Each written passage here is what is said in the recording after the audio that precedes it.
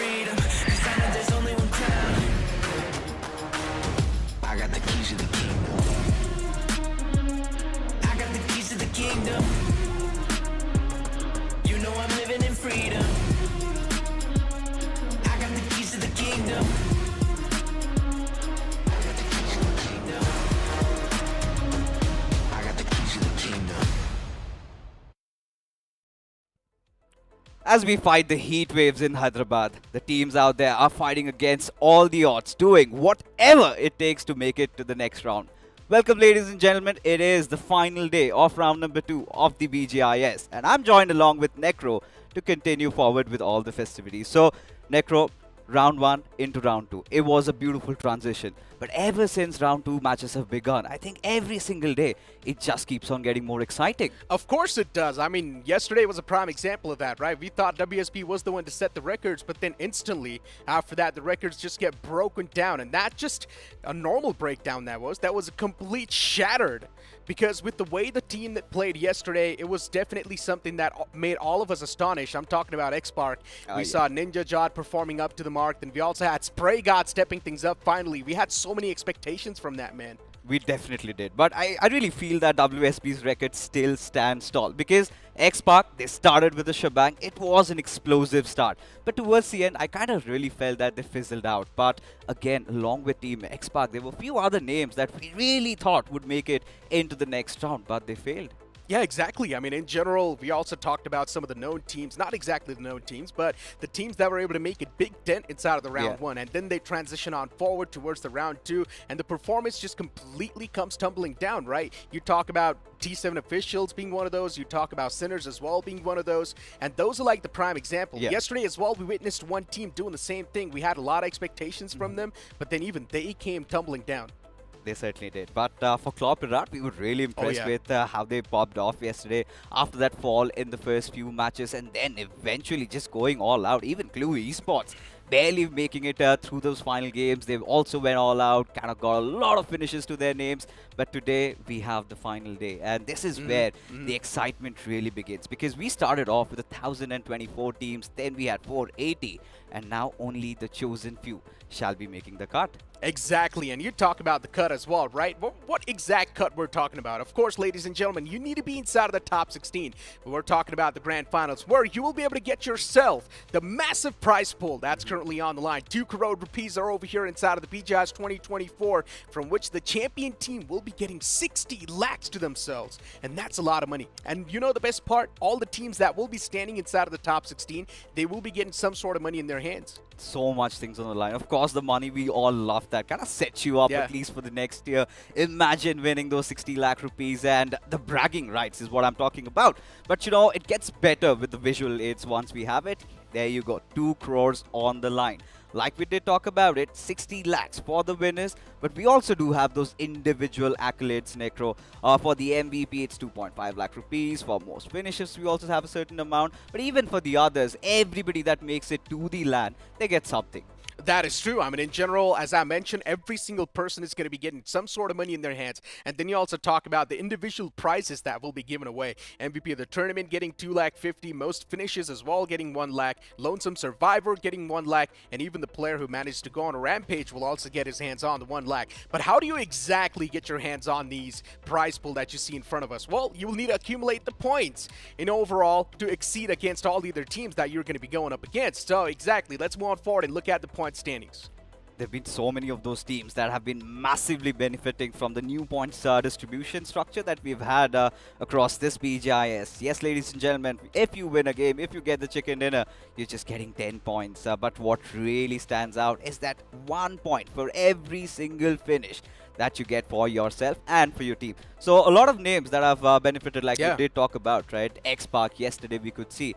Yes, they got those 2 chicken dinners right from the very start. The third one, they missed out, but it was okay. The amount of finishes they had, that was huge. I mean, they already made the cut, right? In the first 2 game itself, X-Park just knew that they've already done it. All Yeah. they need to do now is just relax inside of the lobby. The game of Sandhawk was just incredible. The players are going on an elimination spree, and especially Spray God. He was a man possessed. He was unstoppable yesterday. But you know what? Enough talks about the past. Let's focus on the future for now. We've got the Group 4 in front of us. Of course, the last group to duke it out inside of the round 2. We've got Metal Esports. We've got TWOB returning back. Then even we've got Red Zone. Another team that my eyes are also going to be set up on are going to be Team Dark Yota. We saw this team in the round 1 itself. You know, I'm already starting to get very excited because look at the names. You've got so many of those big, heavy hitters. We did just talk about the point structure, right? Now, we've got a couple of teams that have gone hitting plus 30 in their individual matches in round number 1. Now, you did talk about TWOB. We had Metal Esports. We also have the likes of RTG, IND. They also definitely pack a punch. Hyderabadi Coders. We do have Red Zone also. So, I think it's going to be getting really exciting. In fact, quite a cutthroat competition amongst all of them, because so far in the broadcast stages, what we have seen in round number 2, it has mostly been about a few individual teams that have been dominating. But this time, I really feel like everybody has to fight till the end. I mean, teams like TWOB and Metal Esports, the storyline goes so back. Even the Red Zone, the same thing can be said for that team as well. But you know what, ladies and gentlemen? Let's focus on the schedule for today, as we're going to kick things off with the Wrangle. Then, of course, Miramar will be played. Sandhawk, Miramar, Sandhawk. And then, as the cycle ends on the same thing, we're going to end things off on a Wrangle. Yeah, and for all the viewers who have just tuned in recently, let me tell you once again, from every single group, only the top 7, they make the cut. They qualify into the round number 3, along with, after everything is over, round number 2, we've got extra 16 teams from the overall standing. The top 16, barring the top 7 that are qualified, they also make it into round number 3, along with the teams that are returning from grind. Of course, that has been set in motion. Now, for now, we do have the first match starting in front of us. It's Wrangle. Now, we've got so many of those big players coming in. We've got TWOB. We know how good they are. In fact, in round number 1, they had almost around 36 finishes to their names. We've got Metal Esports. Now, this is one of those teams that I really want to talk about, because Metal, round number 1, we did see them. They started off with a shebang. They got a chicken dinner.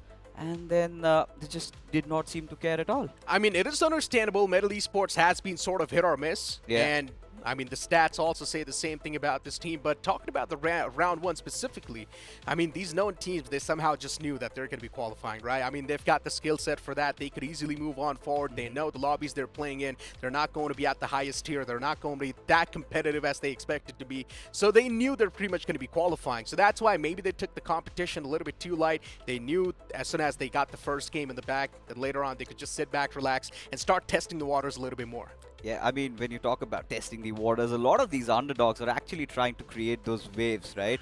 And they have been on the right path. And this time, we've got so many of those teams who are out there. And I'm pretty sure they're going to give Metal and TWOB a run for their money. That is true, and I really hope these known teams do get a run for their money, because so far we're seeing these known teams just dominate and obliterate the lobby single-handedly. And I'm not gonna lie, sometimes it does actually get kind of boring. But ladies and gentlemen, there's so much to talk about, but on the other side of this promo.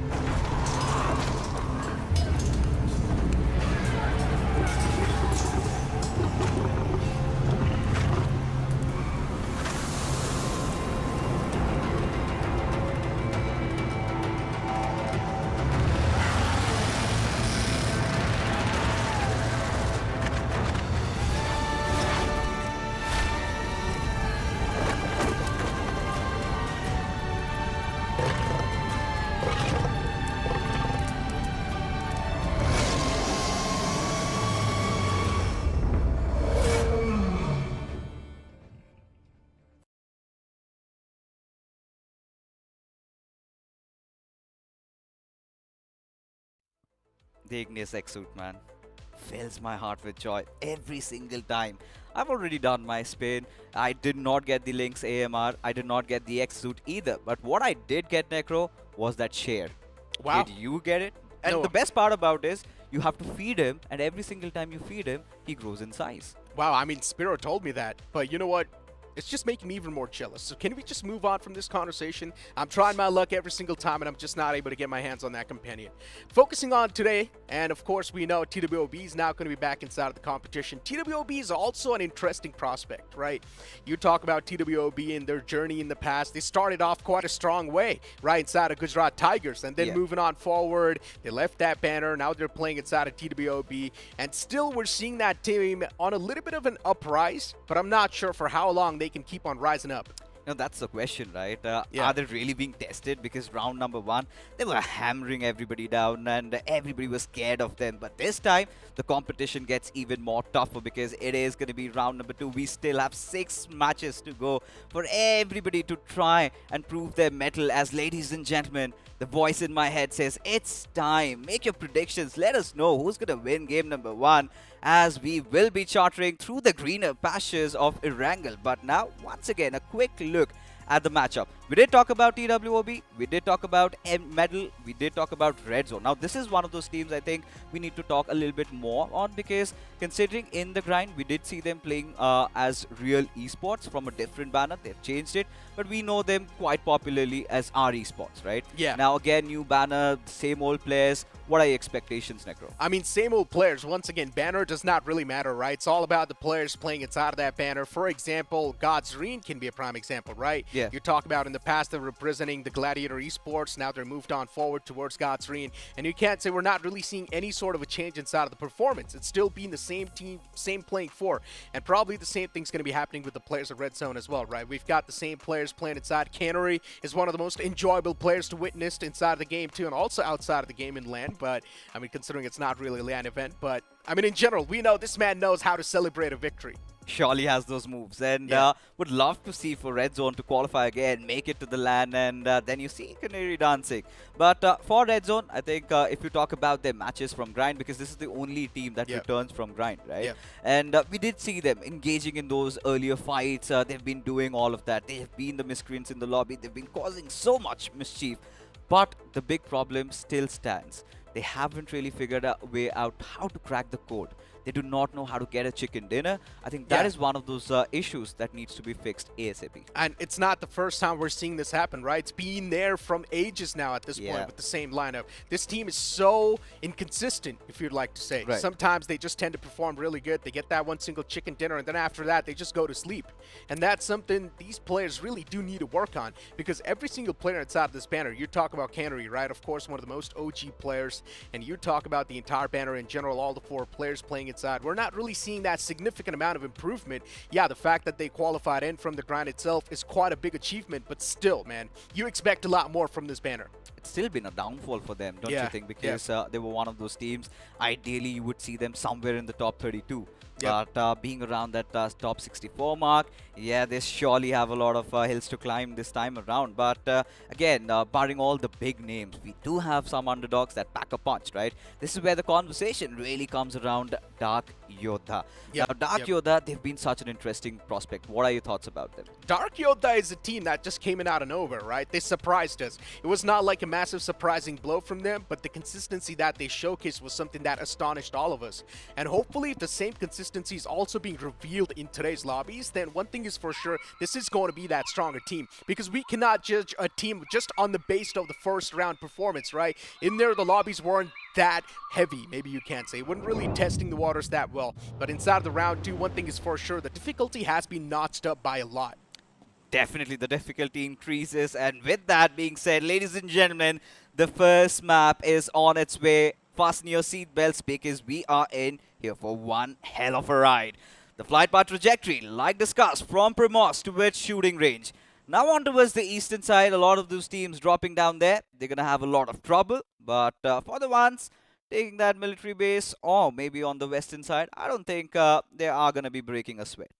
Exactly. I mean, you've got the players of DY instantly moving in towards Sosnovka military base. Then you've also got the players of Metal Esports. As usual, they like to go towards Noropnoi. And a couple of more teams going for that early eject. But so far, I do not really see any type of potential drop collisions happening. And I think so even the planned flat path is sort of contributing to that, considering the planned flat path is from the southern to the northern side. So majority of these drop locations are going to be easily viable for the teams. It certainly will be.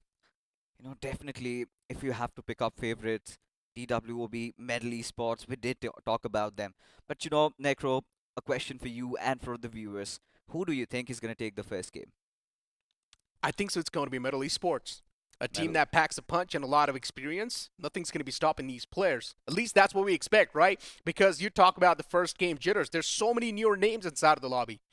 I think you're quite on the spot, right? Because even in the previous rounds, in round number one, the first Erangel game, Medal managed to get that chicken dinner. And that was in style, with a lot of finishes to their name. And after that, we saw a little bit of a downfall. But I don't know if that is going to work out today, because you've got 6 matches to play, which is in contrast to round number one, where you just had 3. So no drop collisions whatsoever is, I think, already established. But Dark Yoda, we've talked about them. There's another team, however, RTGIND. Now, they've got a player called Lobster, and in round number one, he was quite impressive. I'm not sure if it's the same lobster that I've seen all the way back in 2023 from a known banner, but if it is, then, I mean, these type of performance you do expect from that man, right? Considering he was one of the best performing players in 2023. Before now, you've got a little bit of a collision happening on that pit stop drop location, if you'd like to call it. FDS up against the players in the front lines. And so far, the players of IND, they're going to find a clean rotation towards Yasna Poliana, if I'm not wrong. And yes, that's where they're booking it. They certainly are. FTS official. They're on the chase. IND. Alright, somehow they do not have any vehicles. In fact, they do have vehicles, but they do not have any weapons to work around with. So one of the major issues, they've managed to somehow make it to Yasnaya. The big question is, was their drop supposed to be around here? Because now this might change everything for them. As Stark spotted out the players of RTGIND. Radion, he's managed to find some cover though. And now this is what I like, right? RTGIND instantly as they hit the deck, they scatter off. And suddenly FTS officials, now they have to go on for the chase and for the hunt. And this is where the biggest problem arises, Necro. This is where they also might lose down on a few numbers, face those casualties, and that usually does not end well. I want to focus a little bit more on the players of TWOB over here, because you talk about that team's performance. We know that team has always been one of those teams that likes to be on the aggressive page, right? And whenever I want to compare TWOB to a team, it has to be WSB. But the only advantage the players at TWOB have over the players at WSB is the experience that they have. They have a little bit more experience than the players at WSB. But yeah, still focusing on that one individual player, Eggy. He's been there inside of the community for such a long time. You talk about Eggy all the way back in Enigma Gaming, and you remember the snipes this man used to hit. Everyone was a big fan of this man, but now I'm not sure what exactly happened to him in 2024. He has been jumping so many boats. We've seen a little bit of a spell around Wind God as well. Then finally finding some home around Gujarat Tigers. Now this lineup shifting to TWOB, who were quite impressive. But talking about this team, WBG, now again, one of those underdogs that we've been mentioning about. They've really got some interesting facts and figures. Now this is one of those teams that does not have a lot of those position points, Necro. Oh my god. But 23 finishes in just those first 3 games goes on to show how good this team is. Hold on. I just noticed one of the man from the side of red zone getting taken off. Not sure if that was right or not. Northwest Georgia, yeah? Yeah, This could exactly. be happening there. I mean, we did see one of the players getting the first pick, right? I think so. He was from that side, too. I'm not sure exactly got picked over there, but finally we've got the POV of the players in front of us, and Cannery a little bit in the outskirts, just trying to make sure it's going to be suffocating the players in the front. It will be tough when to do so, though. And yes, Red Zone did lose out on one of the players, Samir. So off the rip, it's a bad start. Definitely is. But here, we finally do have some conclusion happening around RTG, IND, and FTS officials. FTS already losing out on one of the players. In fact, he was knocked out. But in due time, he was given the revive. Ralphie did manage to get that knock though. And in these apartment compounds, it's so difficult to really commit in for the push. You do need those utility. You do need those mollies and the grenades to maybe get that first knock and then maybe make your move. IND tossing the utilities here and there. And the team in the front so far just trying to understand where exactly the foe's going to be. This nade's looking pretty good. It's actually going to catch the first man. Stark taken down. There's another man quite up close and personal too. Arib needs to watch out. The utility being tossed is quite precise so far. Another nade being tossed in. But this time it's not going to do anything. Maybe just suppress the ears of the opponents a little bit more. But then a return nade comes in. And he catches a beer. So things are now getting a little bit tougher on both the side of things. The man advantage being equalized.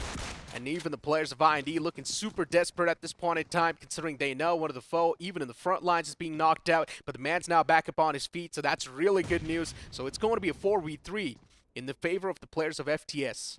FTS officials, despite getting their players knocked down early, they somehow managed to retreat and they have recuperated, gotten a few knocks of them. And now Nikhil, he's gotten that knock again on Radion. This sets it up for them. Lobster, definitely one of those players to watch out for. He does retaliate back, but is it going to be enough? Because Nikhil, suddenly FTS official, they go crumbling down. And Lobster again, saving the day. 3 finishes for this player. I was talking about this mad lad, and he delivers. Advantage thrown away within an instance. FTS having the man advantage should have just played a little bit slow and safe. Considering they knew the opponent were quite desperate, they should have just tried and reposition themselves, but instead they just kept on holding down the same angles. That's why I keep on saying repositioning is such an important aspect of the fight. And you know, to make matters worse for our RTF officials over here, you could have noticed, right? They managed to get the first player finished off. They got another knock, and it was a 2v4 situation. And really cannot disrespect the DBS, and Lobster shows them why. Takes a leap of faith from above, takes that extra risk, and it pays off. In dividends, definitely. But for now, we've got a team in front of us. TCM, they've been trying to make a move over here. But talking about the circle, it's a hybrid one, a northern one. We've got a couple of teams. Hyderabadi Coders, definitely again one of those teams to really watch out for. And even in the past, we did see them in round number 1. They were one of those teams. They're always focusing on taking over the center and have been playing by the book. They have been. I mean, in general, Hyderabad Coders should be another part of the conversation here, right? Yeah. With the way they performed inside of round 1, you can't say the expectations have been amped up a little bit more, but so far, all the expectations that we've been keeping from these teams that qualified in from the round 1 with a really good note, all have been a big letdown. Yeah, there have been those ups and downs. And I get where you're coming from. T7 officials, OA Papaji, so many of those names. Sinners. Even Sinners. Yeah. Yesterday also, we kind of expected Vibes to really go out swinging. But they failed Mysterious as well. too. Yeah, Mysterious too. And the list continues. But I think this is sometimes good, right? It's all about how you manage to take on the pressure, how you thrive under it, and how you go all out. So the teams that have managed to do so have flourished, have made it to the next round. The teams that really fail under to the pressure, well, next time is always there. I mean, I think so you forgot about explosives there. You remember what happened to them inside of the game 1, game 2, game 3, game 4? Yeah, but they were not the biggest prospects, right? I know, but the players are just completely lost, right?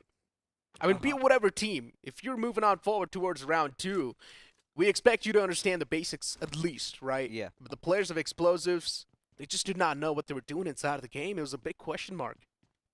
It certainly was. Majority of the times, they felt disarrayed. And yeah, they've learned the lessons the hard way. Hoping so in the next officials, they come back with a bang and deliver. But as things stand, WBG, one of those teams, we did talk about them, really heavy hitters. This time around the western areas of the circle, around the northwestern Georgie, they've been rotating, maybe taking that northern shift, and then they would want to enter inside the circle. Now, this is one of those circles, Necro, we've seen in the past. But taking a look at the replay of this fight, it was Ari, he opened things up, but suddenly, you know, FTS, they retaliate back. Get those trades and then get those revives. And it was FTS initially who managed to get a knock and a finish. But even after that, they got yet another knock, and this is what I was talking about, right? The players jumping out, even Yeah. Lobster over there, and then those string of mistakes followed, and Lobster just capitalized on that situation and managed to wipe out the entire squad. That is a prime example of overconfidence in those type of scenes. Yeah, overcommitment. Overcommitment, overconfidence. I mean, they pretty much thought that they have the man Yeah. advantage, so they can't press on the triggers a little bit more. And then they just messed up. They should have realized it is the shotgun meta. All it takes is one single DBS pump to capitalize on you. I'm not going to lie, man. The shotgun meta has made things so much more tough. Or maybe you can say so much more worse for these players. You just never know what push to make, what push not to make. If the opponent misses the shot, then all good. If he doesn't, well, then you're screwed. Yeah, I mean, we've been talking about the meta, right? And I'm going to give you a little bit of that insight. Nowadays, a lot of these teams are recruiting players. Now, there's a new role. You're a shotgun specialist. What? Yes, you know, those things are also happening. I thought it's just the same thing as assaulters, right? No, the man is no, supposed no. to charge up. Now, the assaulters these days have been taking more of that free roaming role, right? No they're on the way. back lines. You could see Ninja. I mean, he is basically a genius in doing whatever he does. He's good at the DBS. He's good at those longer ranges. But you know, a lot of those examples, I think one of which would be Hunter. We've even got S-Power, who's quite explosive with the DBS. So yeah, mostly the entry fraggers have sort of turned into that DBS specialist, or maybe you just Yeah. call it a shotgun specialist, because even after that nerf, we saw a lot of those players even switching to the S12K. I mean, that's what an assaulter or the primary fragger should do inside of the game, right? If you have a UMP45, even if you do have an M416, maybe if you've got an AKM as well, you should be good enough with whatever weapon you've got in your hands. There's a reason why you've got that primary fragger role, right? Shotgun specialist, I mean, just sounds a little bit too much to me, honestly, because I understand shotgun's the meta, but still, the assaulter should be the one to be in the front and reach up against the opponents. And you talk about the opponents for now.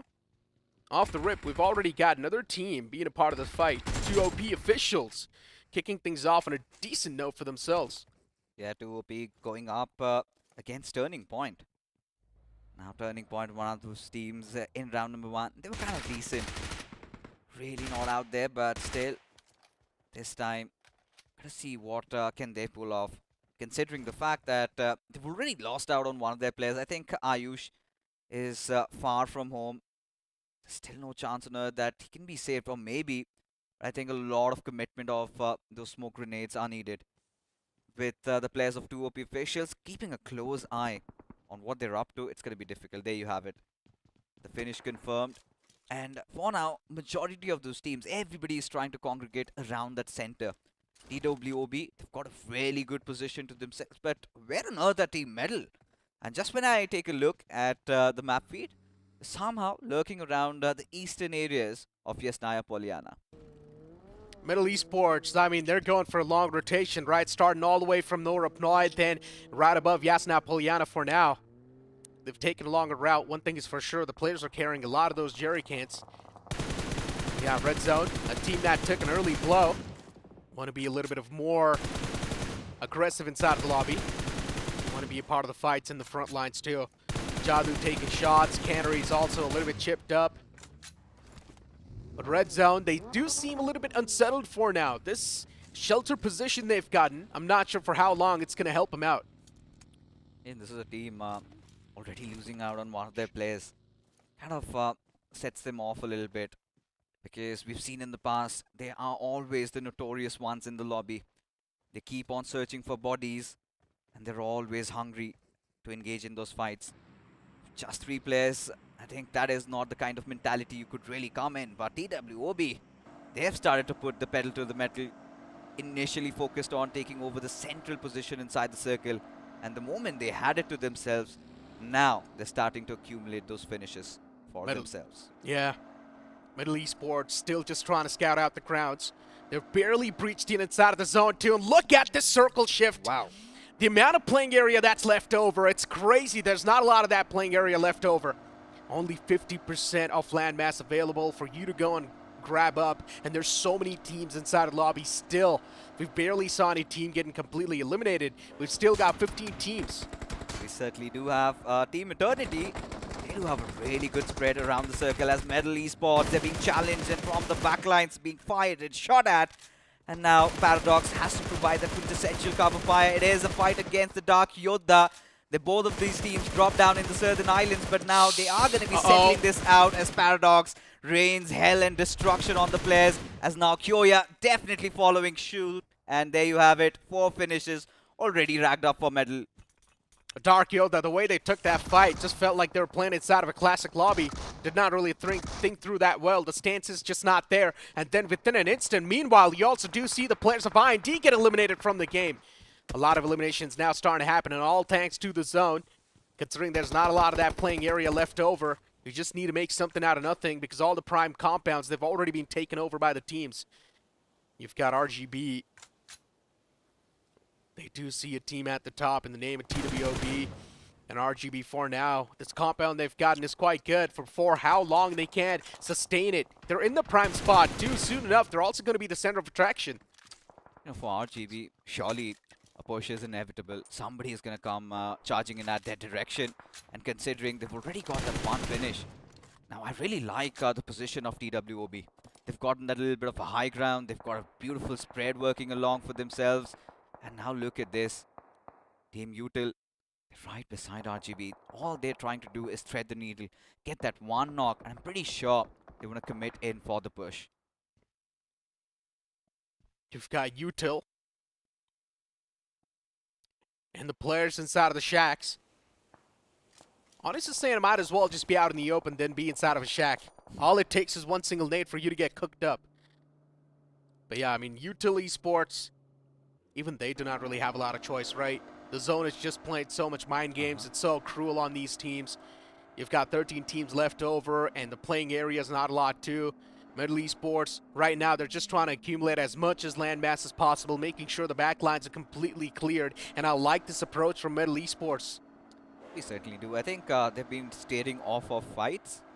Just engaging, in fact, just floating around. The moment they see a fight breaking out, they definitely will join the fray. But look at that cluster around that western side. So many of those teams.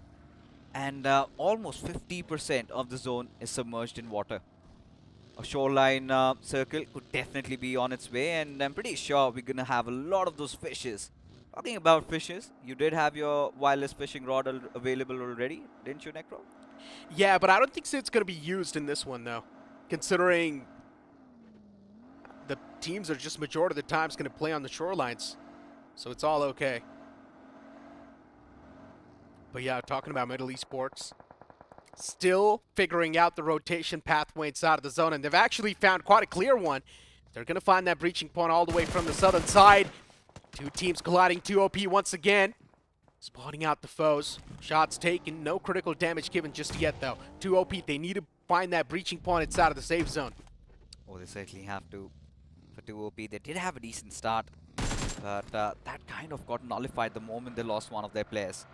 And now it's just a matter of seconds before we have the next circle. And look at this, Hyderabadi Coders slowly but surely taking the damage off the blue, but still getting those finishes to their name. And this is exactly what I was talking about. A shift towards the east, a migration coming out from the west. Things are going to get a lot more feisty. I mean, just look at this. This circle is favoring the players of TWOB and Medal Esports at the same time. And they might fight against each other. In fact, that is exactly what's going to happen right now. Yeah. I mean, there's a chance definitely these two teams can duke it out if they want. TWOB, all the 4 players, they're quite grouped up. There's a chance Medal Esports can actually do have the advantage. And considering Medal Esports' stance for now seems much more better inside of the map, I think so they will definitely have the higher chance of winning that fight too. For TWOB though, it's better to just play suppressed for now. There's so many teams also trying to wrap up from the back lines, and the advantage where Medal Esports really do have is that they made sure their back lines are going to be cleared the whole time. You know, for TWOB, they still have that higher ground. In fact, one of the players of Medal was in a whole world of trouble. But that's what you really mentioned, a very important point, right? TWBG from the backlines, they're just waiting to take that stride, maybe just engage themselves once again.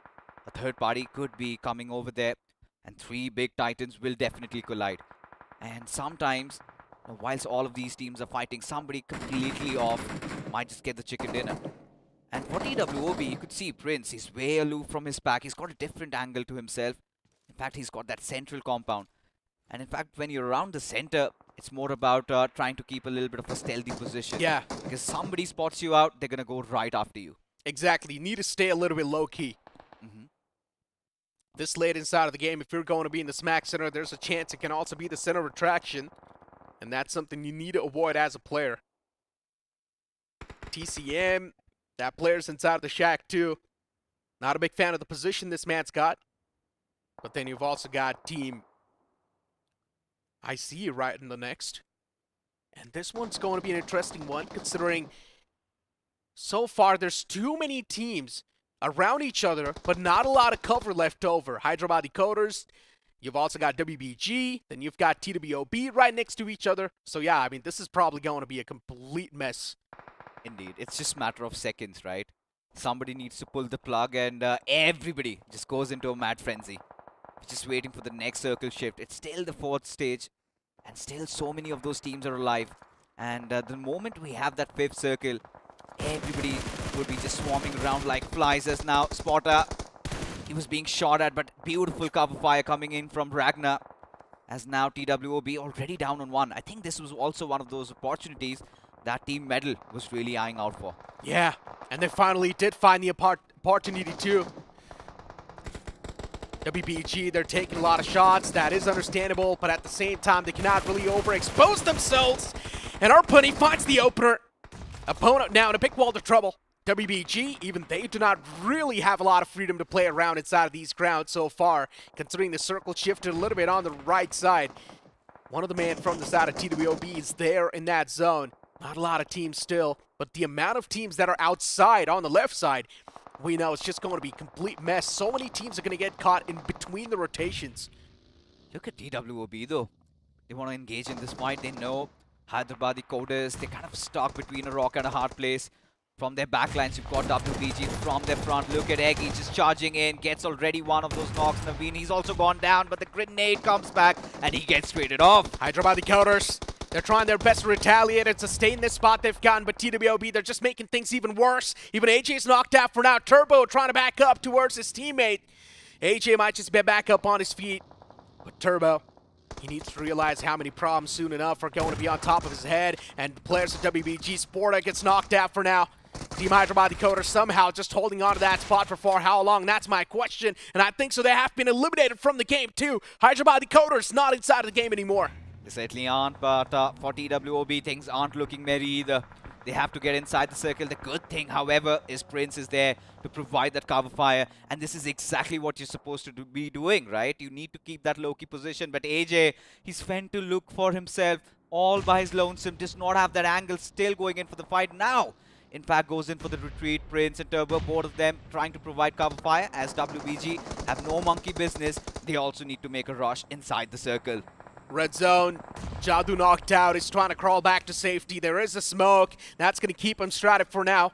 But for how long, that's my question. As the smoke's going to fade away, his lifeline will too. Jadu behind that rock for now. You talk about the players of Util. All they see is blood in front of their eyes.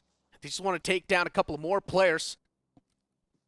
Red zone so far started things off in a pretty bad note, but the fact that they're still alive inside of the top 8 has been super impressive. But as soon as I say that, the players get dealt with. Yeah, indeed. You tell you folks out of nowhere, they've already accumulated 5 finishes to their names, and they seem nigh unstoppable over here. They keep marching their ways inside the circle, but now they have to deal with another force, and that is going to be in the forms of RGB. They've got a compound to themselves. They've got one of their players on a different angle. And this is going to get things worse for now. Util already losing out on Venom. Another player also goes falling down with just 2 players surviving. One of them almost being down and out. RN5 barely breathing. So many teams clashed up against each other. And the question still remains, how are they going to be able to move inside the zone? There are 2 teams still in the outskirts. And then there's some teams inside of the zone just trying to hold them off at bay. And one of those is Metal Esports, the stronger opponent. Util eliminated 2. Even that was a big blow to the lobby. And you've only got Final 4 teams alive, right? From which WBG just do not really have the manpower to stand strong. So they need to take the sneaky ways. They certainly have to. especially WBG. I think they've done majority of their heavy lifting. 10 finishes already collected, and whatever from here is going to be an added bonus. But for Team Medal Esports, their work is cut out. They know what they're up to. They did not engage in those early fights. It was just that one squad they had to deal with, steered off the players of TWOB, and look at the compound control they have, right? They're just going to let the others fight it out amongst each other. But for TE, they're also having those numbers out there. RGB, a team that had been gatekeeping so many of those teams from the western side. WBG, they've been fighting their way inside the circle. Just 4 teams remain. 13 players still alive. And Sniper Boy, he could fall down any given moment. RGB Gurdat. I mean, the man at this point in time is the only thing that's going through his head is how do I make it inside of the zone and cross these open grounds? Medal Esports, they're taking constant shots against the players of WBG, considering they're quite exposed. They've got a couple of smokes blocking the line of sight of the players of Medal Esports. Before how long? That's my question. Sporta making it inside of the circle too. He does not really have a lot of cover left over in the zone itself. He's getting spammed through as well. Medal Esports, they're going to catch Sporta eventually. Sporta taken down and dusted. And now you've only got the final 3 teams left over. RGB, they somehow made it inside of the zone, crossing the open fields. But then the circle shifts right on top of the players of Medal Esports. Yeah, in this 4v4v2 situation, now TE, they have to make it inside. Whilst the players of Medal, they're all focused in on the players of RGB. They also need to give some importance to this team who's right beside them. They're aware of their position though. And for Medal, things are all set up for them. They just need to play their cards right. Just ensure that nobody gets knocked out. And that is exactly what TE is trying to do. Try and catch one of those players and instantly pounce upon them. And RGB, they're on the sidelines just hoping that TE and Medal fight it out amongst each other and they get to third party and win this game. I mean, RGB, they've got a chance to play the spoiler right. They can't definitely spoil the game of Team Eternity. And Team Eternity, considering they've got all the 4 players up and alive as well, so it's all good. At this point in time, Medal Esports, knowing the fact that they've got the advantage of the circle, they can easily rotate inside before teams like Team Eternity, they will have to take their longer route. And then there's also another man from the side of RGB just constantly peppering down the shot, so that's even worse. But for that man from the side of RGB, it's done for. He knows he cannot really move inside of the zone considering it's way too far away and he needs to cross the open grounds. But focusing on the players of Medal Esports and Team Eternity, things are just getting worse and worse. Finally, now Team Eternity's tossing out the smoke grenades to try and make it inside of the zone. They've created a little bit of a pathway, but this pathway, it seems quite broken. They're trying to create those distractions. Surely the last player, Guddat, his fate is sealed, but he wants to take down a couple of players along with him. He's just hoping that this fight breaks out, but Eternity, they indeed are taking an Eternity to try and pick up that opening. Finally, Guddat falls. So the final for 8 remain. It's a 4v4 situation, ladies and gentlemen, and Siam definitely opens things up. Yeah, it's all the way in the outskirts, in the sidelines. And I love the split from the side of Medal Esports. The stance looks flawless. And Medal Esports, they're doing a lot of damage against the foes too. Siam now pushing up close and personal considering there's only one more man standing against him. And that's going to be it. The nail's in the coffin. And Medal Esports, they secure and seal the deal. They repeated once again. Round number 1, they started off with a victory. And comments round number 2. They have been patient. They've been waiting like wolves for the right moment to strike. And once that came upon them, they did not even flinch. Went after the opponents, got everybody down, and got this chicken dinner in the bag. Now, talking about how beautiful that game was, right? It was an intense lobby. You could see that intensity building up. On one side, we had Medal. Team Eternity, however, had a different outlook. They were kind of a little defensive or passive, whatever you might call it, but are going to benefit from those position points. But Fixes, I'm just going to ask you one question. Are you ready for a one-team show? No, I don't want that to happen. I've had enough of that. I mean, Carnival did it.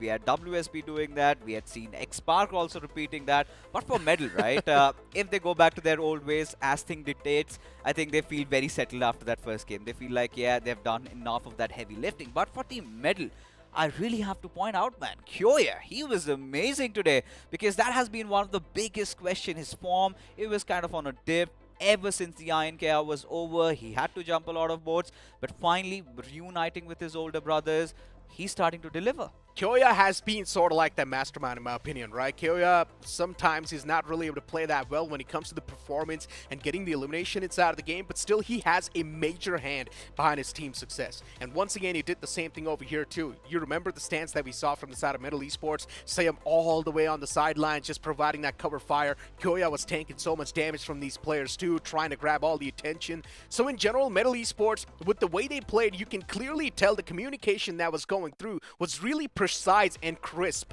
Yeah, the synergy was definitely there, especially when they've been making those changes in their lineups. I think Top Dog kind of took a break from competitive esports as filler. Kyoya came into the scene, and you know, when it ever comes down to Metal Esports, it has been Siam who's been making those headlines, right? It has always been Siam. He's been that player constantly delivering, and felt like, you know, his shoulders were getting quite heavy. I think the pressure now eases off on him with Kyoya back in form, back in action. I think this is the right time for Metal Esports heading into round number 3. I mean, definitely. And as I mentioned, are you ready for a one-team show? It's because Metal Esports, they've already gotten a decent chicken dinner in their hands, right? So you can't say sort of they have secured their spot inside of the top 7, and Metal Esports now would just try to focus on the elimination points completely, which is understandable. If they do want, they can definitely go for it.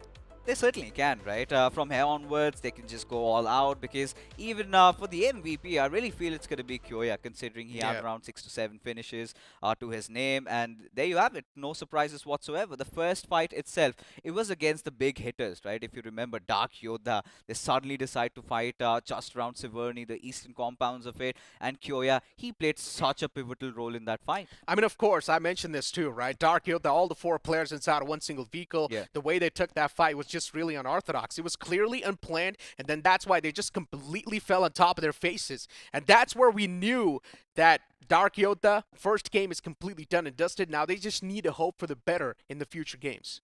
Oh yeah, of course. And you know, when you talk about medal, I think I've been really loving how Paradox and Encore also played, especially that fight against Dark Yoda. You remember, Paradox had a little bit of that high ground. The moment Encore, he was brought down on his knees, I think it was Kyoya and Paradox did so much for their team. But it was just not about medal, Necro. It was also about the players of WBG. And we've been talking a lot about them. Round number 1 had 23 finishes by the virtue of those 3 games. And Sparta definitely packed a punch even in this one, and even Ragnar as well. Yeah, I mean, Util, we saw this team too. Honestly, I'm not going to lie, I'm sort of impressed with how Util repositioned themselves in the final few moments, right? You saw that circle shift coming through. We thought a lot of these new teams are going to get screwed over, but then you also saw the players of Util take a nice fight against Red Zone, if I'm not wrong, and coming out on top in that one. Then later on, they got third party. That's a whole other thing, but still it's about the repositioning, right? Still it's about thinking on the fly, coming out with the best possible circumstance, with the worst possible stance that you're given. For Util Esports, the last I remember was they were struggling to get inside the circle. Yep. It was against, I think, RBG, who were kind of holding the door. They tried to inject themselves through from the western side. And yeah, this is BGMI, right? There's that luck factor really comes into play. Other than that, I think Util were amazing. WBG, this was one of those teams that really caught Hyderabad Coders with their pants down. They were kind of stuck in the middle of nowhere. We had the players of TWOB also come into play. But for TWOB, I think they kind of went in for a little bit of that overthinking, because yeah, they were respecting the circle, they were playing by the book, but the circle shift was just too harsh on them. As Metal Esports, just by that one game, they've collected 24 points, and knowing that the cutoff is around 30-32, pretty sure they must be feeling quite settled. I mean, Util, Eternity, RGB, and WBG. Solid game in my opinion, right? If you've got somewhere around 8 or even 10 or more than 10 points, that's a really solid game in the first game itself. It's all about subsiding that pressure that you've got upon yourself, and I think so these teams have definitely done so. Metal Esports, of course, outstanding performance, no doubt in that factor, but then the expectations from the side of TWOB to perform in the first game, and the same thing can be said for the side of Red Zone Esports too. I do like the thinking that the players at TWOB came up with, where they sent Prince inside of the circle, but then later on, the 3 players, they engaged inside of the fight, and they pressed too hard. And there were so many of those teams surrounding them, right? Yeah, You had I should have Hyderabad thought. Coders, you had WBG, heck, even Red Zone wanted to join the party as well. And whilst trying to get inside, yeah, a few of the players went in, but they lost out on a couple more. So that was where the Achilles heels of TWOB was. We could see those cracks But for Dark Yoda, this is one of those teams that we came in with high expectations. But you know, it's still those first game jitters, right, Necro? Because we did see that even with the likes of WSP. And Cometh game number 2, they just go all out. But a few other teams, I think FTS officials, they've also had their fair share, you know, chasing down the players of RTGIND. Had such a nice driver's seat in that fight in Yasnaya. But suddenly, Lobster out of nowhere just claps down 3 players and makes their fight in their favor. I mean, so far, with how 2 OP officials been playing, they just remind me of Neonix officials yesterday that we witnessed, right? Neonix Esports. Remember, Neonix was a part of every single fight they took, but they still did not really secure a lot of points. And I think so the same thing just happened over here from 2OP2. We saw them take 2 of the fights against 2 solid teams. And they were doing some damage. They were sort of spoiling the game for them, but they were not able to get a lot of the confirmations. And the same thing happened with the players in Neonix Esports too. But ladies and gentlemen, we've got a little bit of a promo lined up for now. Let's move on forward and look at that.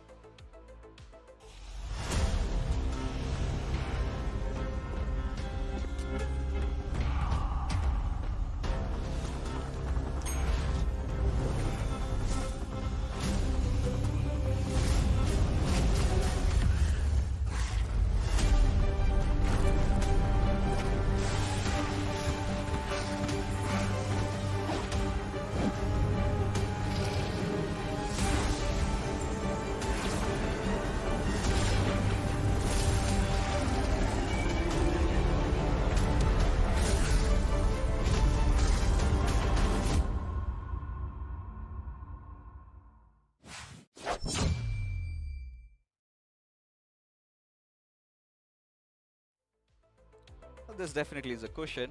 But imagine had it been a throne and I had a sword right by my side. And a lion also to help me out. I mean, you know, we could just visualize that, but you can get it for yourself.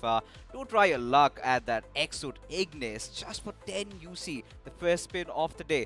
I mean, Necro and I, we've been trying our luck. We haven't been lucky though, but he does have that Marmaris suit. I'm gonna still try. But Necro, back to business, right? Game number 1. Done and dusted. Now game number 2, it is going to be Miramar. And you did talk about TWOB a lot.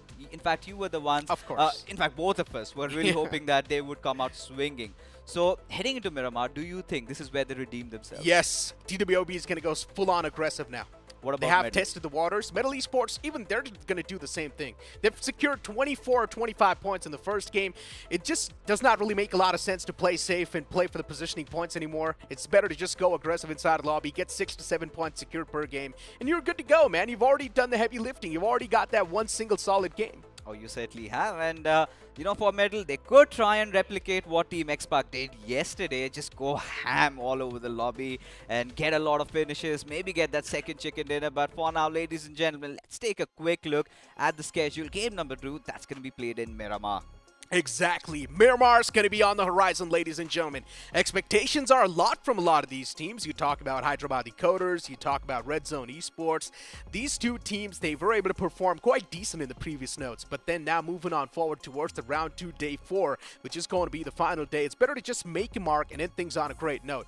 But so far, in the first game itself, they were not really able to do so. And we're also having a little bit of change in the panel. We've got Johnny join alongside with me this time. Johnny, you're probably looking at the game from the sidelines, right? I mean, what are your thoughts of that game? I mean, first of all, loved the zone. Always Severny circles are quite exciting, quite entertaining. But me and Fixers were having this discussion before the show went live. You have a lot of heavy hitters in this particular lobby, so it is very unpredictable to decide or to try and figure out who is going to be walking away with the win. But along with that, I think, again, Severny Circle played a big hand in slowing down the pace of the game during the middle game stages. And Metal Esports, that is just superior positioning that helped them win the game. That is true. I mean, Metal Esports, with the way they sort of position themselves in that fight, right? Sending Sam all the way to the outskirts. I mentioned this during the cast as well. This is brilliant. It's an incredible stance the players are trying to use. 3 players towards the container, considering that was the only cover left over. And then Sam all the way in the outskirts, just providing that cover fire, doing the constant damage, applying that pressure. But now moving on forward towards TWOB, right? We saw them getting dismantled quite easily too. Prince was inside of the zone, the rest 3 players outside of the circle. Now, the real question is, why would you even go for the fight when you know that one of the man's already inside of the circle? Just try to play defensive, my friend. It's TWOB. We all know. I mean, their specializations comes in third parties inside of the game. And I think, again, Necro, I think you might remember, get the bicycles out again. I think Oh, that yeah. might help you make it through. The good old days, right? You're Yeah. talking about, of course. I mean, TWB, all the players, they are known to pull off these type of weird shenanigans. Moving on forward towards Dark Yoda 2, another team we had a lot of expectations from. All the 4 players driving inside of that vehicle, taking such an unorthodox approach against Metal Esports. Yeah, I mean, you want to talk about Dark Yoda, and yes, that is another letdown because we were expecting at least a decent start from the side of Dark Yoda. Unfortunately, that wasn't the case. In fact, RTG actually getting those early frags quite early will help them keep the momentum going into the second game of Miramar. But along with Dark Yoda, I think we had a few expectations from 4 rivals as well. Oh, yeah. And Yep. while Dark Yoda, you can still try and break down, alright, this might be what they were trying to do, or this might have been the thought that they were running with or trying to play the game with. 4 rivals took a swan dive, went in the water, and just got wiped because of that. What was that? Like, it was a very risky move, and it did not give them anything. I mean, it's like if you try to break down the gameplay, it would just not really sound good to the viewers, right? So Yeah, true. it's better to just move on forward from that entire scenario that we witnessed. But yeah, I mean, talking about some of the teams, or some of the more teams that we witnessed, Red Zone as well, right? Another prime example with where we have a lot of expectations from this team, and then when we moved inside of the game, Red Zone were not even seen that much on the screen itself. Yeah. Before now, we'll continue the conversation. The map of Miramar is starting in front of us, ladies and gentlemen. It's booting up on the screens as the plane flat path's going to be starting all the way from El Pozo towards the truck stop. And this plane flat path, once again, is quite balanced. Teams are not going to have any issues in moving towards that or drop locations, towards the individual drop locations. But yeah, I mean, going back towards the conversation, right? So me and Fixes were having this conversation about Neon X Esports that we witnessed yesterday, and today we're witnessing the same sort of team with just 2 OP officials. They were a part of so many fights. They sort of astonished so many teams and spoiled their games, and then later on they were not even able to get a lot of points secured. Yeah, but again, I mean, 2 OP officially, look at the numbers they've put on the board in the previous round, and I think it is easy to say that this is not a frag invested team. This is not a team that invests their resources in getting those finishes.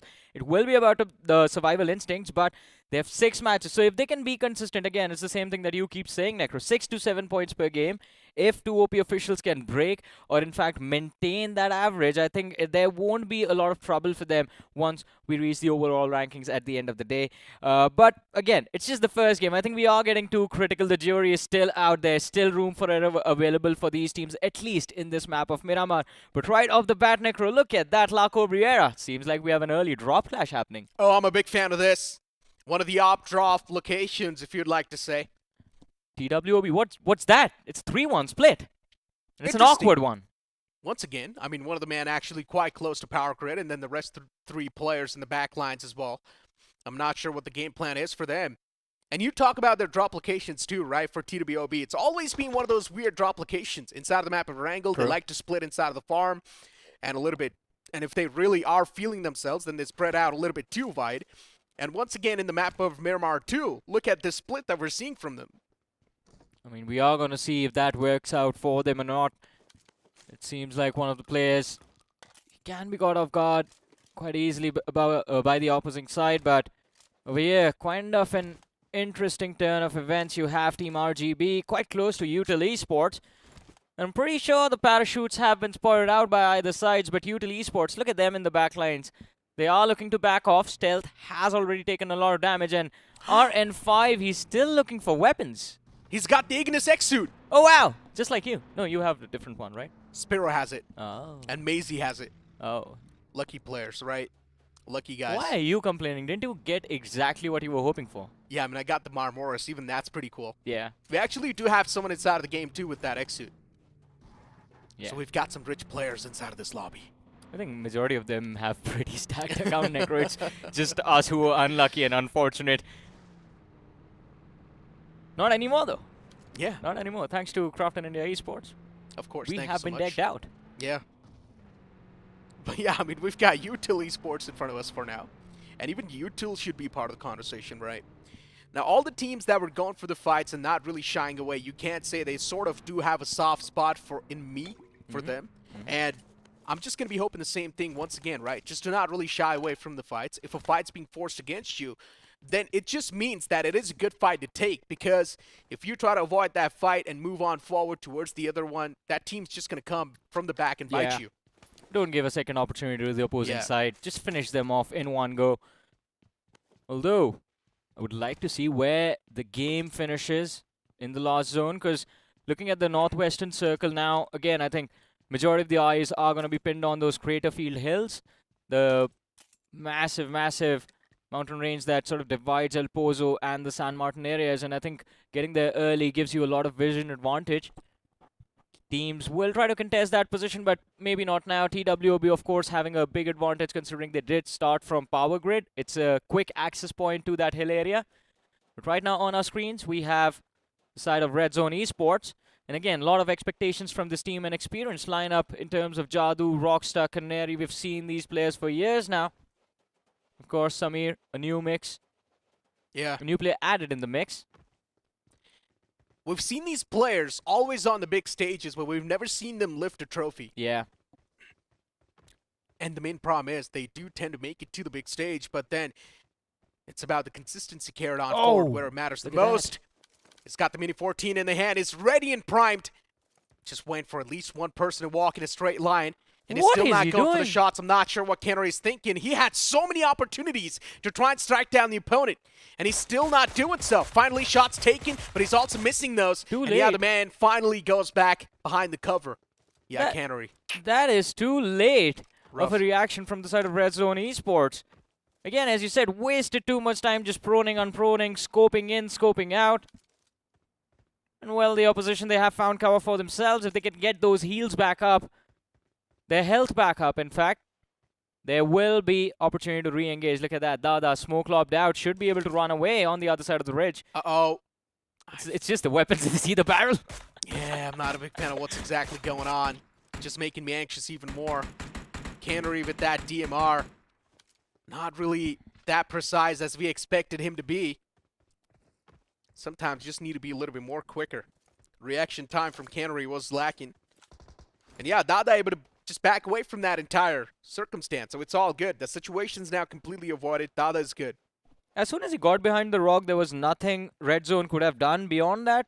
They'd wasted too much time, invested ammunition, and I think even now, considering their position is compromised, it might just be the side of Turning Point who can actually turn the fight, turn the tide of this fight, in fact. If Dada heals up, there will be opportunity to re-engage. Considering both these teams are playing the southeastern edge of the circle, so both of them will be forced to move away from those positions in a few moments, and that will negate any advantage that Red Zone hold in that fight as of now. Meanwhile, switching focus. Now moving towards the players of WBG, and this side, well, this squad, they're all alone in El Azhar, so no trouble for them. And you know, talking about this team's past, Johnny, they had 23 finishes and only 8 positioning points. Yeah. Another frag-heavy team. Yes. But as I mentioned, right, it's all about the pressure subsider for the players of WBG, and I'm not sure if they're going to be able to secure that one single good game that they really need to just go all out inside of the lobby. But yeah, we've got Metal Esports in front of us. After kicking things off on a great note, even inside of the round 1, we saw Metal Esports start things off on a fantastic note. Metal Esports is one of those teams that tries to do the hard work before and then later on just reap the benefits. That is quite true. I mean, they were absolutely phenomenal in their performance in round 1. And ladies and gentlemen, here it is. One more look at what Metal was able to accomplish in their matches, just destroying the competition left, right, and center. And it felt like they could not be contested at any given point during the entire day. That is true. On Metal Esports, the players are taking different fight individually and still coming out on top, right? And this is what you talk about, the experience up against the teams that are just new inside of the competition and the circuit.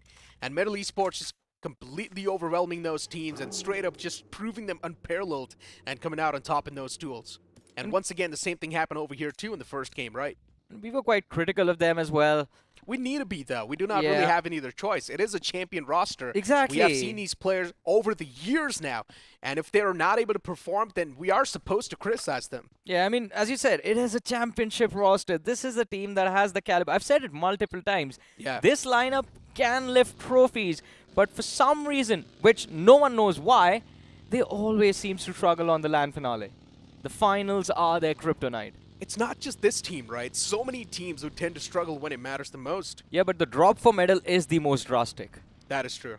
This That is indeed instantly true. go from like the top 3, the top 4 to the bottom 4. You know, Johnny, though, a new lineup that is really surprising me so far. Not exactly lineup, though.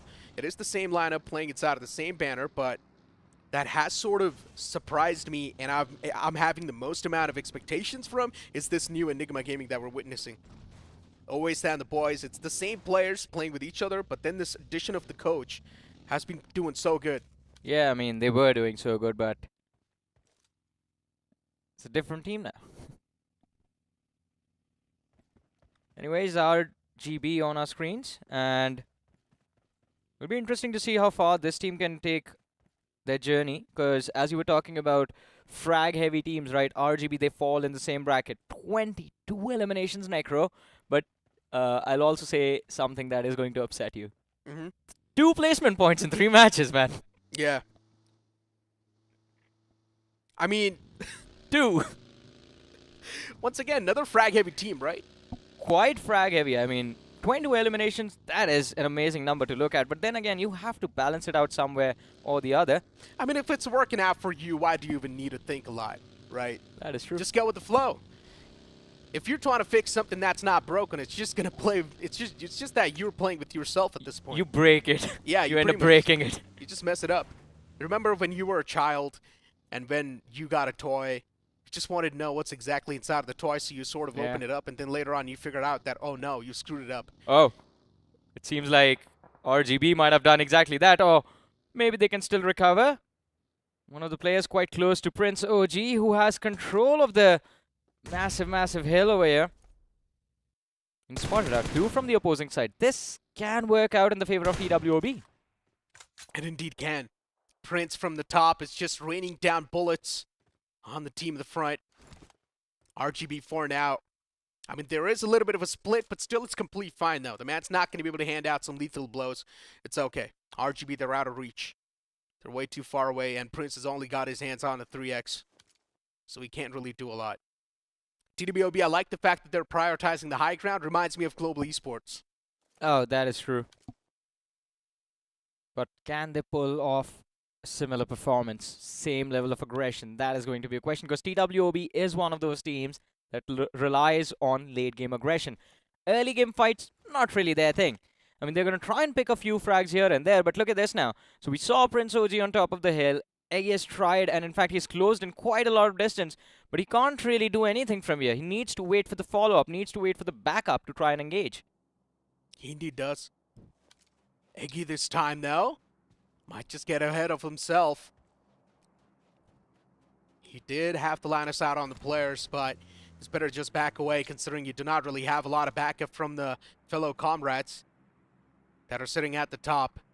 Prince eyeing out the foes in the front. I&D, even there, are looking forward to take a fight against the players of Metal Esports. I'm not sure if this is going to be that good of a fight. Metal Esports, there's a sleeping dragons. Let them sleep. We learned this lesson yesterday, never go poking the bear, otherwise the bear is going to tear you to shreds. But anyways, I mean, look at this. Stage 2 is kicking off now. Well, it has already kicked off, in fact, inside of this game.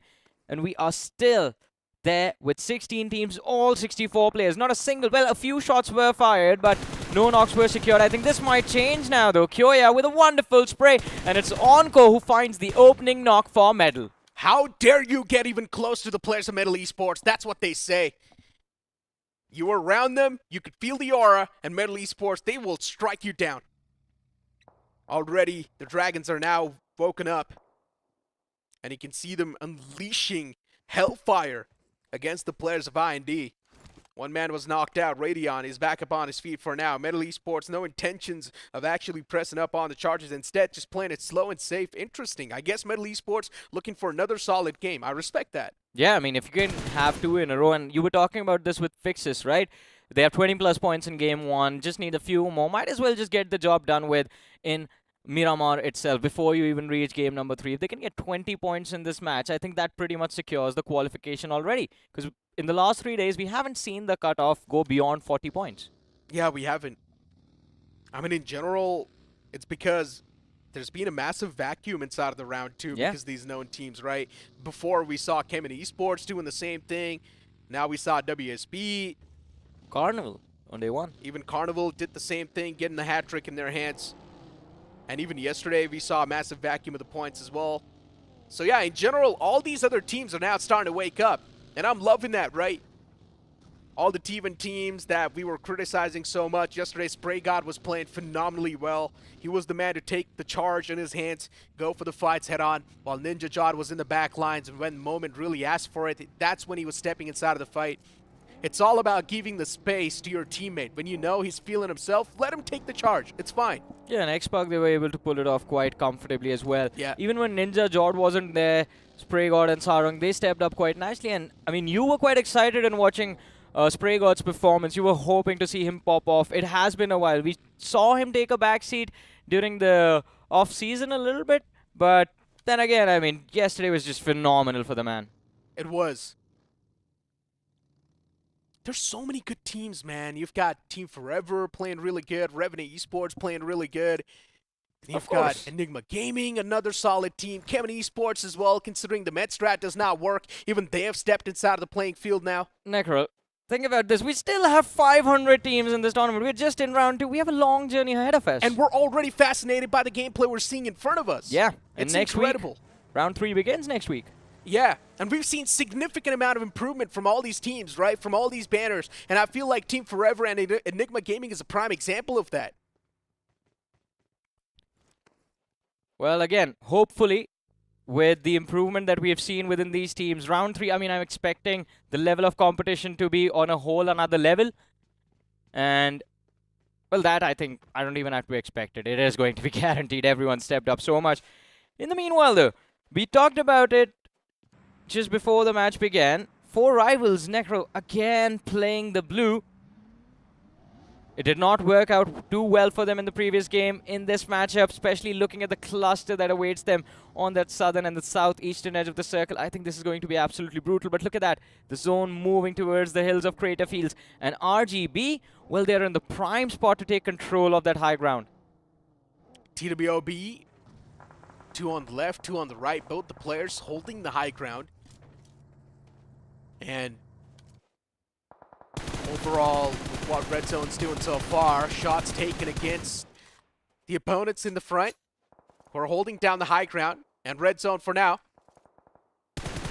Rockstar constantly peppering down the shots in the front lines towards the windows. And the players are actually taking a lot of damage as well.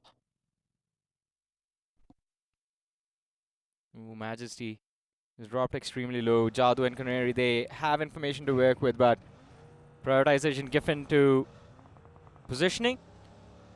Just pushing in for the circle. Their teammates have actually secured a pretty decent spot deep inside the zone towards the northeastern edge of those hills. And that is where Jadu and Canary are trying to follow up.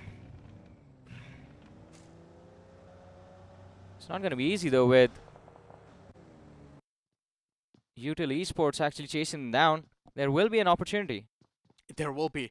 Metal Esports right next to the players of Metal Esports. I mean, TWOB.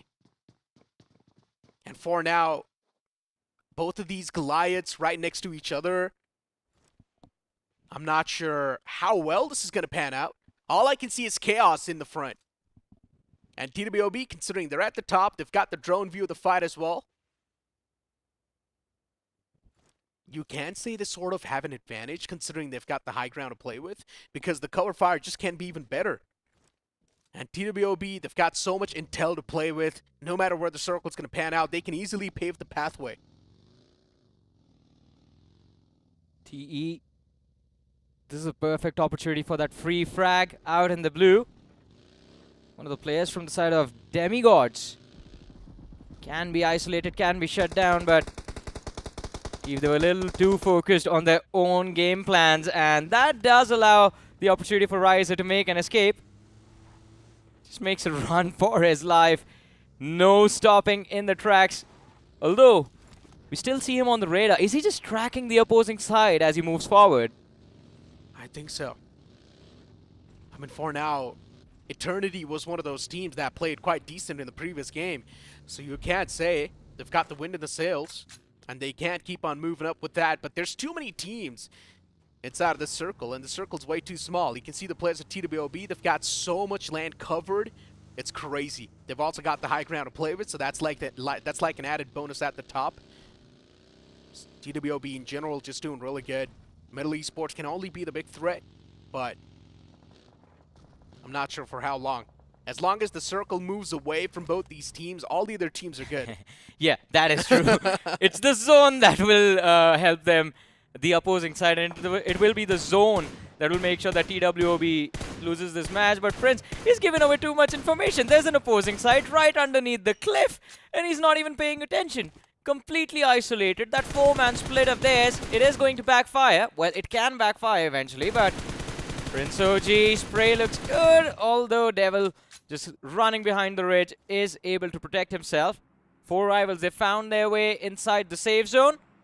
Although this crossfire, it can be a big reason for that MI, especially with Manan dropped extremely low. I mean, TWOB, considering they're all the way at the top, they've just got so much intel. The main problem, though, can still be how to climb down. Yeah, escape options, none. So that's where the real problems will start. How to exactly go down from this high spot they have acquired. And they will be super exposed doing so. They do have the vehicles. They can't straight up jump down just like Team X Park in the map of Sandhawk. But Yeah. considering it is not the final few moments and there's a lot of foes around you, it's not going to work out this time, right? And the next circle shifts away from both these teams, Metal Esports and TWOB. And look at the amount of teams they're surrounded with.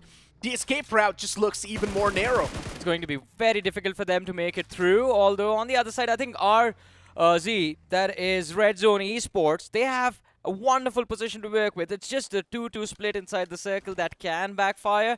In the meanwhile, on our screens, we have RTG IND. And they were in the midst of an engagement against FTS official, but I believe FTS cut down to their last 2 players. Won't really try to re-engage in this fight. Although in the distance, Dark Yoda spotted out. Spray committed for the players of RTG IND. Can't find anything. Instead, get third-partied from the other side by FTS official, and it's Areeb who has been knocked out. Should be an easy frag. Yeah, I'm in Areeb. Just begging for mercy from the opponents. Asking for revive from his teammates. As Lobster is now closing on up towards Areeb. It's the party bus. It is. And the fact that he's actually able to escape away from that was even crazier from that terrain. How is that even possible? Hey, it means the party is still on. It is. As long as he gets the revival on the fallen player, we're all good. And for now, the players of FTS definitely causing a bit of issues for the side of IND. Oh, perfect. A util being tossed, the nade's quite perfect.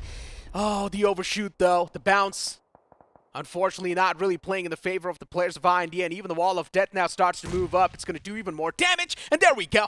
And icing on top of the cake with that second nade that flows in. That was the most unluckiest nade bounce I've ever seen. It bounces off the front bumper of that US, nowhere else. But anyways, FTS official eliminated. In fact, the first team to be eliminated from this match. We still have 14 teams. Well, one more squad taking an exit, and I believe it is the side of 4 rivals. Yes, it is.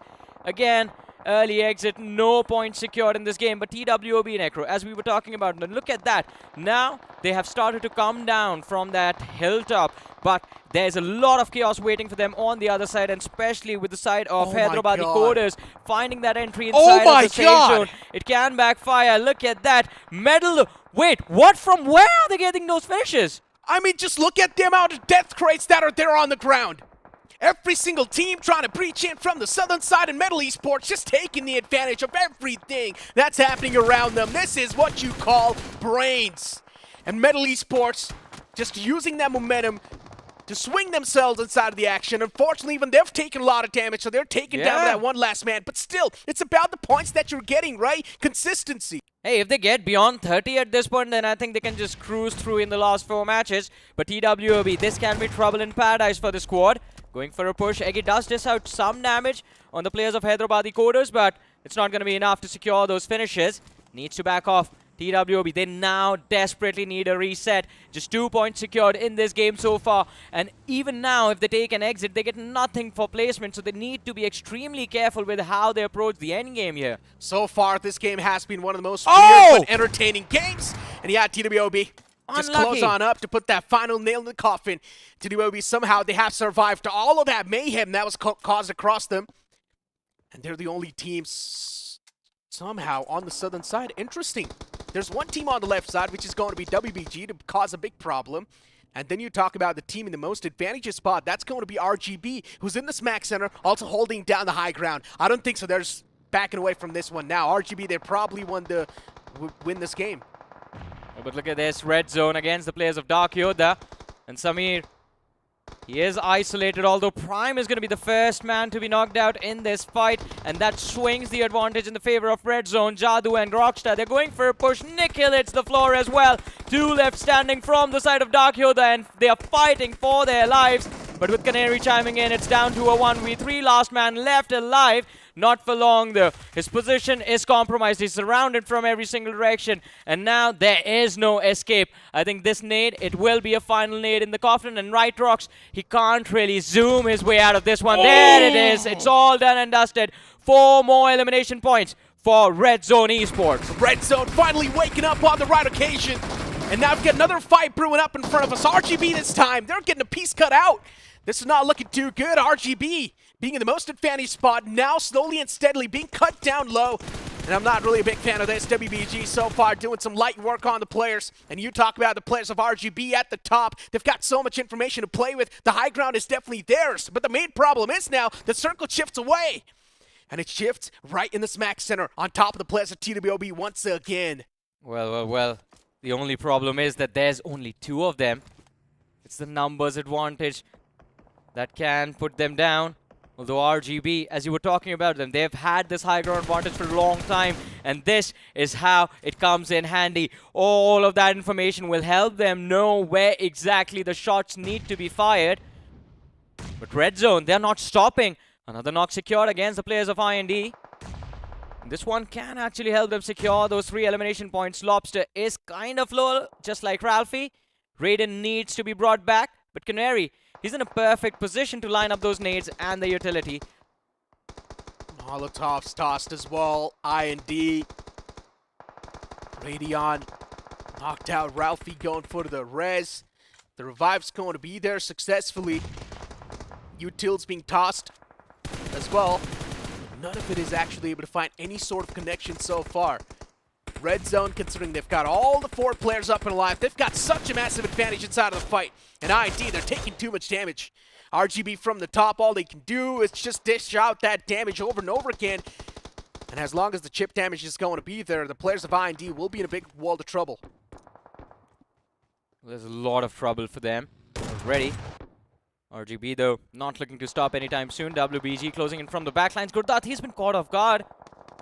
Aryan needs to be careful, realizes there's an opposing player waiting for him on the other side. Secures the easy frag now.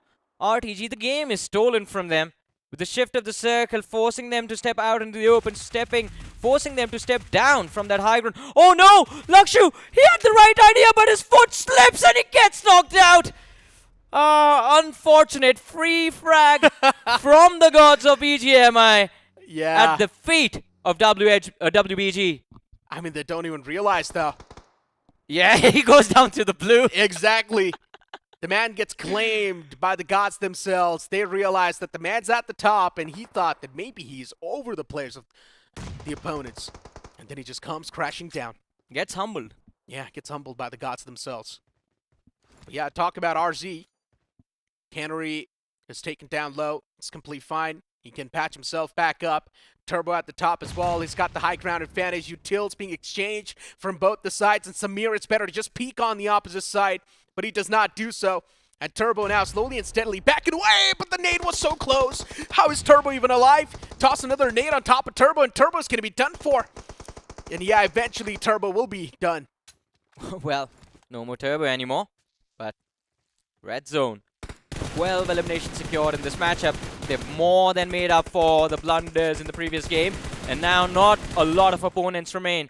WBG in the front lines. Position has been compromised. And even that vehicle, it's not going to last for long. Aryan needs to move around, needs to reposition if he wants to stay alive in this game for a few extra moments. His teammates are there to back him up as well. But the main fight, Necro, is going to be between 2OP and Red Zone Esports. And the catalyst that can swing this fight into, well, can swing the fight in the favor of either of these two teams. It is fast from the side of RGB. And, well, he has decided who fate shall crown as the victors. Takes down one from the side of 2OP. But Ragnar on the other side from WBG has found an important frag against Red Zone. Canary out of the picture. Ragnar is taken down way too low. The Util's being tossed on top of him. This man's taking constant damage. Wall of Death moving in from the back as well. The smokes fade away, and so does his lifeline with the smoke. Top 3 teams alive, ladies and gentlemen. RGB at the top. And then you've also got the players of Red Zone right next to him. 2OP officials finally making their mark in the top 3 itself. And now Fast, he can't be the man to play the spoiler. From the top, he can rain down Hellfire. And if he uses the right timing here, he can actually be the one to claim the chicken dinner too. Well, it all depends whether that ending shift closes in on him first, or does he figure out a way to avoid it one way or the other. He has to take a swan dive for sure from the top of this hill. Red Zone. How do they close out this match? Samir, oh my goodness. That maneuver, it's brilliant. He sees the top of their heads, and it's time to start handing out haircuts to the opposing side. There's a lot of ammunition available on that M4 as well. Needs to go for a reload, but Red Zone, they have a lot more information to work with over here. Jadu was extremely low, but Rockstar, he's finding those frags, and that is the end for 2OP in this matchup. It's a 3v1 Fast against 3 players from the side of Red Zone. They might not have an idea of where he is, but still the numbers advantage should be enough to help them close out this match. Yeah, pretty much Red Zone, they've got it secured. If they want, they can definitely toss in a couple of more Utils at the top, but I don't think so they've got anything left over. Just waiting for the last man to peek out from the top itself. And Fast, he knows it's done for, right? It's better to just give your elimination point away to the gods themselves. And Fast now slowly and steadily patching himself up. He's got his hands on 4 first states. I'm not sure what he's going to do with that, though. Is Fast even going to go for the fight? I'm not sure what he's doing at this point. He's just wasting time. Yeah, see, if he can out-heal these players from Red Zone, then I think he can steal the win away as well. He does not have any utility to work with. Red Zone, they need to have a backup plan for this. He's throwing out smokes at random directions, and everyone's just shooting anywhere they want. Yeah. I mean, it's done for at this point, right? RGB, Fast, he knows. He cannot really survive anymore. Pulls out the revolver. He's just chilling. Yeah, just shooting at random spots. He knows it's done for. Just burning through time, just having fun, chilling out. Even the players at Red Zone, they know they've got the chicken dinner secured. But yeah, jokes apart now, talking about Red Zone, right? A team that we had so many expectations from, finally delivering on the second game of the day. Yeah, and I think that is why we say we can't get too critical about the teams right at the very start of the day. Some teams do take their sweet time to amp things up, to bring in the aggression during later matches. Some teams just specialize on one particular map. They wait for those Miramars to build their momentum of the day. And I think for Red Zone, for a team like Red Zone, first game, it was just a warm-up match for them. They wanted to see what the other teams were doing, who wants to be aggressive today, who wants to play for survival. And now they have come up with their own game plan to tackle every single other team inside of this lobby. And this was a brilliant performance, to be honest. Their positioning towards the northern side, always keeping things under control, never overexerting themselves, never getting too aggressive in any fight. This time around, I mean, they are getting frustrated now at this point. I mean, anyone would. It's a 3v1. You're just sitting there at the top of the hill. 17 finishes wrapped up from this game. This is a nuclear performance from the side of Red Zone. And I think so all thanks to the position they got inside the game too, right? They were not the one to move in from the southern side, just like the players at TWOB and Metal Esports. Yeah. Unfortunately, those guys, they had the worst possible position. And all thanks to the circle, of course. What is exactly going on here, man? Just go for the fight. You know what? A revolver 1v3, it would be nice to watch. See, the problem is the moment he peeks, he's done. It's 3 knows players focus firing right at his face. He knows it too, man. Yeah. That's the funny part. I mean, you can see the players of Red Zone trying to make some off angles on that, man. If Samir slowly and steadily just trying to climb up. If only he had a few stun grenades, Necro. Oh, he's throwing down meds. Interesting. Wait, what? Oh, he's throwing bandages. Are they throwing weapons back at him? Yeah, they are. I saw something come up. There's a Mini 14 right next to him. He picks it up. Thank you. A fighting chance for the man. Oh, he just... He threw it back? Oh, no, he has it. Yeah, they... These lads are bored now. Red zone. Can't really do anything. They're waiting for that 18th elimination. I think at this point a conversation might be happening between Samir and Fast. Man, please, just 1 point. Please, man. It's just 1 point, but no, Fast chooses to go down to the blue. And ladies and gentlemen, finally, here we have it. Red Zone Esports, an amazing, amazing win of the map of Miramar. A big chicken dinner. 17 eliminations picked up. 18 elimination denied. Yeah, 18th denied. So yeah, I mean, rough luck, I guess. That one single elimination could count actually quite a lot. Why are you saying rough luck? I'm pretty sure you are that guy inside of the game who sits there in a corner. I'm not going to give you the satisfaction of finishing me. I mean, listen, somewhere down the line when you know that you're done for, you might as well just deny the satisfaction for the opponent too, right? Because at the end of the day, he's the opponent. Yeah, and every point matters. We've seen teams miss out on qualification because of that 1 point as well. So who knows? What if that one frag at the end of the day was the difference between between Red Zone making it or not qualifying as well? Because we never know. This was the one match they performed. They still have a long way to go. Yep. And sometimes it is difficult to recover the momentum if you drop it just after this game. So they have to make sure that they have that performance, a similar performance in the map of Sanok as well, which is going to be the next game. Otherwise, things can definitely change. Red Zone's going to be salty. They did not really get that one elimination point right there. 18th point denied like that? Yeah, I mean, I would be salty. I would be like, hey, man, you were just right there. And you mentioned this, right, in the proximity chat as well. Yeah. These guys are probably talking to each other. Hey, come on, man. Just come out. Just give us that one elimination point. And then the man at the top is like, yeah, in your dreams, buddy. Oh. Take these overall meds to yourself. Yeah, right? So no wonder he was dropping the bandages. He's like, wipe your tears with these. Maybe this can help. But anyways, all jokes aside, wonderful game from both these teams. And as we were talking about it, even RTG and Red Zone, as you mentioned, that high ground advantage entering the circle from the northern side, both these teams had the same strat. RTG took control of the hills towards the west, and Red Zone came in from the eastern side. But it was playing along the Crater Fields hills as to how they made it to the top two. That is true. I mean, in general, with how the circle panned out as well, it was quite weird. Let's be honest. There was a big stack of teams down south, and whichever team that was trying to move in with that stack just got eliminated. TWOB was the only one to survive all that stack, but even they later on got eliminated inside of the circle. So not a lot could be said right there. Metal Esports could have stand a chance, but they actually accumulated a lot of elimination points, if I'm not wrong, from that stack. So they should be okay. I think they were at 4 or 5 eliminations, which, I mean, if you are Metal right now, it's okay. If you keep getting 4 eliminations from here on out, you make it through. Metal, I mean, it's the thing, right? What you said. They've done all the heavy lifting in one game itself. Now, from here on out, you can just cruise your way towards qualification. But are we satisfied with a team like Metal just qualifying? Or do we want to see them at the top? Now, that's a really big question that you ask me, and it's something I'm even asking myself. So, you know what? Let's ask the question to the viewers. What do you guys think? Are you guys satisfied with Metal Esports just getting inside of the top 7? Or do you guys want to see Metal Esports in the top 3? Do let us know in the chat. And I would personally love to see Metal Esports at the top. It's a champion roster. I would love to see them at the first spot. The ideal standings that I would want to see is Metal Esports, TWOB, and then you talk about Red Zone.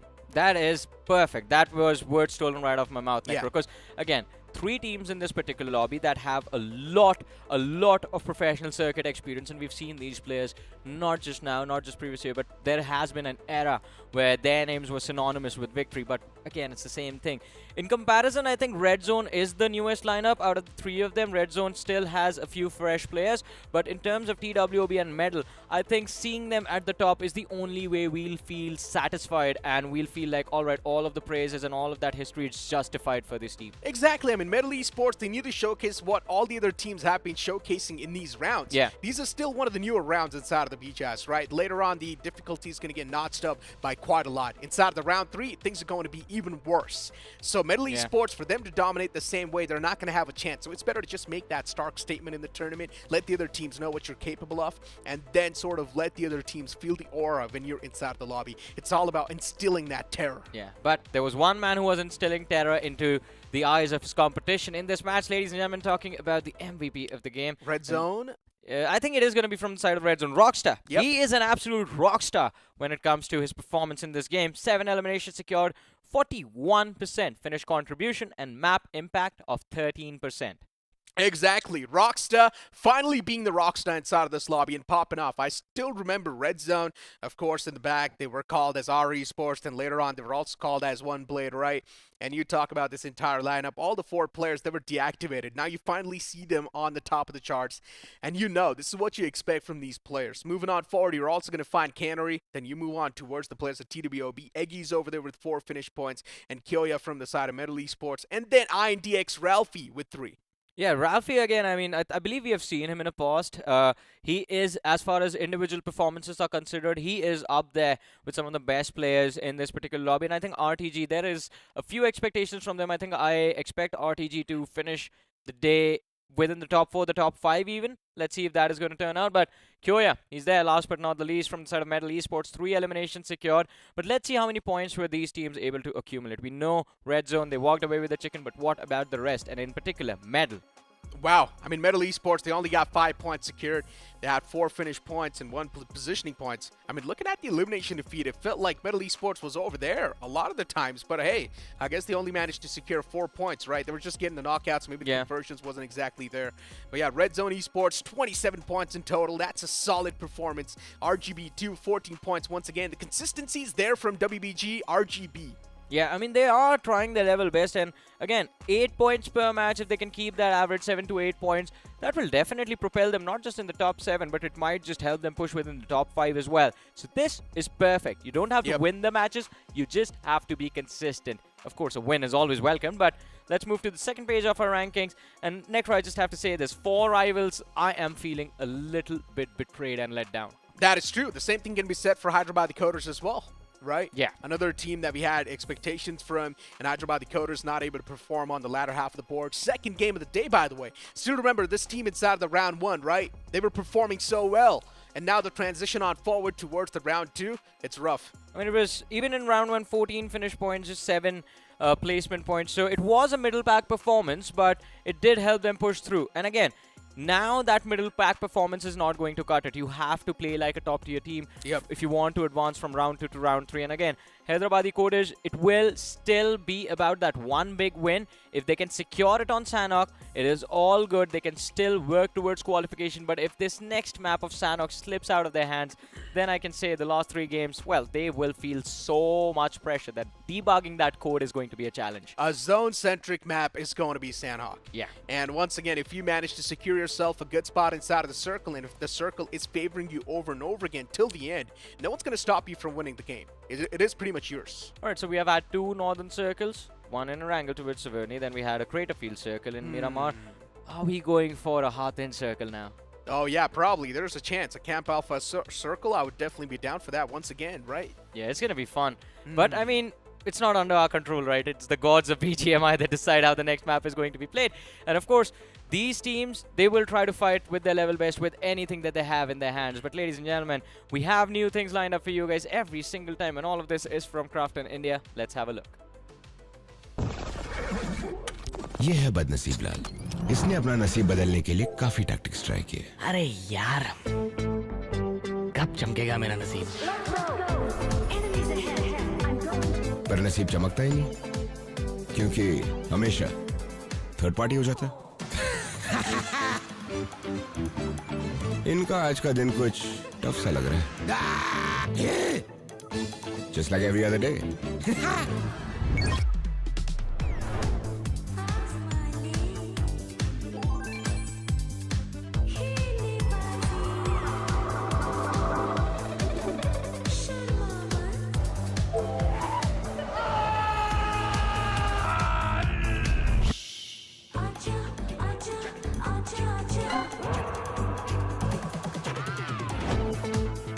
Gold spin में item जीतने के tactics तो बहुत होंगे। तू मेरी मान, बस स्पिन करता जा।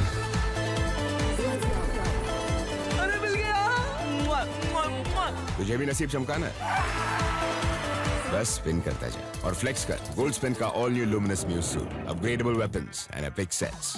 पहली स्पिन कर 10 यूसी में और बस स्पिन करता जा। Let's get spinning.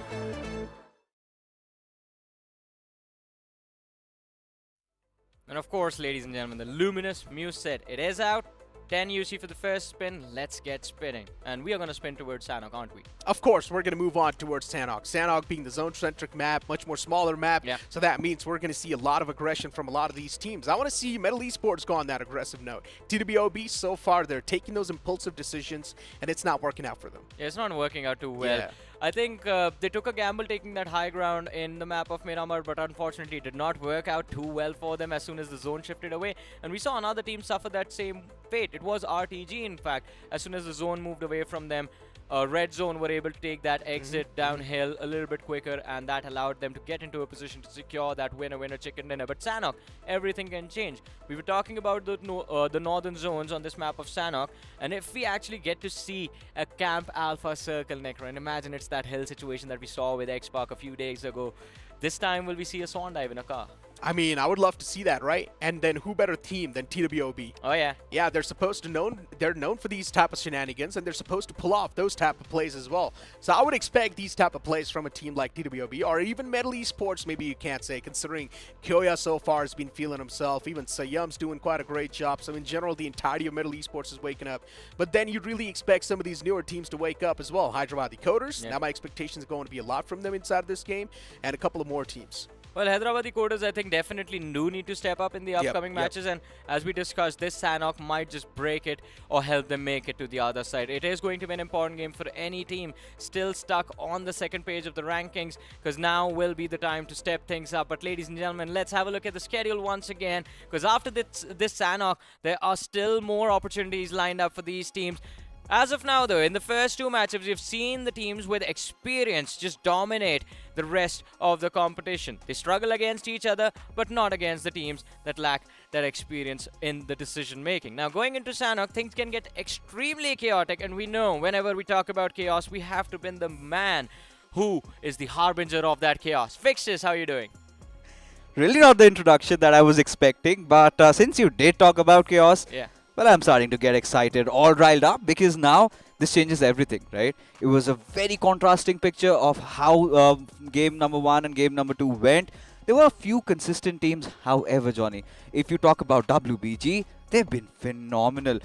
Then adding on RGB, they came out of nowhere. Game number 1 in Wrangle, they did get a lot of points to themselves. Even in game number 2, they ranked second. So, like we said, coming into today's matches, the cutthroat competition is still out there. Oh, of course. I mean, it's still going to be on till the break of dawn, ladies and gentlemen. We have still, I mean, technically Sanhok is still yet to start, so 4 more matches left for these teams. And I wonder what the plans are going to be like. Fixes, you've been a professional player before. So at this time, when you realize, oh, like, all right, we are struggling in points, we have 4 matches left, what is the discussion amongst the players?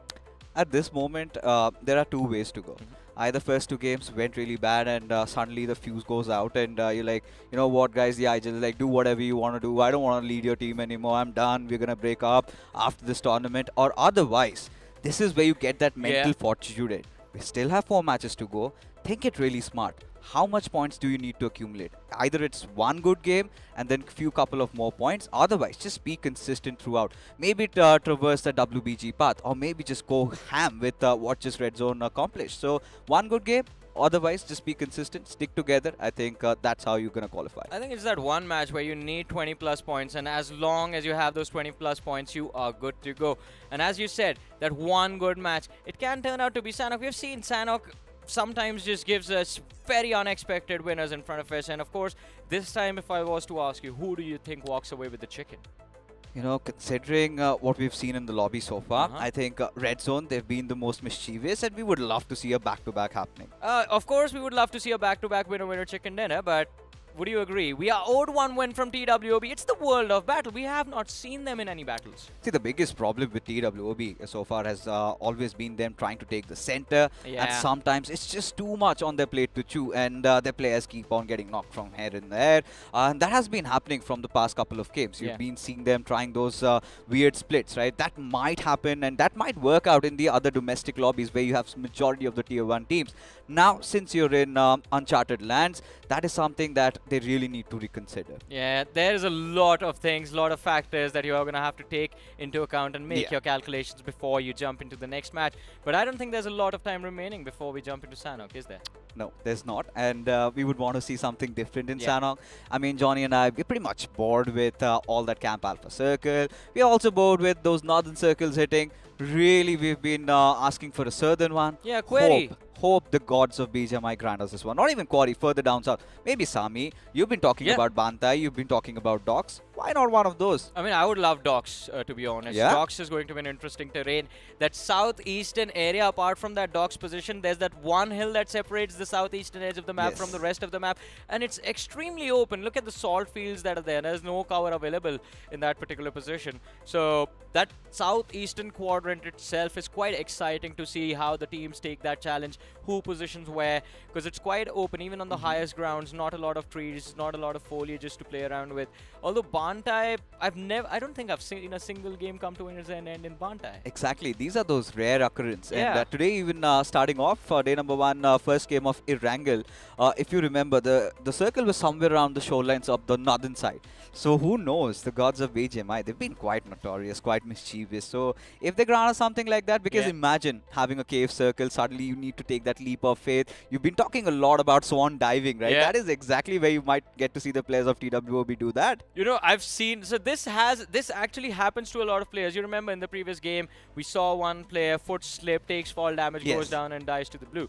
Well, in Query that happens a lot. In Sanhok, there Yeah. have been instances of players taking a fight around that Query drop, that small little volcano type position that's there, Yeah. and all of them just drop in and just instantly get knocked out. You know, more than Query, it's around that Camp Alpha Shrine Yes, hill, right? Temple We've Hill. seen those, we've seen those moments even in the past. I think one of those memories of Schreider, one of the OGs of the game, and what he had pulled off back then was monumental. I Yeah. still remember him taking the jump, and somehow he survived that fall, still managed to get a couple of finishes to his name, and that is how he gets the chicken dinner. But Schreider being put aside and those old memories, we venture into the unknown. It is going to be the rainforest of Sanhok, ladies and gentlemen. Already let us know what your predictions are. Who is going to win this one? Because in the rainforest, we've got a lot of those reptiles just squirming through, sneaking, everyone eyeing to bite you when you are not paying attention. Oh, of course. I mean, one of the most famous things about Sanhok is the Sanhok snakes. You have to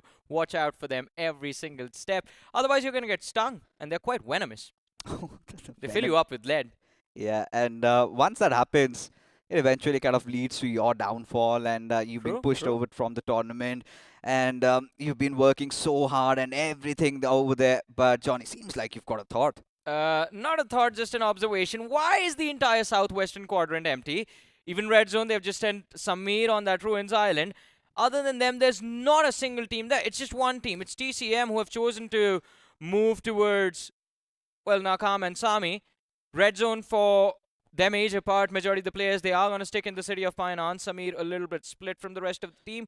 All the other 15 teams have taken a drop towards the main island. Just 2 teams on Camp Alpha. What's going on? Like you said, right? Even I'm surprised. Look at how many teams are around the eastern side.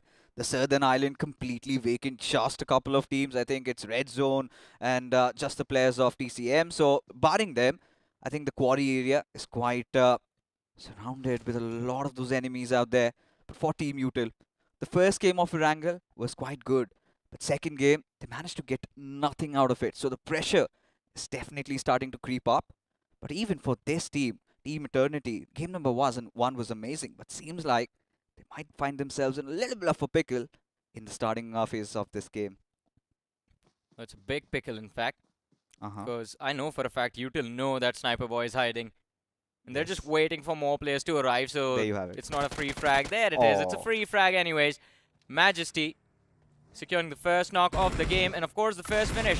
It's going to be one of the easiest finishes that they could have asked for Util Esports, but now the question is, do you hunt down the rest of the team? Although 4 rivals, now this is unfortunate. Myth, he has just landed, and did his teammates not tell him, lad, we do not have any weapons. That man has an AKM and a sword of shotgun.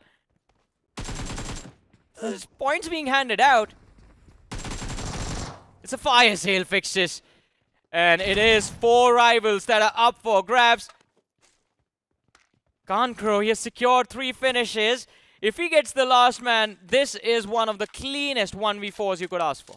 Imagine he was surrounded with enemies around him. And like you said, right? Myth came in so very late, but still Cancero did not lose his temper there, did not lose his calm, and managed to swing through those 3 finishes, especially considering how bad the initial few games for Hyderabadi Coders have been. I think this is some sort of a relief for them.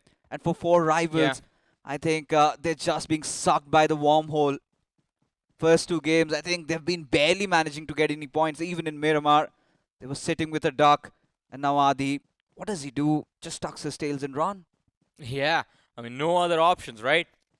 Uh-huh. And again, I think information should have been relayed early as to does he have a weapon? Does he, well, what weapon does he has? Which gun do you think is he working with? AKM, of course, the DPS is quite high.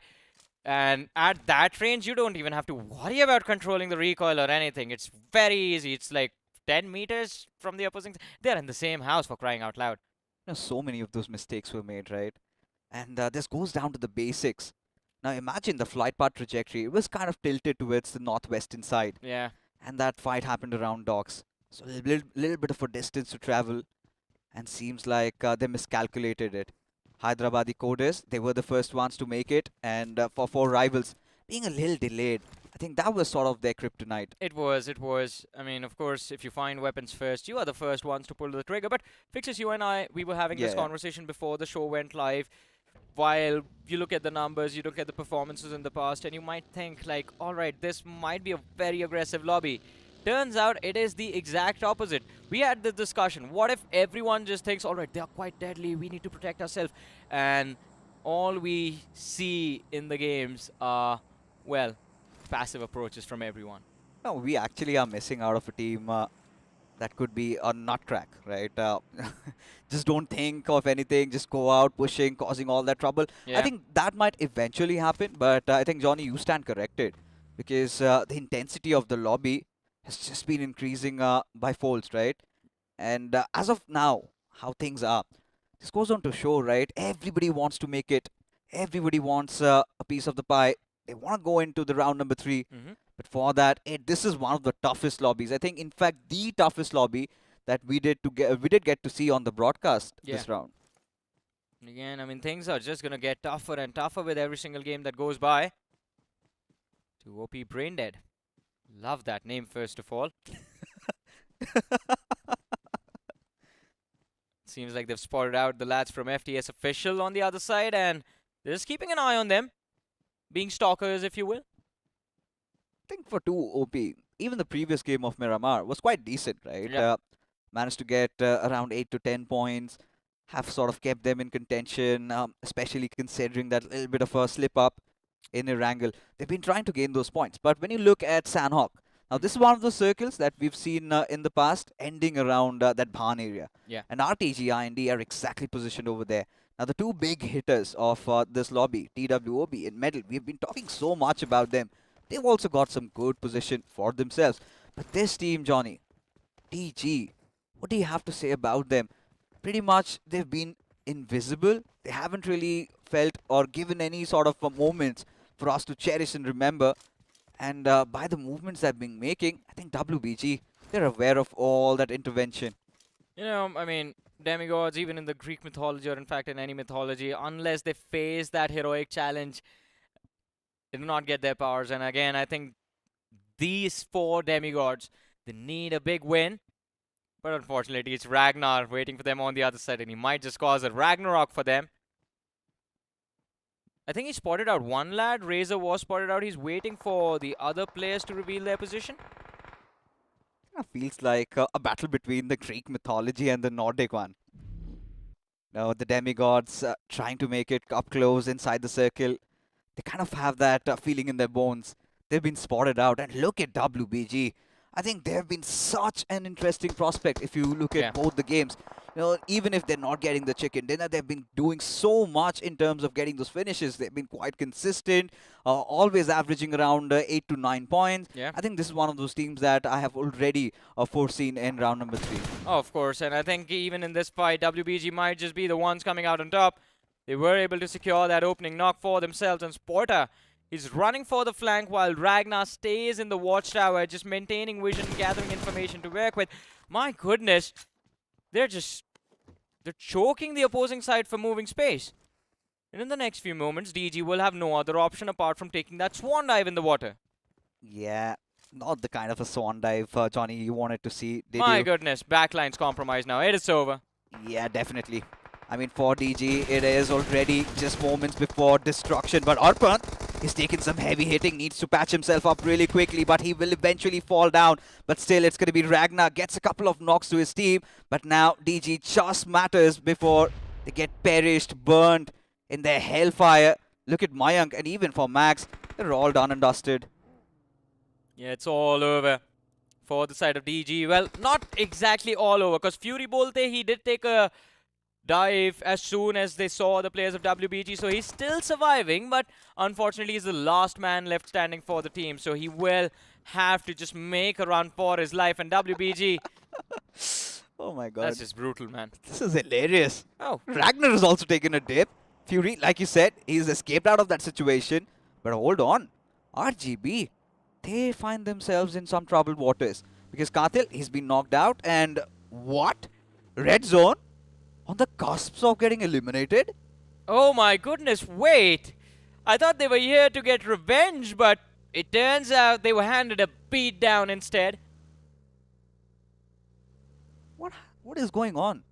What is this pacing? Didn't you expect them to win another game, Fixtures? I mean, I really thought that... I blame you then. See, the first two games, it was quite slow, right? Yeah. You were not expecting this sort of a pace in the lobby in Sanhok. And hey, why am I even saying that? Because it is Sanhok at the end of the day, ladies and gentlemen. But WBG seems like they've not had enough. They've already been spotted out. It is going to be TCM rattling them down, hammering those bullets. But the players of WBG still breathing. But for how long, Johnny? Well, I have no idea. I'm even more confused by why is TCM here? They started the game from Sami. They're in Lakavi now. What is going on with this team? What is going on with this lobby? That is, again, we need to get the conversation back there. Because now just bodies are falling. Spotter, this man shows no fear. Look at him. He's out in the middle of nowhere. He barely has any cover. Still manages to get a trade. And now he's on the aggressive. Yeah, well, that is what you get from rotating all the way from the western edge to the eastern edge. Too much distance travel. That means you're too tired now to fight. And Rockley is isolated. I was just kidding about being tired. It's just a game now for these lads. But yeah, this nade on Rockley, I think that's might be what WBG need in order to escape their position inside the blue. And of course, to put some added extra pressure on the players of TCM. But wait, what? Why is he backing off like that? He's too close. Could have just lobbed it upstairs. Why is Rockley not fighting back? So, Rockley not fighting makes a little bit more sense. He is alone. His teammates just showed up. I mean, for God's sake, Arpan was out in the open. He's had all that opportunity. And if you're so reluctant, if you're so hesitant from firing those shots, why even take the risk of even coming outside the blue and picking up a fight? Now that too against a team like WBG, and they're brave warriors. Regardless to say, imagine the situation they were in. I mean, I felt like they were already done and dusted, and suddenly they're still alive, all four players breathing. They made a 3-kilometer rotation in a 4x4 map, Fixes. Again, I'll repeat, 3-kilometer rotation. Well, not exactly 3, I think it is somewhere around 2,500 meters or something from Nakam to Lakavi and Kampong.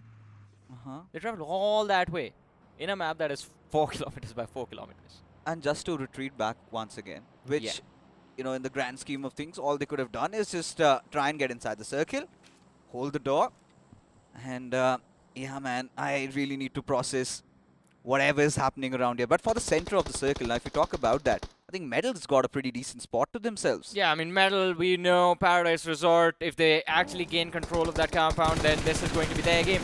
But as we were talking about TCM, I also have to say that, again, we are very quick in jumping the trigger.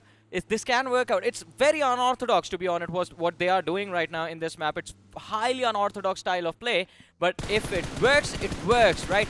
In the meanwhile, Shivam, his spray is not working for sure, because TP, they have a very easy escape. Yeah, this is pressure speaking, because all these players, they've been grinding this game for so long, for years, and on any given day, they would not miss those shots. But Paradox, having that King of the Hill situation is where it gets really exciting, as Kyoya lights the opposition up with Paradox still following. Well, they have the opening knock for themselves, and Paradox, he's looking for more. Dada almost falls. One nade, and he can put down the entirety of TP down on their knees. Turning points, well, their game is taking a turn for the worse. Too much pressure for them to handle from the side of Metal. Indeed it is. Kyoya still wants to light them up once again, and he does with that grenade. Puts them down to the depths of hell for Metal Esports. A really good comeback, especially after that downfall in Miramar. They want to claim what's theirs. Have had a really good start, and we were talking about this exact position around Bhan, and them landing around the Paradise Resort makes the rotation much more easier. Certainly teams not anticipating it, and they had to suffer those untimely demise. What is he doing? All right, he's just parking the car there. It's done. Siam gets to move forward now. But Metal, I think a good start to the game. From here, they can end up building a lot of momentum. As you mentioned, this is quite a decent position to be in inside of the circle as of now, because we are only in stage 3. But in the later stages, playing the center on Sanhok, Fixes, that is too much pressure that you're asking for. But you know, considering so many fights are happening, I feel like the final circles in Sanhok should be much more breathable. But since we were talking about Metal, Johnny, I think you and I, we're both impressed with how Kyoya has stepped up today. Oh, of course. Especially, you know, he's had his fair chance. He's been a part of so many rosters after the INKR, being a part of Big Brothers, could not make it to the LAN. Even after that, jumped boat, joined Reckoning, still did not work out. And finally, coming back to home once again with Medal. Initially in round number 1, he was sort of absent. Yeah. But coming round number 2, he's so much there. That impact that he's been putting inside the roster has been quite immaculate. Well, another thing that's quite immaculate about this shift is, you know how we said TWOB, they owe us a big win as well. Well, this can be their game. They're smack in the center of the circle, but WBG, another finish found at no cost. I think this is one of those teams in the lobby that we've been searching out for, right? Yeah.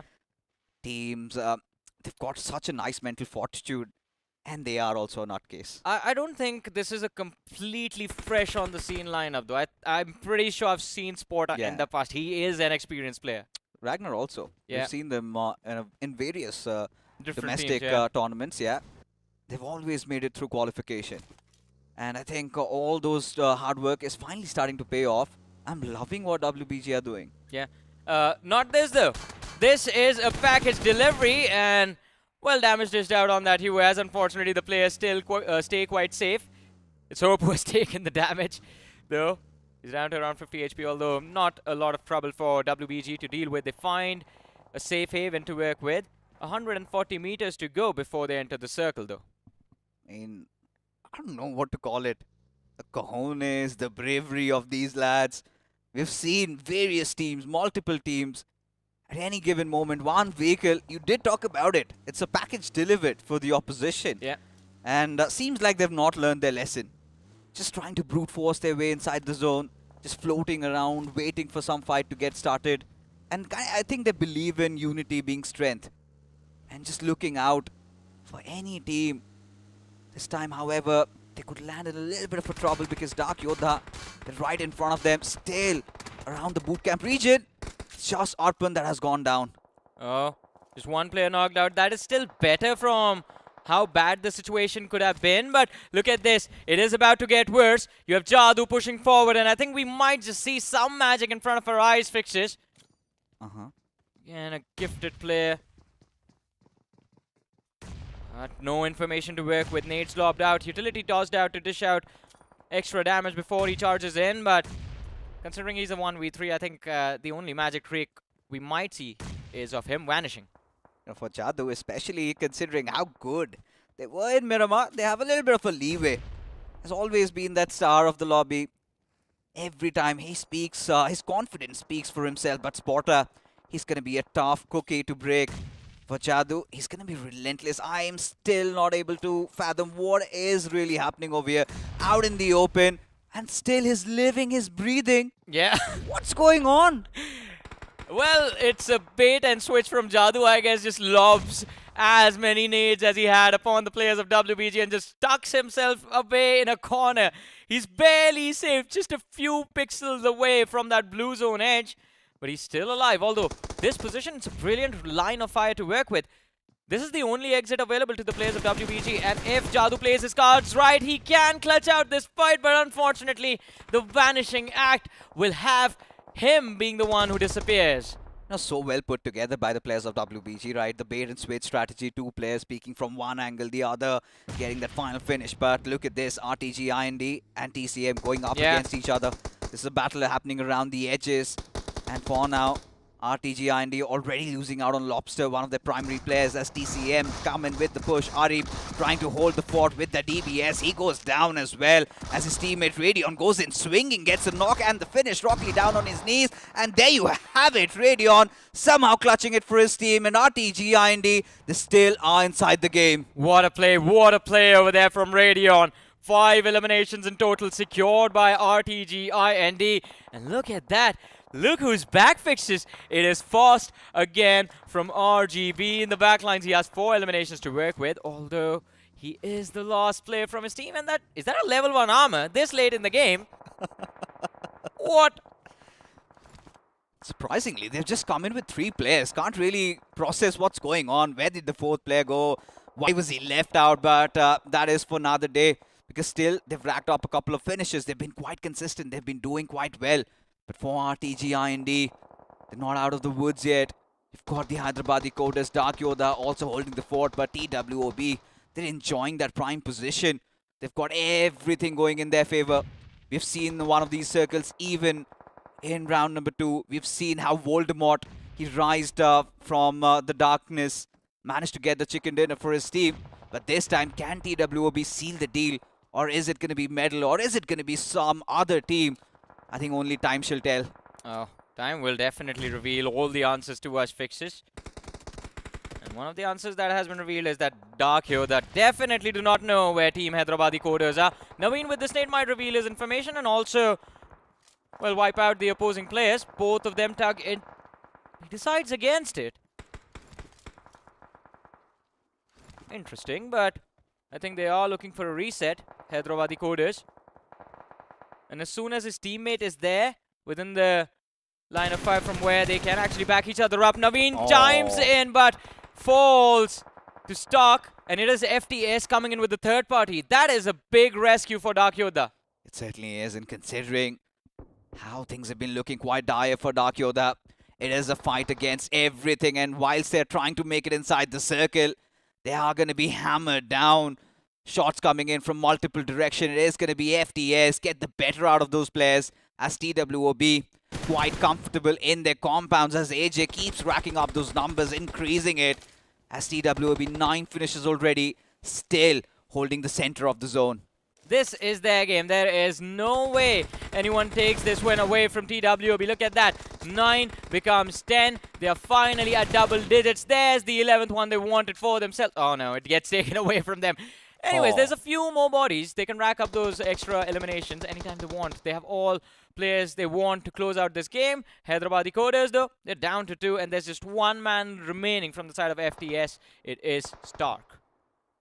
Such a huge sigh of relief for Hyderabadi Coders, especially after kind of faltering out in the previous 2 games. Even for FTS, they really needed those points, and Sanhok has always been one of those games. Now, pushes come to shove, Johnny. The circle still favoring TWOB. And Hegi out in the open, he does not care. Still has some cover to work around with.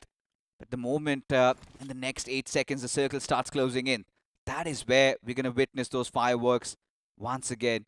Yeah. But what do you do if you're Hyderabadi Coders and FTS? Do you just give your life to the blue, or do you take that fight?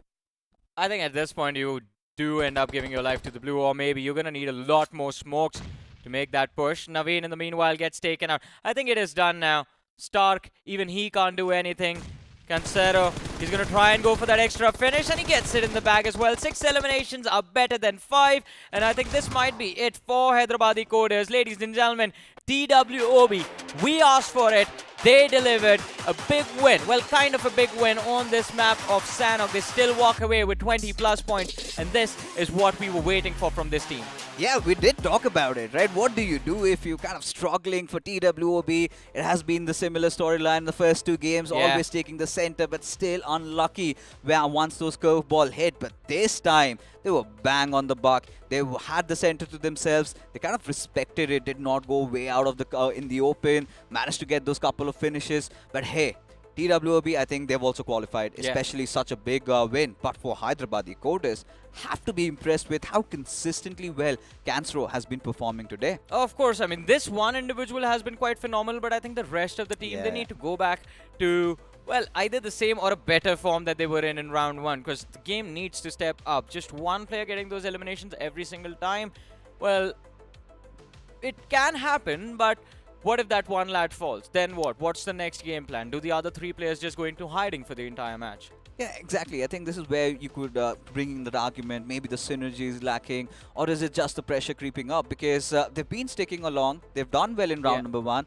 I think it's all about those jitters, Johnny. And one more thing. In this game, you have to agree, Fixes, Cancero got very lucky finding those weapons early. Yeah, he certainly did. You know, right off the bat, you had the players of 4 rivals just dropping down. Gets 3. And it's not just about being lucky. He was mechanically so good as well, because out of the 3, 2 had weapons on them. And both of them pushed at him. And he still manages to swing through and gets those knocks. And yeah, there was one of that player who kind of just landed towards the end. That was a different story altogether. But for Hyderabadi Coders, was a much important game. But overall, I think whilst TWOB was pretty much sitting and chilling, it was the boys of WBG. They were making a lot of noise. WBG made a lot of waves in this particular match, and it was quite amazing to see this team also chime in, step up their performance, because again, this is another frag heavy team if you think about it, right? 23 eliminations were secured in 3 matches, and I think again with this Sanok, they can continue to build this momentum up until the last game of the day. And WBG, I see potential in them of finishing in the top 3 now. I would love to see them to break through, get the first position, because imagine what a statement it would be for all the big dogs out there. You know, a team coming out of nowhere, they've been hustling, grinding their way through. I think that is exactly why we have such tournaments, right? In the official tournaments, does not matter. There's no disparity. You only judge on how skillful you are, how you perform on that very given day. And considering WBG, they've not lost their edge, I think they are set for success. Well, they have set themselves up for success in this day of round 2 of theirs, but we are going to have to crunch some numbers to figure out who will be the MVP of the game. Do you have an idea who might be? Might be. It's going to be very difficult. You've got Cancero, Spot, Ragnar, somebody from TWOB, but it's fast. Where did he get those finishes, Johnny? Do you remember RGB? I have no idea, but I do remember he was one of the last surviving players from the side of RGB, and I guess he just made it work. He has decided, like, fine, I'll do it myself. 6 eliminations secured, 86% finish contribution, and a map impact of 11%. And let us not forget, he was responsible for those 6 placement points that RGB got in the previous map of Miramar as well. This man is doing everything literally all alone. All alone and quite low-key, right? His presence, he kind of feels invisible, but once the numbers come up, he's there.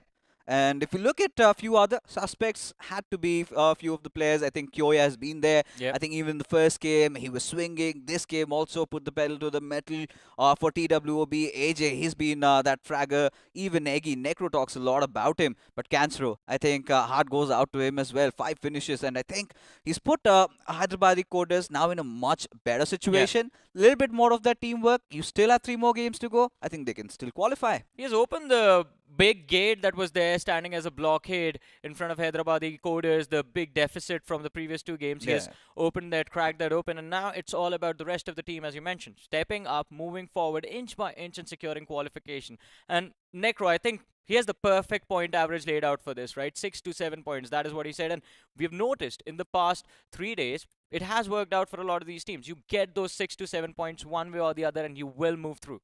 Yeah, I think the safer route is usually 6 to 7, but we've Yeah. seen the cutoffs even go lower as 30.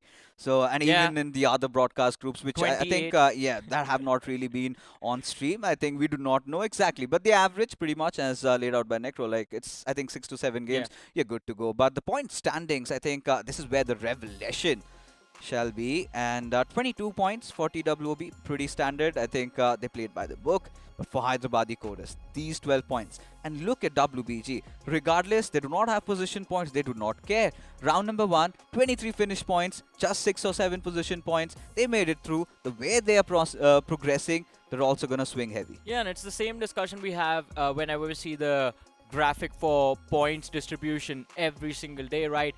It has completely changed how teams, how players look at the competitive circuit now. Earlier on, it was about maintaining a balance between your finishes, surviving to the late game, yada yada yada. But now, it's finishes. You have to get those finishes. If those frags are not coming, then you are going to struggle on that overall leaderboard.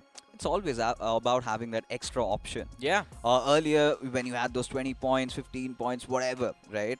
It was all about trying to get a good position inside the circle, and a lot of incentive was not there for getting those finishes. Now, once you've reduced the points to 10 per victory, this is where those finishes really become so important.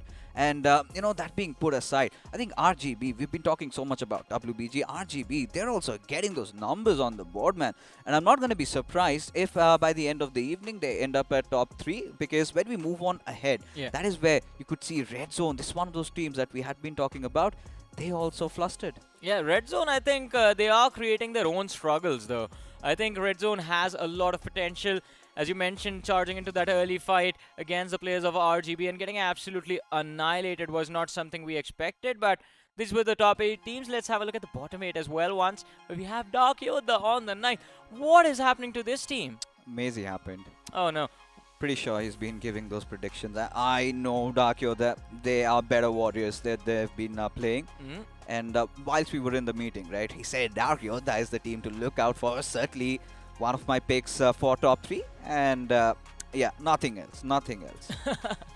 Well, hopefully they can work past it and maybe just play for survival in the next 3 games. I think, again, for Dark Yoda, not all hope is lost. They're going to need a few extra points. So the average that we were talking about, 6 to 7 points per game. For Dark Yoda, that will be 8 to 9 points per game, or maybe even 7 or 8 points.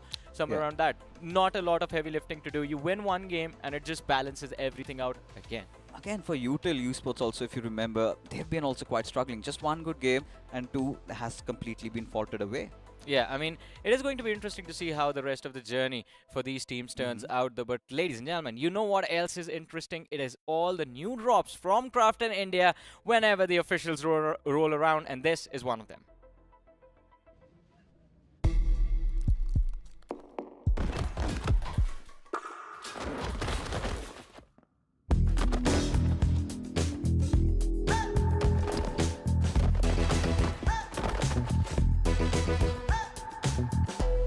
Make sure they know with a new Royal Pass. Get epic skins, catch unique emotes, collect exclusive rewards. Don't be default, wear your cred. Battlegrounds Mobile India. Get the Royal Pass, ladies and gentlemen, and you guys can wear your cred just like this guy. Yeah, of course. I mean, it's easy. Just spend some UC. You're going to get all that UC back, along with a lot of skins. Yesterday itself, I unlocked my Thompson, and I'm now on the path to upgrade it. You've got a finish effect on that. You've got a lot of sexy skins, so might as well not miss out. Well, yeah, exactly. You do not want to miss out on anything. But you do not want to miss out on the action as well, ladies and gentlemen, because we have exciting matches lined up for you. 3 more matches remaining for the day. Already down with half of the games of today, and I'm still trying to process who's sitting at the top, because a team suddenly gets a chicken dinner. Next game they get eliminated pretty early on. There've been a few consistent teams though. I think something that back in the days Team IND used to do. Never at the top, always getting those averages, still ending in the top 3. So we have those 2 storylines really building up, but from here onwards, really looking forward to the team somewhere languishing in the bottom really step up. See, when you put it that way, I mean, it would be. I wouldn't be surprised if TWOB at the end of the day are sitting at number 1. But we'll have to see how the rest of the journey turns out, ladies and gentlemen. Let's have a look at the schedule. The next map, it is going to be an intense one. It is going to be the map of Miramar. Miramar once again. The previous Miramar was quite prolonged, especially to the end. Red Zone Esports did come out swinging, but Johnny, he's gone out for some calculations. He needs to find out who the top 3 teams right now are. But I'm hoping that the next man joining with me, my panda brother, Necro, he's back in with some numbers or maybe some beautiful stories to tell. Because, Necro, honestly, we were watching the game of Sanhok and I could see on your face, you were equally surprised as to what was really going on. Exactly. I mean, Sanhok brings in a lot of surprises, and once again, the same thing happened, right? TWOB, the circle just constantly panning on top of them. I do not even understand. It's one of the most off circles that I've witnessed.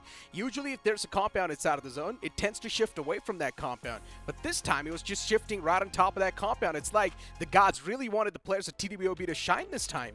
They definitely wanted, and we were still processing. I mean, for TWOB, Necro, let's be honest, we had seen a similar circle like this. We did even mention about Voldemort. If you remember, he clutched it out in that Sanhok game. But right now, I was really surprised with what WBG were doing. And even for TCM, they drop down in Samhi, directly go towards Dogs, fight against the blue, and we were not really able to process it all. But looking at Miramar, now you did cast the previous Miramar. And boy, oh boy, you would also agree, it was quite slow-paced, which was not the case in Sanhok.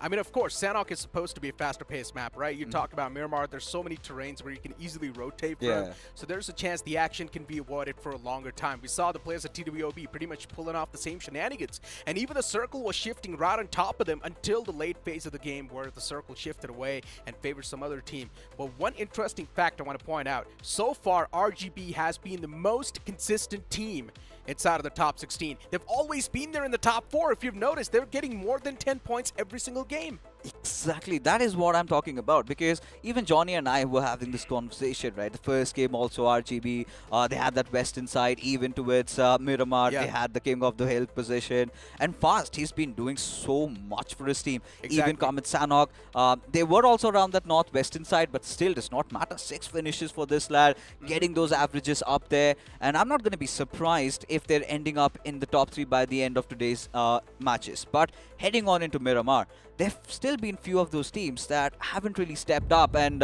certainly Dark Yodha is going to be one of them. But we're going to keep carrying on this conversation. But right now, it is time, ladies and gentlemen, we diverge ourselves into the desert of Miramar. The flight path trajectory all the way from Puerto Paraiso towards San Martin.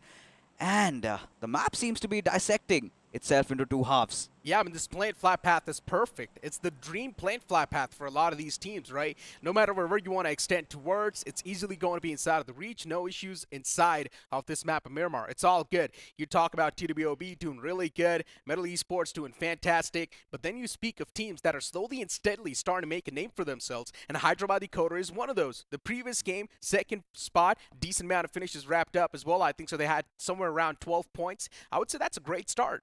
That indeed is a great start. I think I just hope they propel themselves above from here. The graph has to increase for them. And Cansro, he's been one of those players to really watch out for. I think even today, for all the matches that we've seen, for WBG, we've seen Spotar, Ragnar doing amazing. For RGB, it's been Fast. He's been doing the heavy lifting. Even for Hyderabad Decoder, it's been Cansro. But as a team, they all really need to step up. I feel like if they get the things rolling, if they kind of have all the cogs fitted, I think the machinery, I think once it's well-oiled, they're set for success. All it takes is time, right?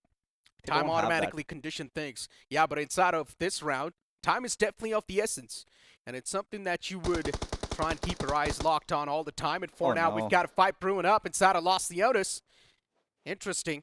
Off the rip, it's going to be the players of RGB to kick things off. And RGB, they have been one of the most consistent teams in the competition. And TCM up against the players of TP. I'm not sure what's going on here too, man. Too many fights happening at the same time. And TCP, they've already faced the brunt in the map of Sanhok. And they're just going to be hoping, crossing their fingers, that the same thing's not going to be happening with them this time as well. Yeah, they've always been unlucky.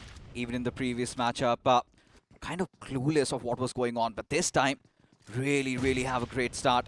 For TP, though, they've already lost out on Axis. Brian being knocked out, Axis. He needs to do something amazing over there. Rockley right in front of him. Needs to flush him out with that stun grenade. But to no avail. Yeah. Axios now, just backing away. got his hands on a gun. He's trying to go for the pre-fire as well. Bullets is something that might just be a bit of a problem. You cannot really keep on constantly going for the pre-fires around the corner. And yeah, talking about TCM themselves, last time they got completely wiped off by the player of IND, which was Radeon. The man just clutched it out in quite a phenomenal fashion. And this time, TCM is able to kick things off on a decent note for themselves. They've got all the 4 players alive. They've already managed to rack up 1 elimination point. So for TP, this fight is not going to be worth taking anymore. Yeah, the Sanhok fallout was quite bad for TCM. That beautiful fight, I think they've got a little bit of that rivalry also brewing up. But this time, turning point, pretty sure, Necro, they've seen better days than this. They'd lose out on one of their players already, Brian, just being brought back to life. But now it's been down to a little bit of a standstill. It's Mac. Look at him. You can see Axios, he's holding on. Somebody needs to make that first move, right? Somebody needs to flush the other out of their hiding, and the lack of util. I think that has a crucial role to play in this particular fight, Necro. Yeah. I mean, he's managed to get 1 elimination point so far. 62 players remaining inside of the lobby. 2 players, they got eliminated quite early off, of course. 1 from the TP itself. We're witnessing the fight. And then even DY, they lost out on 1 player. And I'm not going to lie, right? Sometimes a complete squad wipe, it might just not feel as bad as losing out on 1 single player. It's a little bit of a low-key blow. Oh, yeah. And, you know, even for Turning Point, like you just said, right? It's been one of those teams that I really want them to live up to their name. Where is that Turning Point really going to come into play? Because first game, yeah, they were smacked out. Second game also did not go well. Third also they fell off. Still 3 more matches to go, and considering the new point structure, they can really pull themselves back. But considering already 1-man shot, they need to get a trade, and they need to do it ASAP. As Sense Boy being more proactive over here, trying to maybe just rattle the players of Turning Point. Getting a few of those auditory cues, but that's pretty much it. Still on the hunt. Still yet to find some success. Turning Point, 3 players in the front. And SenseBoy 97 is looking forward to be the one to charge up.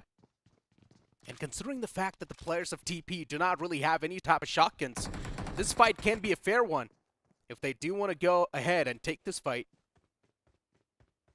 But yeah, TCM, even they're quite shook. They're not really able to take this fight straight up head on. And now the players of TP, they spot out one of the men in the outskirts. It's Matt. He backs away instantly though. TCM, for them, I'm not really sure, considering they've got the man advantage, and now this entire situation is looking like a stalemate. It's better to just push up close and personal, and at least try and get the result as quick as possible. You're just wasting a lot of time that you can utilize to position yourself in a better spot inside of the zone. Now, at this moment, it all rests on It's Mac, right? Axios, he's been making a lot of those noises. He's been isolated, and if It's Mac could figure that one out, if they have the information on the remainder of the 2 players, surely TCM can finally find a fight turning into their favor. Did manage to get the first knock and a finish, but after that, like you said, it's been turned into a little bit of a stalemate, because Turning Point, they're kind of playing way too much defensive. This is where they need to, somehow find a stun grenade, just throw push in, just get it done. Indeed. It's now looking like an awkward fight. Someone needs to take the matter in their own hands and push up. The players of TP not doing too good. Looking a little bit rough for now, considering they do have the man advantage or man disadvantage inside of the fight. And TCM with the advantage. I think so. The only reason why the players are so hesitant in making the push happen, it's because the shotgun meta. You just never know when you're going to find the DBS around the corner and just get bopped up to the face. That's why TCM, they want to take the safer approach and just be sure that they're going to be the one to put that nail in the coffin against the foes in the front. And eventually, Rock Lee is able to find the first knockout. Nicely done. The confirmation instantly flows up. And now TP's taken down to a 2-man squad. Finally breaks the silence, TCM. This should be instilling them with a lot of courage. They should be making the push together. You know you've got the numbers, and now look at that. Turning point on the verge of being exterminated from the server. It's Mac. He needs to take a leap of faith. He does, in fact, from both the sides. Look at how Brian's been dirty along with Dada as Rockley gets the final finish over there. TCM get that squad wipe, and this is exactly what they needed, right? A little bit of that momentum turning into their favor. 4 finishes right from the very bat. But now this is where I think your point about them wasting a lot of time really comes into play, because the circle is a little bit away from them, and the center again has been taken by the players of TWOB. Yeah, and also a little bit lacking on that loot too, so the Proms now will just keep on stacking up on top of each other. But looking at TWOB once again, off to a great start inside of the Smack Center. Looking really good. You talk about Metal Esports 2 towards Montenuevo. Looking okay for now. Team Hyderabad Decoders. This team has been known to go for the survival plays. Even inside the round 1, Hyderabad Decoders, the only reason why they sort of made a soft spot for themselves was because with the way they were able to crack the code to the lobby and always survive inside the late game scenarios. Yeah. And just in the previous game of Sanok, they fared pretty well. But for now, I think, like you've been saying, right, you need to be more consistent. That sort of has been lacking from the Hyderabad Decoders. Kanshiro individually has done a lot, but as a team, Hyderabad Decoders, so many cracks, so many chinks still in their armor. If they can manage to figure that one out, somehow figure a way to remedy that hemorrhage, I'm pretty sure we are going to see much more of them even in round number 3.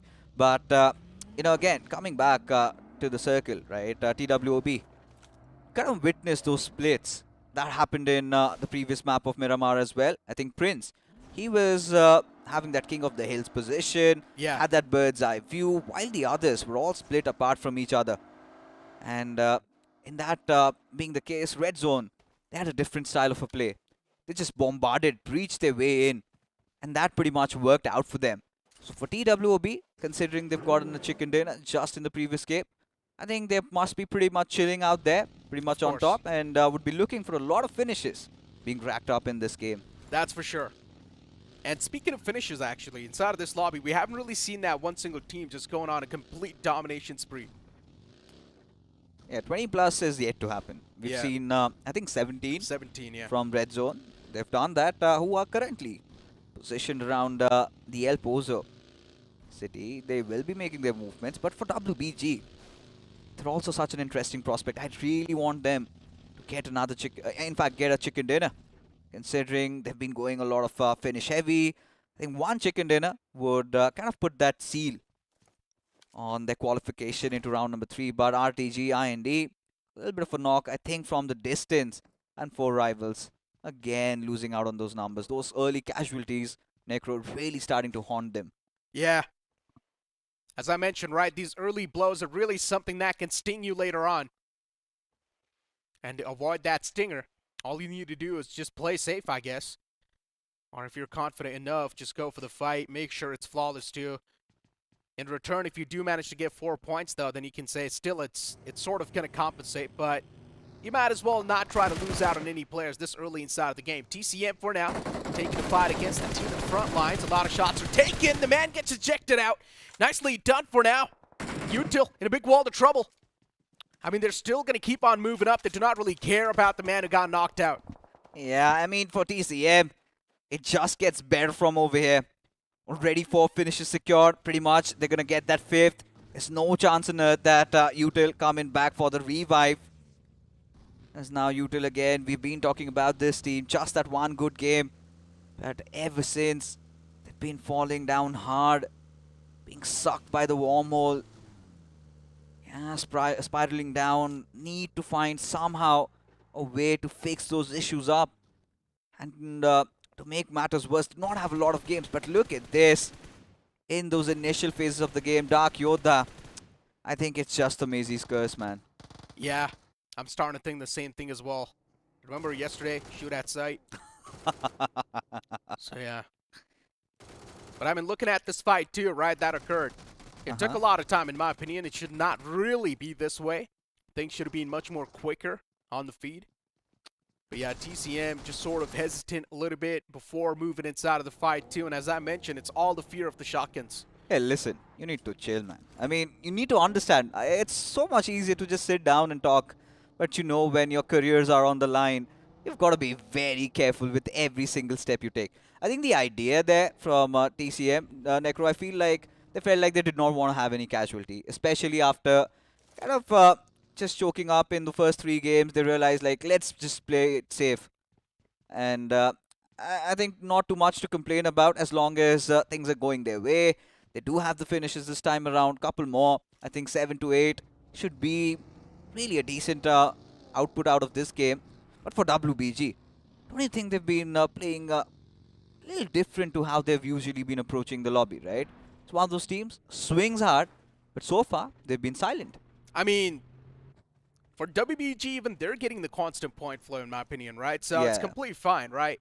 It's not like being able to make the big wave and just getting that massive chicken dinner. It's not going to grant you anything. It's not like the prize pool is going to be increasing. As long as you're squeezing yourself inside of the Yeah. top 7, that's all good. And you need the constant point flow of at least 5 or 6 points, or maybe 7 points as well per game instead, if the cutoff is going to be too high. But so far inside of the lobby, it feels like the cutoff is not going to be that high. There's a decent amount of teams going for that consistent 11 to 10 points. But it's just those teams that are getting the constant points, right? The other teams, they're not able to rack up that many points. I think we still have, I think, a race going on between 10 to 12 teams for that top 7 position. Yeah, we do. It's a critical spot to be in. Yeah, and I still feel like the cutoff goes around that 32 to 33 marker. Yeah, I think so. It's going to be around 28 to 29. Still hoping for a low cutoff. Hmm. I mean, that could be the case. We still have a lot of games to go, though, unless and until somebody just goes all out. Because every time we witness those lower cutoffs, it is usually because of the fact, like yesterday we saw Team X Park. They were pretty much getting all the points to themselves. The previous day was WSP. But for today, we're looking for that one team, right? To really go all out. We kind of felt like it could have been TWOB, but it was just that one game. And same goes for Team Medal. Metal Esports, I mean, it is Metal, man. So far with how they've been playing, you just can't really complain, right? Yeah. I mean, at this point, even talking about them, it just feels like it's not really going to be bringing anything. They've already made it inside of the top 7. Metal Esports, they can do whatever the hell they want inside of the lobby.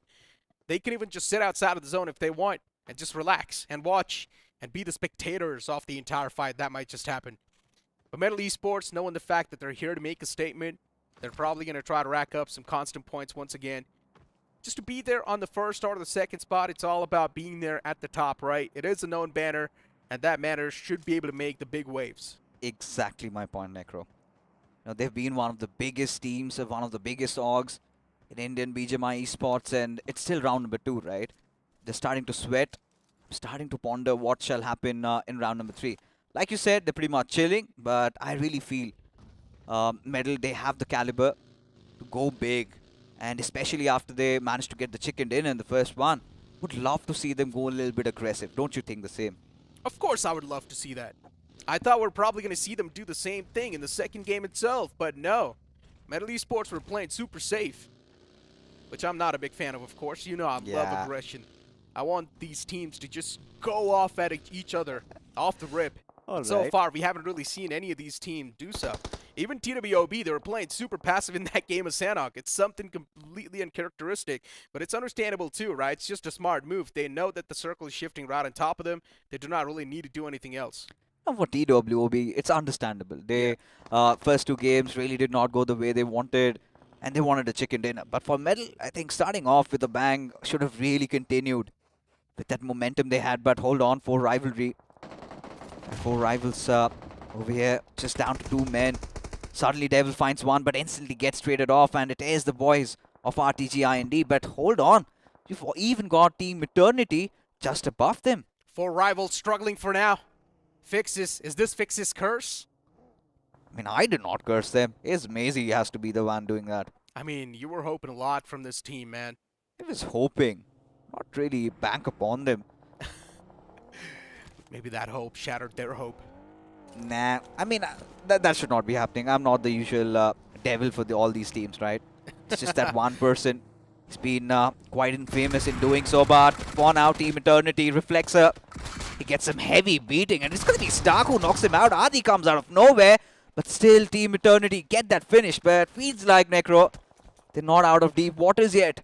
A team that we should talk about has to be Team Eternity as well. Yeah. Because they moved in from round 1 to the round 2 with a decent amount of points in their bag, right? They had 31 points secured. So they're looking pretty good, at least from the past performance. But so far, Team Eternity, we did see one decent performance from them. Later on, things have just been on a complete downhill. Team Eternity right now, they're also getting third party from somewhere completely else. Another team in the front lines. That can be a big problem for them for now, and that's going to be FDS officials.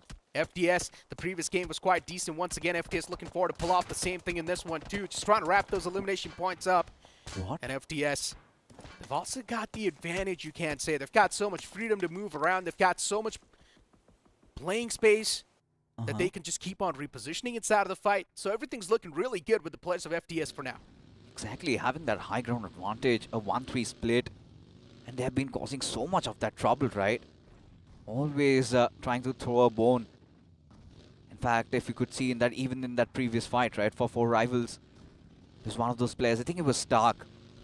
He's making those statements out there. Not really pleasing for the opposition, though. But for FTS, this is one of those games where they could really swing back. Now, taking a look at the center of the circle, Dark Yodha, had they had that extra few numbers. And we were just talking about FTS still getting the ball rolling, right? They're still getting those knocks. All they need to do is get the conviction there, be a little bit more clinical, get around 10-12 points, and then we can have them in our discussion for making it to the top 7.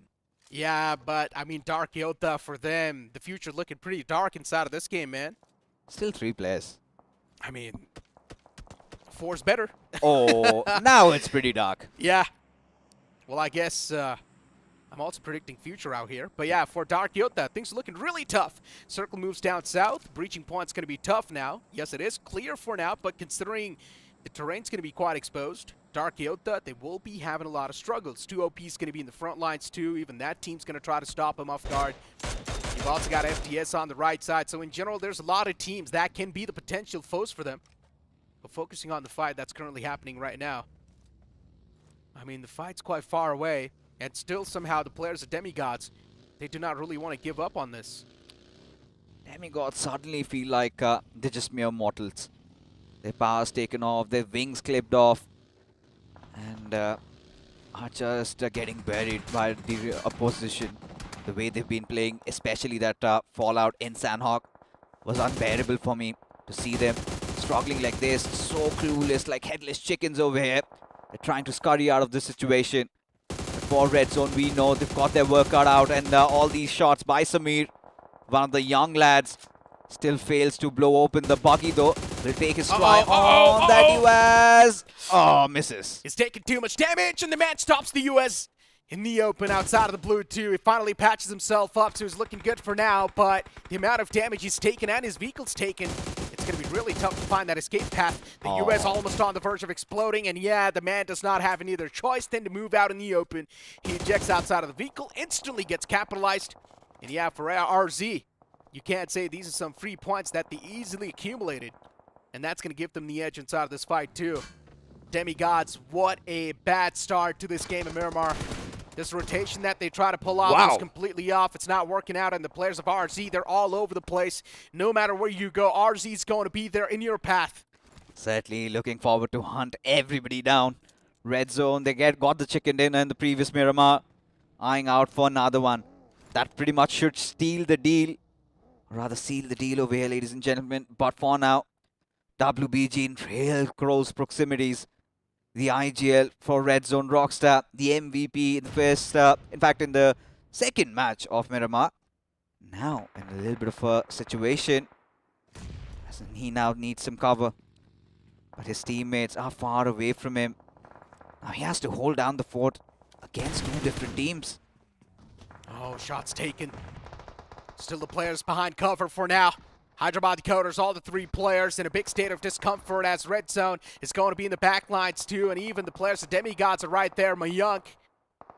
Oh, the problems just keep on stacking on top of each other.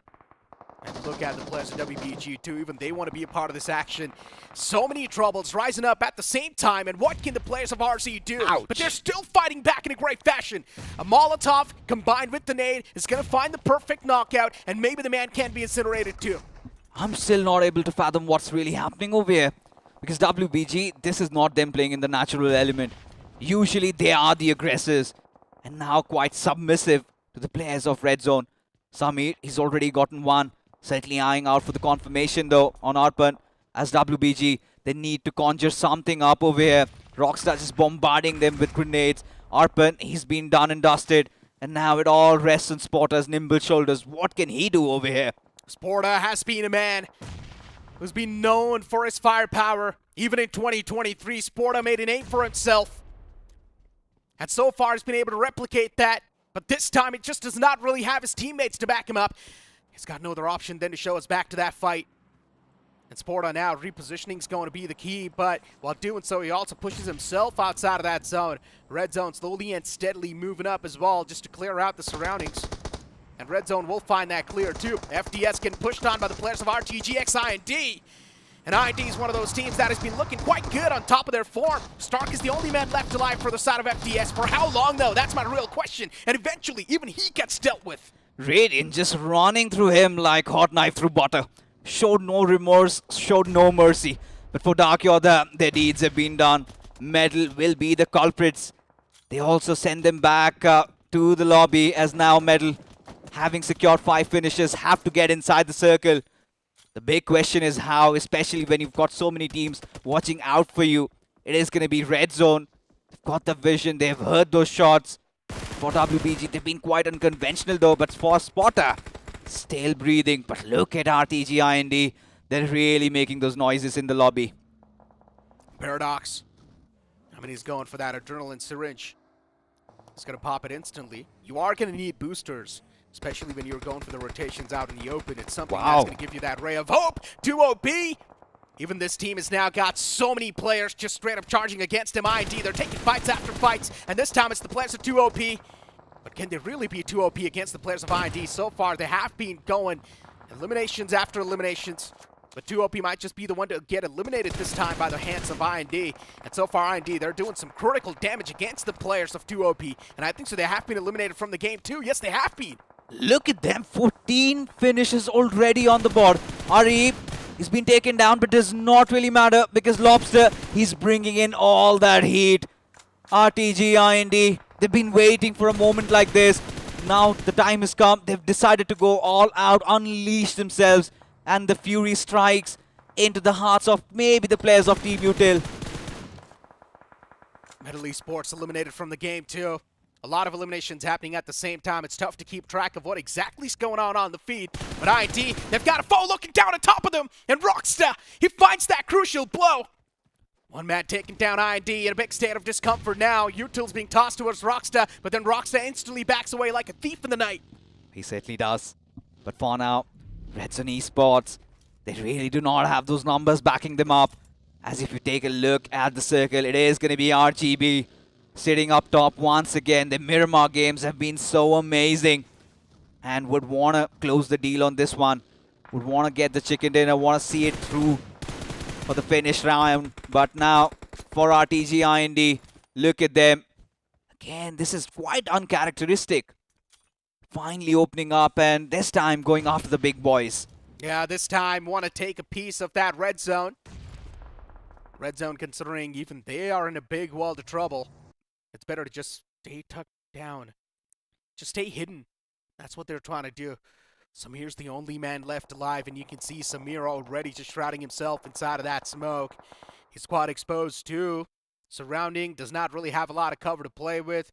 The only thing that's his good friend right now are the smoke grenades that are popped out, but soon enough, even the smokes are going to start to fade away. So for Samir, the problem's on the horizon. RGB, though, once again, quite a consistent ending, that's what it seems like. They've got a prime position inside of their hand, too, so I don't think so it's going to be that easy to shake this team away. Look at this, the 6th circle still closing in. 6 teams still alive, 14 players still breathing, but RTG IND in a whole world of trouble seem to have been exterminated by Samir. The young lad coming in from Red Zone does all of that heavy damage. But whilst all of that is happening, look at Hyderabadi Coders, Necro. 4 of the players still breathing. Is this the game where they finally redeem themselves? Hyderabadi Coders, they have been known to crack the code of the lobby, and once again, they've done so. Surviving to the late game scenario, and this time the positioning points might just be something that's going to be a really good friend to them. But Samir, he can also be the spoiler inside of the sport. He's got the nade cooked up to prime. It's going to be tossed to perfection. Oh. And what a knock that was. Samir secures that knockout against Cancero. And Cancero now trying to back away towards safety. If HC want, they can definitely back that teammate up. They're tossing in the smoke grenades. But Samir single-handedly is being able to dish out so much damage against the enemies. It's crazy. 10 finish points racked up so far from RZ. Red Zone is definitely looking like a potential top dog inside of this lobby. They certainly are, Samir, racking up all those finishes to his name. But no, Goddard does not give him that pleasure. For now, he's already sitting on 5 finishes. This young lad fell off really bad during the first game of Erangel, but ever since, it has been a recovery and a half. For Red Zone, still in contention, 10 finishes to their names. But for the Hyderabadi Coders, they need to somehow manage to get Cancero back to life. He's been the heavy hitter. But how do they do that with especially RGB watching out for them? But look at Util. Yes, from the back lines. They've got all that vision on Samir. Yeah, Samir, backs are quite exposed this time, man. He can be stabbed to death. Samir needs to watch out from the back. He can hear the players of Util approach him, but then he's also getting that unintentional help from the opponents. Luckily enough for him, so far RGB has been his good friends, and RGB is helping him so much to secure those elimination points. Almost could have got that 6 point in the hand too. Hyderabad Coders, they're losing out on players slowly and steadily. That nade sails in, and it's going to get the confirmation instantly. Hyderabad Coders now taken down to a 2-man squad. Naveen and Cancero, the last 2 remaining players, and Naveen's quite exposed too.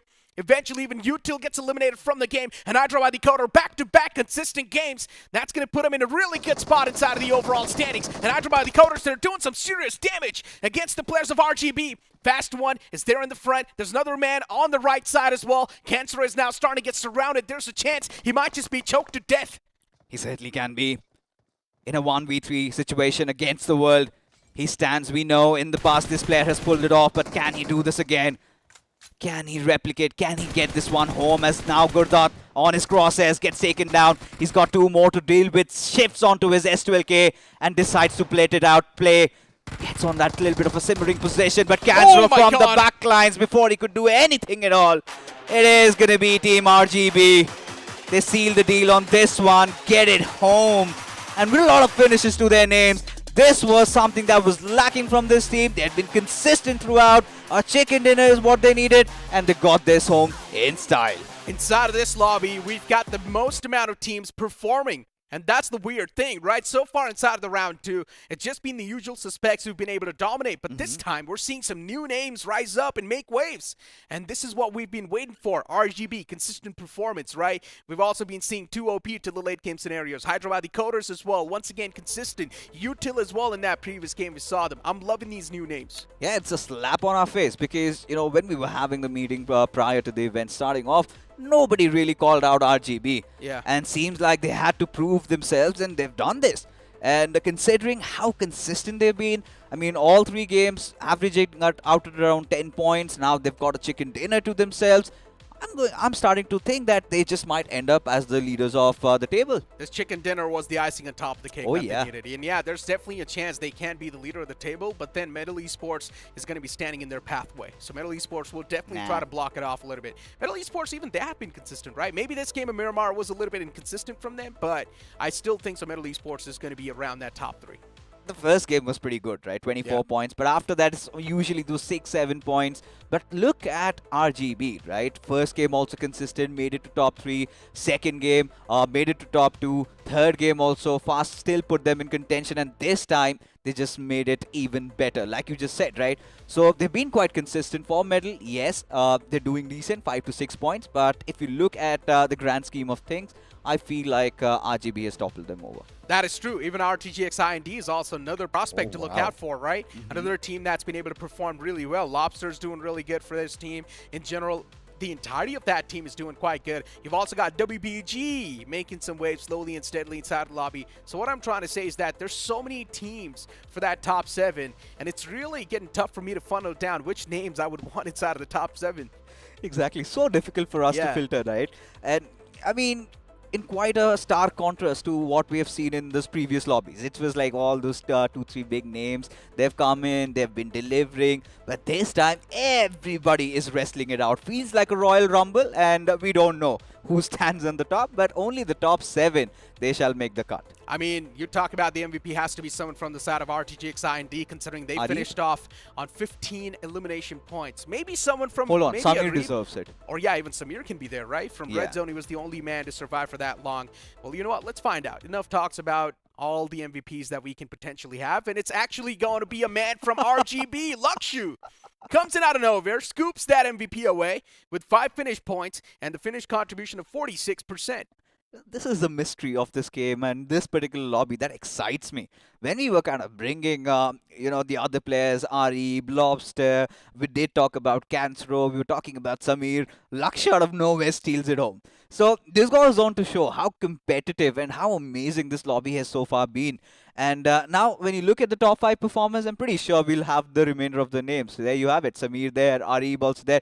Gurdat, I think we need to talk about how good this player has been in that previous fight, right? He was the one who was kind of on the back lines. Yeah. He was letting all the other players kind of fight from the front end, and he was providing that support fire. And watching him get those 4 finishes, I think I'm really happy with how he performed. Yeah, definitely justifies his performance, right? I mean, Gurdat in general is not really the man to be in the front lines, but still is doing so much damage in the lobby, right? If there was a chance to look at the damage number, I'm pretty sure this man will have some of the highest damage inside of the lobby, hands down. Moving on forward, you've also got Martin from the side of HC. I'm not sure what exactly happened with HC, though, because Samir, after getting that initial knockout, it just felt like the entirety of HC just came crashing down. It was like a domino effect. I mean, for Hyderabadi coders, they still made it to the top 2, right? Yeah, top and 2, they yeah. dealt with Samir. It was just that numbers disadvantage, and considering the fact that RGB were just in better position also, came down to Cancro. We did see him still take down Gurdat, but a 1v2 situation, and I really loved how RGB approached that, right? Just trying to wrap him around from 2 different directions. He was just helpless. But that sort of brings us to this conversation where we have to inject in Hyderabadi coders. 2 games, they've also been quite consistent. They indeed have been really consistent. That's what I mentioned, right? They're known to crack the code, and once again, they're doing the same thing inside here, too. They're getting decent amount of finish points. They're also getting decent amount of placement points, and now they've only got 2 more games to go. If they get one single big blow, which I'm talking about, of course, the chicken dinner, then Hyderabadi coders as well, they can be in a potential top 3 scenario. There's so many teams that are really close to that top 3, and it's only because none of these guys are able to single-handedly dominate the lobby. Look at this. RTG IND, 17 points to their name. Yep. Exactly the kind of a game they needed. And even Red Zone Esports, I think, back-to-back good spells in Miramar. For Hyderabadi coders, like you said, have been quite consistent. Utel Esports, they've also found some ground, right? 7 points, quite decent. But considering just 2 matches remain, Necro, I think they have to go big.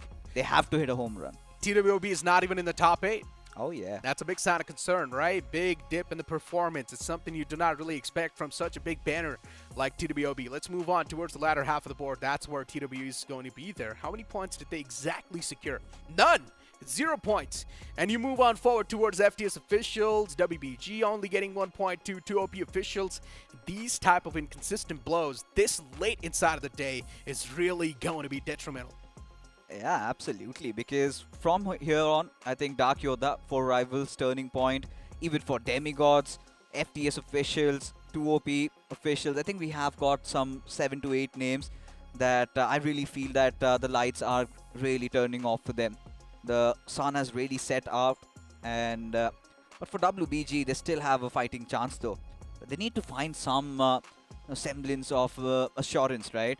They have been struggling quite a lot, at least in that previous game of Miramar, where I felt like they changed their style of play. Yeah. Quite unconventional. It was a fight, I believe, against Red Zone, and they were hit back on their face. That is true. I mean, Red Zone in general is looking like a really formidable opponent, and I'm loving to see this team so far, right?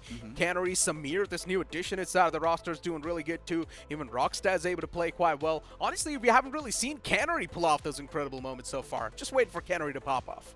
I mean, he certainly has had those moments, but yeah, the consistency has been clearly missing. So many of those teams going big, new names, but our folks from Crafton always getting those new things in this excited promo right after this.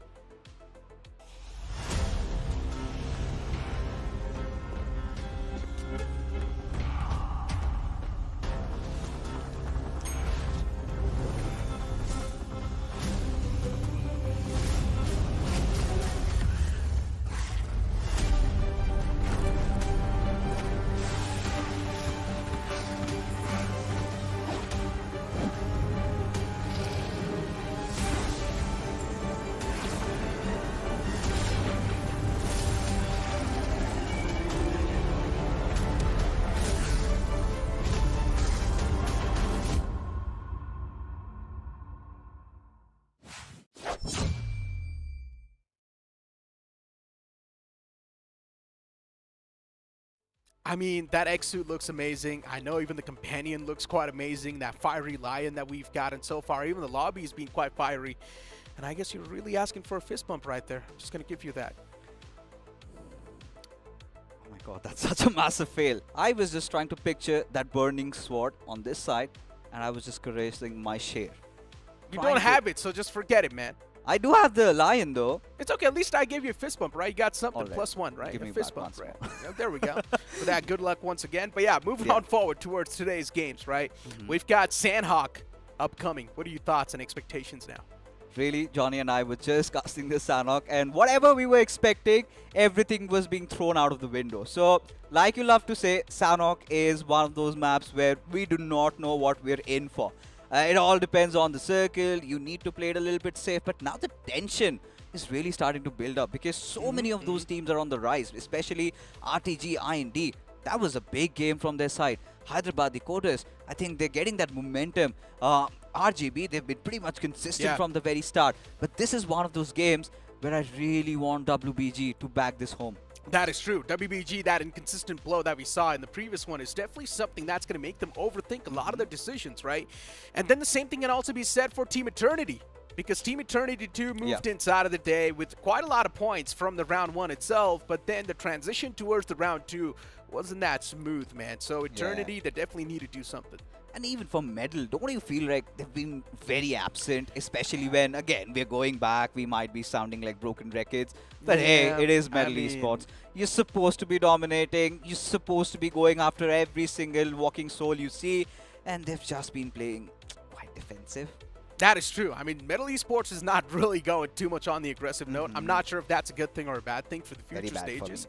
But yeah, for right now, Medal Esports, definitely the domination is not there. And it's also a sign of concern for me. But they're still getting 7 or 8 points per game, right? So that's still keeping them inside of the race. They should still be in the top 5 easily in the overall standings. But it's not the Medal Esports' performance that we're expecting. You've got Koya. You've got Sayum. You've got some of the best players inside of the lobby. And Medal Esports, you're still lacking on those elimination numbers, man. Yeah, they certainly are. But, you know, heading on into Sanhok, let's take a quick look at the schedule once again. Because we'll have a better picture as to what remains, right? Just 2 games to go. And anything, Necro, could happen in this lobby. Exactly. Sanhok on the way, ladies and gentlemen. A zone-centric map, and anything can happen. Whichever team is going to be favored by the circle, there's a high chance that team's going to be the one to come out on top. For example, last time, it was TWOB, a team that was being favored by the zone, and of course, it was the one to come out on top. There were quite a lot of these other teams quite around them, which was Hyderabad Coders. We also saw another team that was right around the horizon. Another team that's trying their best to sort of make a way for themselves is definitely going to be Util. Util Esports, they're trying their best to stay alive till the final few moments, but somehow they're just not really able to win the gunfights that they're taking inside of the lobby. And Johnny is now going to be the one to join alongside with me inside of the panel. How do you feel? Sanhok on the way. Oh, I mean, I'm quite excited. As Fixes mentioned, the last Sanhok we were casting, I mean, it was completely unorthodox from every single one of these teams. And of course, after Medal and Red Zone T's, WOB was one of those names that, one of the big names that was left hanging without any chicken dinners, and they secured the win on the map of Sanhok itself. So considering this could be their opportunity to bring themselves back into the tournament, because let's not forget, you pointed out, TWOB was on the second page in the previous game. I think they need that recovery, and this Sanhok can be the match that makes it happen. I mean, in general, this is the only group inside of the round 2 that is just giving us a cliffhanger. Yeah. We just do not know who's going to be inside of the top 7. There's so many good names. We expected this, right? If it was anything else, that would have been a letdown. I did not expect this. I actually expected Medal Esports and TWOB to dominate because these teams, I mean, they've got some of the best players, man. TWOB moving in from round 1 to round 2, they had so many elimination points, and I thought it's going to be one of those teams like WSB. But Necro, this isn't round 1. It's round 2. That means double the excitement and double the competition. That is true. I mean, difficulty is definitely being notched up, and this lobby is a prime example. But then the same thing also happened yesterday, man. Difficulty was high yesterday as well, but then some of these known teams are just dominating through and just cutting through like it does not even matter. Team X-Spark is what I'm talking about. But yeah, moving on forward towards Hyderabad Coders. Now, finally waking up. A little bit late, I understand, inside of the competition, but still, the room for error now is next to none. Yeah, I mean, Hyderabad Coders, even in the previous few matches in Miramar and also in the previous Sanhok, they were able to secure decent number of eliminations. So I think they have kept that balance still maintained in the overall rankings. It is just that the fact to guarantee the qualification, you need at least a one top 3 finish, secure like 10-15 points in one game, and I think Hyderabadi Coders will also be able to break in the top 7 quite comfortably. So I do understand your concern, but hopefully this Sanhok is that match we are looking for. RTGXIND, another name that has been able to perform really well, right? You've got Lobster doing really good too inside of that lineup. 15 elimination points accumulated from that game of Miramar. And I'm loving the fact that some of these teams do finally realize that the games are slipping away. It's better to just go aggressive inside of the lobby. That is very true, and we have always talked about this, right? With the new point structure, aggression is the only thing that will help you move forward. It is that one thing that you need to bring in your performance in order to secure those points. But what is going to happen in this map of Sanhok? Only time will tell. But ladies and gentlemen, the match is about to begin as the Big Bird is about to take to the skies. Exactly. Sanhok's on the way, ladies and gentlemen. As the map boots up on the screens, the plant flat pat's going to be starting all the way from Hatin towards Bantai, which is going to be down south, or maybe you can't say even towards Docks. Now, off the rip, we do see the players of 2OP taking an exit from the plant flat path. Where do you think the circle's going to be forming? Camp Alpha? Maybe. I mean, we are not seeing those Camp Alpha circles that much this time around. We are seeing that the zones do tend to end towards that main big island towards the right-hand side. So I think we can expect the zone to be a little bit central this time. But hey, if we get a Camp Alpha circle, it's always a welcome one, right?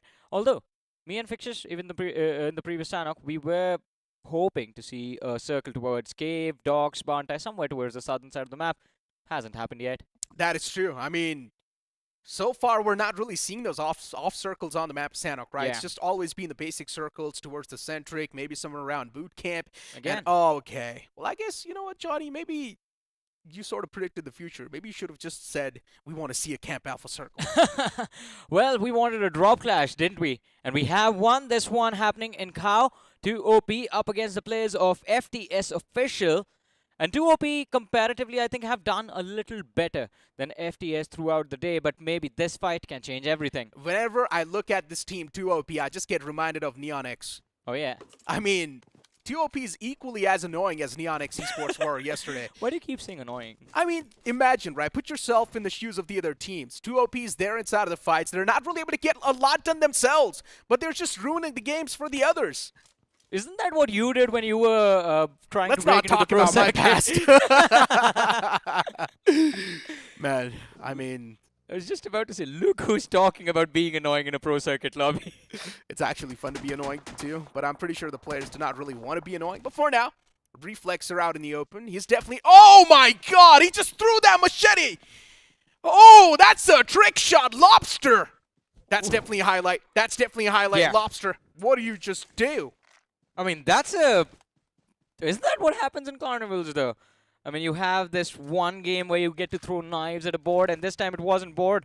It was Reflex, a player who got taken out. And, of course, as you mentioned, that is a highlight, but maybe this can be a highlight as well for the players of Hyderabadi Coders, Necro. A push comes to shove, and it is 4 rivals on the other side. And 4 rivals, they have been struggling throughout the day. Hyderabadi Coders on the top of the hill. Tiger OP. He can feel the players. He can feel the presence of the players of 4R. I mean, so far, all the drop collisions we have seen, all the teams have been in a dicey spot, right? Yeah. At the start, we saw the players of 2OP fighting off. Even that team's not doing too good in the overall standings. You talk about 4R2, this team just hasn't been there throughout the entire day. So, yeah, I mean, it's a good thing that they're really going for the early game fights. They're trying to engage inside of some action, but if this does not really pan out the way they want, then it's just going to be another red flag added to the books. I think it might as well be already. But I would say 4R, they still have got the advantage inside of the fight, considering they've got so much playing field, and they have got so much information as well. Yes, but that has been the case in the previous 3 games as well, and we haven't really seen 4 rivals actually rival any other team in terms of those 4v4s. Just taking a beating every time and again. This time, Hyderabadi Coders, they're still looking for that opening. Haven't found one yet. Naveen, though, oh, he's closing quite a lot of distance. Spots out Devil, and the snake is going to be shot. QBZ, the preferred weapon choice this time from Naveen himself. There's another snake lying on the left. He needs to be a little bit more careful. And if he peeks out towards that direction, things are just going to get even worse. Team Hydra by the Coders slowly and steadily closing on up, but he actually gets slapped down too. Hydra by the Coders, what a big letdown this is. 3 players knocked out, and they're on the verge of being knocked out of this game as well. And Maman, I mean, he's the man responsible for making it all happen for his side, 4 rivals. This could be the game they were hoping for. This could be the big match that they wanted. Oh no, red zone, big blunder. DG, they found a big opening. Canary out of the picture. The funny part is we just had a conversation about Canary not being able to pop off, and then he just get picked off this time like that. Rough luck from Canary. Getting picked off this early inside of the game, not even getting any type of elimination points in the hand, and being the crucial threat to the team as well. Yeah, that's a big red flag. Another fight brewing up. Util this time. They're in a big world of trouble. RN5 is knocked out, begging for mercy, begging for help towards his teammates. And his teammates, I'm not sure how much they can really make happen, but a really great knock from Venom. Catches the man instantly. Another man in the outskirts. He goes for the confirmation instantly. Venom is not doing too good, but at the same time, he's making sure even his opponents are going to be suffering. I mean, one thing he has done is actually relieved his teammates of all the pressure that was about to fall on the heads of Util Esports. And TE, Team Eternity now, forced into a corner. Not a lot of options remaining in this match. They will have to play for survival. Look for those first aids. Go for the heal battle, whatever it takes to secure those points. Although, as we were talking about, I would like to go back to that earlier fight. Hyderabadi Coders, big mistake made. No one checked the flank and they lost 2 players. But wait, Eggy, what is that? Easy. Easy frags, yeah. Yeah, free 1-2, a freebie. Who does not love that? Eggy instantly just backing away. Just snatch it away, right? Like a thief in the night. Daylight robbery. Yeah. Considering he was underneath a tree shadow, so I would call it a thief of the night. But it's still daylight. It's always daylight in BGMI, Necro. That is true. I mean, hey, we had an event, right, where it was also the night mode available. Yeah. And even that was quite fun to Oh, play. that was fun, yeah. Yeah, it was really fun. But the only problem was, it was really getting tough to spot out the enemies far away. And I would just get sprayed down from somewhere. Slight drift downhill, but Like it's that. all okay. Yeah. No one there to punish them for that. Turning point, not good at turning the vehicle. This is Fast and Furious Sanok drift. Uh-oh. Oh, look at it go in slow-mo. There it is, Oh, it's back. wow. Style points +1. Yeah. That's funny. When I said Fast and Furious Sanok drift, the man just flips his vehicle. The timing couldn't have been any better. This is one of the slowest moving rotations I've witnessed. But look at this shot. Oh, my God. Just throws that machete. Man, he's a ninja. Yeah, and it hits him in the head, too. The precision, incredible. Never seen this happen in the past myself. But yeah, nicely done, honestly. You know, when you do not really have anything in your hands. This is what I say, right? Making something out of nothing. Yeah. Whatever it takes, whatever you have, make Yeah. it work. Well, TWOB, we talked about them before the game began. And they have the center of the circle quite close to them. They've taken off 1 player from the side of RGB as well. So there is an opportunity for them to go for a squad wipe, secure the center, and maybe walk away with another chicken dinner on Sanok. Maybe. Still a big maybe, right? Yeah, big one. So far, the lobby's been so unpredictable. I mean, at least this time the teams have adapted, because in the previous Sanok we saw the entirety of the southwestern quadrant of the map completely empty. There was just one team there, TCM, and TCM chose to rotate all the way from Nakama and Sami to Lakavi to pick a fight. And that is where they took an exit. But this time around we saw like 2 or 3 teams towards that southeastern quadrant, a few more teams towards Camp Alpha. And a good spread overall from the entirety of the lobby, but wait. For that, Uh-oh. just lets them go. No way! Those are like 3 points right there, too. I think he is isolated. That is why he did not want to engage. His teammates are a little far away from him. That is At least true. 100 meters away. You've got a point. Time to be a ninja. Be sneaky as possible. But yeah, speaking of TCM, right, I still remember what exactly happened to them in the previous game, but I'm going to talk about it later on. Another team that you guys had a lot of expectations from. WBG getting pushed up on from the back as well as Mayank. He's got his hands on the DBS, and so far his teammates have already taken too much damage. And the same fate is written for this man too. Yeah, WBG, they are looking to go big in this game. The only problem is they've lost 2 players quite early in this match. Now all of that commotion, look at that. The Vultures are here, Necro. They have arrived in the form of Metal Esports. Encore leading the charge, Sayyam and Kyoya in the backlines. This should be an easy fight, or at least that is what we thought. The third party comes into play, and Metal, they're down 1 player even before they engage in action. Yeah. Came in like the Mafias, and now they don't really feel too good anymore. TCM from the top. Speaking of this team, right? The conversation that I was having, trying to have about this team was TCM in the previous game of Sandhawk. They faced off against the players of RTGXI and Radeon. I still remember that clutch with the DBS. It was incredible. The entirety of TCM was just humbled. Yeah. Oh, this time Metal though quite exposed. Sensei Boy, he tried to engage, but Lobster from the distance actually finds the frag, or in fact the knock. Rockley is looking to go for a revive. Are there 3 teams or 4 teams in this position? Yeah, there are. That's the question. There's WBG right there. There's Metal, there's TCM, and... Yeah. Alright, there's a 4th team present in the mix, because that knock on Sensei Boy came neither from WBG, neither from Metal. It was IND, RTGX IND, who actually found that knock. How is that line of fire available to Lobster? There's also RGB in the closer fray. The team of the pink, you can see. Yeah, there you go. Even RGB now. Wanting a little bit of piece of that pie, right? 5 teams, Necro. They cannot really miss out on this action that's currently going on. And Sandhawk is known for the third parties. We're not even surprised. Yeah, true.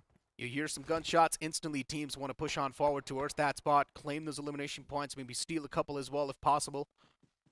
TWOB, so far, quite a peaceful approach. TWOB themselves know if this game is not going to be good for themselves, then it's a big problem. I mean, they're tucked away in a corner. Not a lot to do from there. Yeah, they're just playing safe, just like the previous one, right? They had the compound, all the 4 players just tucked inside of that compound, not even moving out. Crossing their fingers, hoping that the circle's going to be shifting right on top of them, but this time, Fate has something else.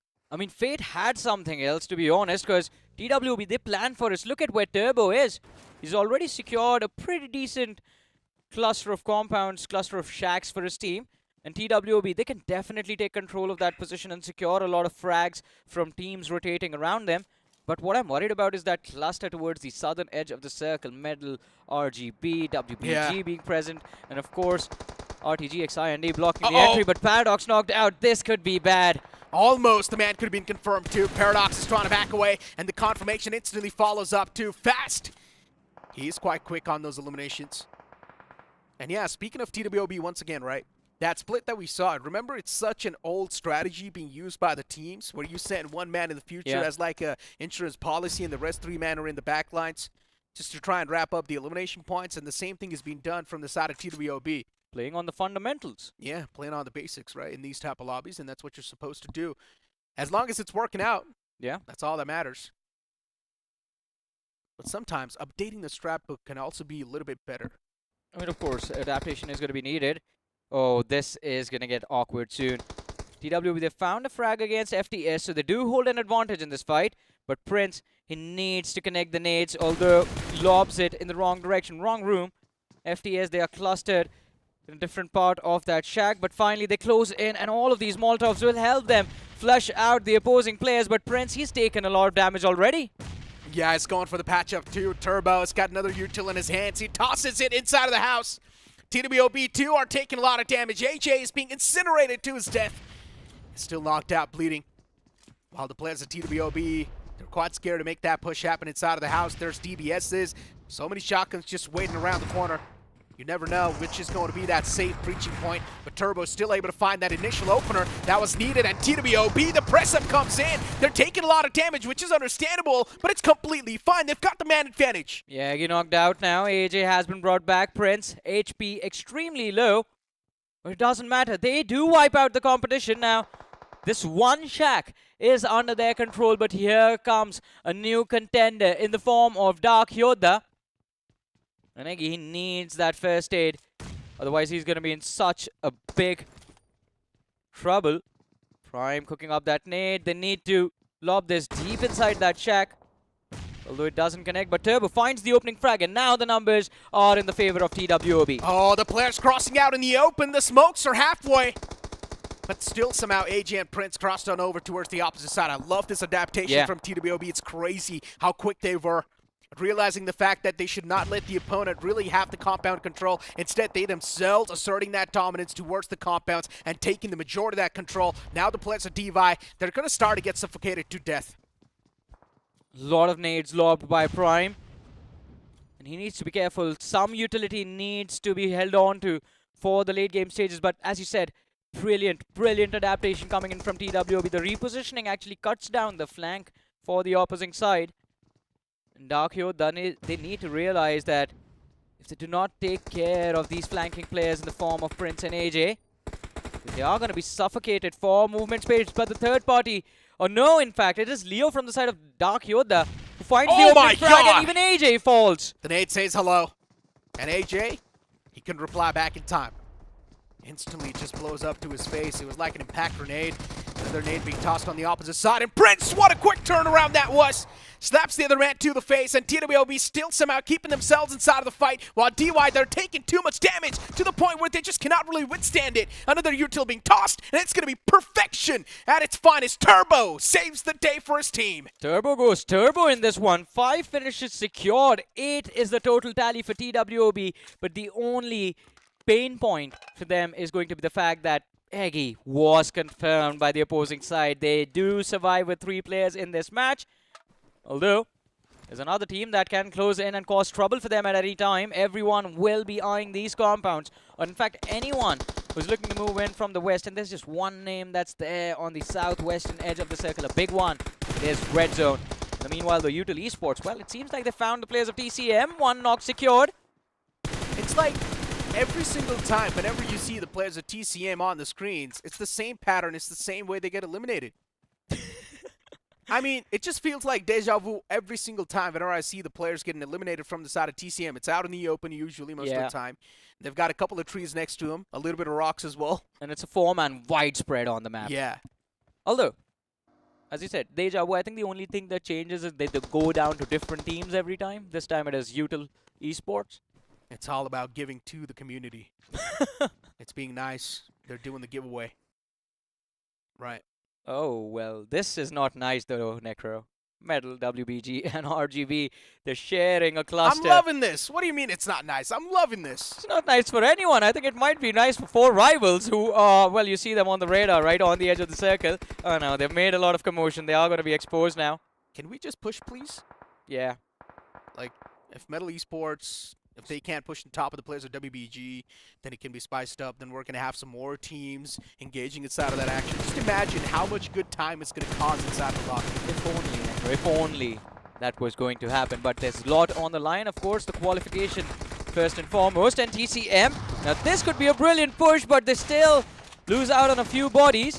Sensei, I thought he had it, but no, it's through the doors to OP. They find that frag, and they still survive. Necro, you were right. They're just annoying everyone in this lobby. I'm telling you, man. I mean, they do not even have a lot of points secured. Look at that. Only 2 points so far. But they're still being a big problem in the foot for a lot of the teams. Inside of the top 10. And soon enough, we're going to see the next circle pop up. Probably it's going to be out in the open. There's no way it's going to shift right on top of the players of TWOB. But it just happens. Why is TWOB so blessed? What is... On Sandhawk. Well, TWOB might be blessed, but I'm a little confused with what Red Zone is doing. I like this, actually. Red Zone is just trying to play for the information. That spread, it is good, as long as any of these players is not going to get caught. Yeah. I think Rockstar, there's a high probability, so they might have accounted for him getting taken out, but Jadoo needs to stay alive no matter what. Considering Rockstar is the only man who's a little bit around this entire action, he can give that crucial information. You've got 10 teams alive.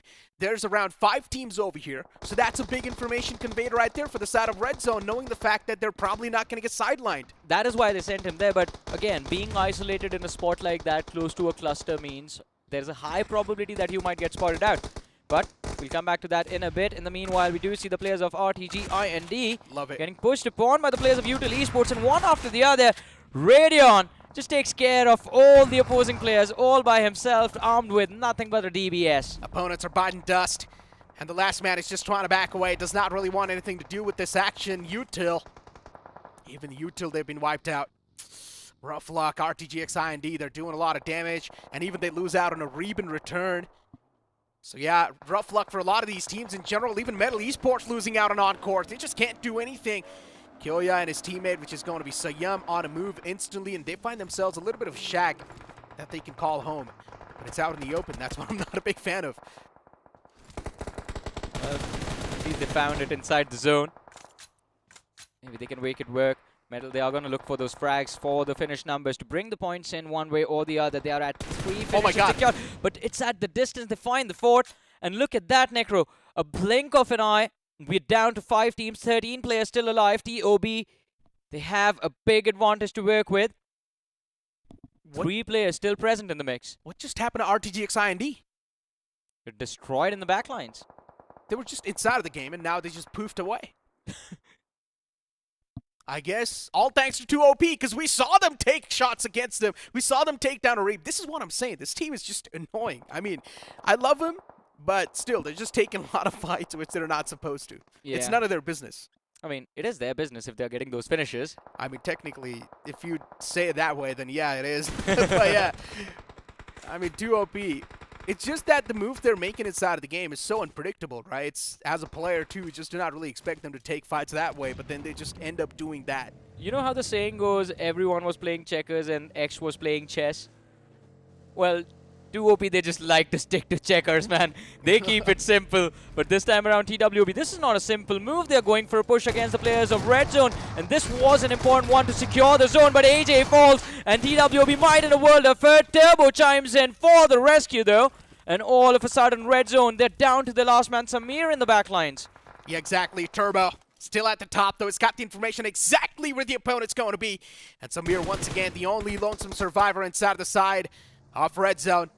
Last time, it was quite a big prompt for a lot of these teams. And once again, there's a chance Samir can make the same thing happen.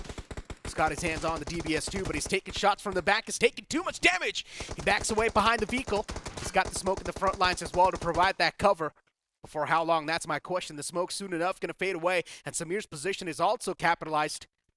Samir knowing the fact that he's going to get shot down anytime soon, and that's what exactly happens. TWOB on a domination streak for now. 13 elimination points secured with just this 2-man squad.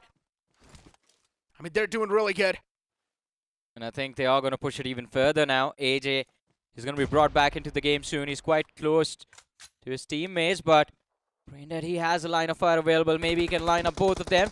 It's quite a lot of distance to have a perfect spray. And of course, the big threat from Medal on the flank. The zone. Necro, look at that. It belongs to no one. And TWB, they are making a move to challenge Medal for that compound. But Turbo, he's going to be the first casualty in this fight. AJ, he's still there in the back lines, but what can the other 2 players do? This is such a tough spot to be in. I think Medal, they might have just stolen this win away from these lads. 2OP backs against the wall, and the wall's going to be doing a lot of damage this time. It's going to be converted into a wall of death. Metal Esports out in the open. No other option than to cross over. And TWOB slowly and steadily getting their hands on the circle as well, considering they did have a sacrificial lamb themselves in the name of Turbo. AJ and Prince back inside of the game looking pretty good. TWOB now making the scenario to a 2v2 against the players of 2OP, but 2OP just lacking that confidence, and that's where TWOB might just excel. The nade's being placed to perfection, and that's it! TWOB to close things off against 2OP. Initially, he had no idea where the nade was supposed to be locked, but you know what? As soon as he got close to the rock, he saw that player crawling outside the corner, and that gave him an idea where this last player would be. Last minute switch in direction, and that nade just hits perfectly. TWB, I was expecting, well, up until the last few moments, it was quite clear, alright, they're doing quite well. This might be their game. But for a second, I thought Medal might be able to steal it away from both these teams, 2OP and TWOB. The only reason Medal wasn't really able to do so is because they needed to cross out in the open, right? At least TWOB, they had some trees and some rocks to play around with so they could move in cover to cover. But Metal Esports, they just needed to cross a complete open terrain, which was the street. And as soon as they tried to do so, they just got completely screwed over. Yeah, and we all know it's quite risky to be on the Yeah. streets like that. So Sayam, he got taken out Yeah. while crossing over. His teammate had actually made it through, but unfortunately, as soon as he got up to take a fight against the players of TWB, he was picked apart. Yeah. And actually, 2OP actually, I think they stole a lot of finishes from a lot of different teams. I think 2OP have done quite well for themselves in this match. Yeah, this game was definitely quite an uplifter for them. Yeah. But the only concern is that this might just be too late. Because 2OP not getting that chicken dinner, yeah, getting a decent game in the back, but once again, you can't say it's the same sort of storyline as Hyderabad Coders, right? True. Those two back-to-back consistent games, and now you move on forward towards Sanok and Hyderabad Coders. They take an early blow, Yeah.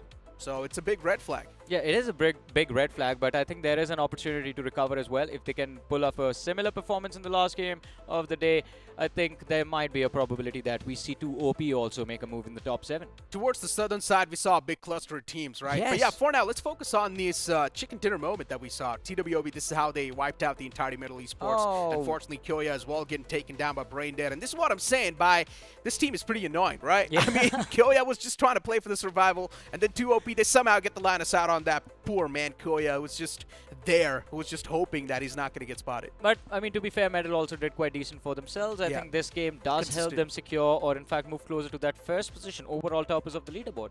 Yeah, I think so. They definitely can be, because Metal Esports, if they're able to get another big performance in this last game, then they're probably going to be the table toppers. No one's Yeah. going to stop them. It should be Metal Esports, TWOB, and with the way Red Zone's playing so far, even they can be there. Yeah, but in this game, Red Zone were a big letdown. They I were. have no They idea were. what that play was. I mean, it wasn't their play, it was TWOB who charged in for a fight. But then again, I mean, the players were split up so much that there was no recovery. Jadu gets caught off guard, the other two players get stuck in a corner, and then as soon as OP is there for the third party, it was done and dusted for the side of Red Zone. I mean, 2OP, not just third party them, they also third parties RTGXI and D, Yes. right? Even Arib got taken down. We saw that entire fight happen. And 2OP in general were just scooping up a lot of these third party elimination points, right? For these teams, 2OP was definitely a big menace, but let's just hope that in the future, the same thing's going to be replicated, honestly. I'm loving what 2OP's doing. Exactly. I'm enjoying this action too. I'm enjoying this side, this new version of playstyle or the pacing of the game that they've brought into this match. Just stay behind everyone, and as soon as they think there's no one in the back lines, just get up, take down one player, and done and dusted. We move to a different spot now. This is what you call the sneaky ninjas, right? Peekaboo. Yeah, just That's wait the for the strat. right moment to strike. Maybe you can also call them the snakes inside of the lobby, but as long as the snakes able to inject venom in the opponent, that's all that matters, right? Venom's lethal, and so far 2OP, they've definitely been the lethal ones. Now, TWOB getting that chicken dinner, as I mentioned, propelling themselves in the top 3, that's not going to be an issue. The real struggle now is going to be for that 5th to the 8th spot, or maybe 5th to the 7th spot. That's where the real struggles are going to be. But you know what? Enough talks about the team. Let's focus on the individual performance. Who was the man to get the MVP? I hope it's Turbo. Of course, I mean, Turbo went full Turbo, and especially that rescue in the first fight that TWOB were involved in. I think that if they lost 2 players over there, it would have been done.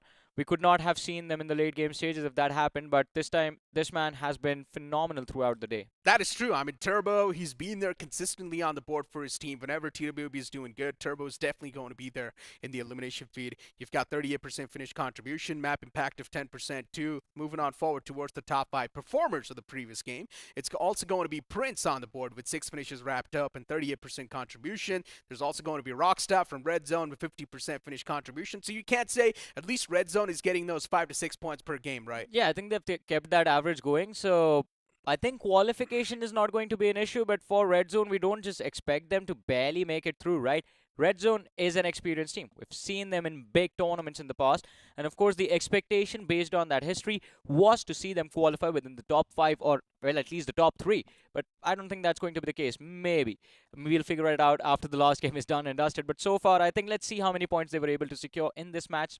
Total tally. I mean, talk about another big letdown, actually. We completely missed out on this team was RGB. I Oh, mean, RGB, yeah. they've been consistent throughout the Yes. entire day. They've been inside of the top 5, but this time they're on the 7th spot with only 5 points accumulated. The same thing can be said for WBG as well.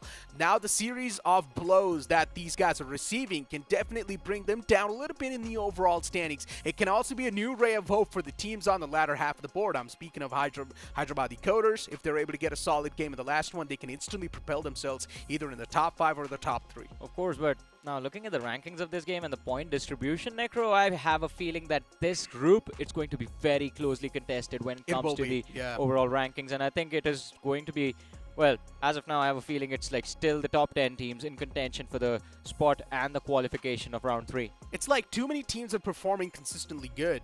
We talked about the 5 to 7 points, right? Yeah. And a lot of these teams are actually able to get that average, and that's a problem. Now, securing that top 7 spot's going to get even tougher. It's going to be so critical. Yeah.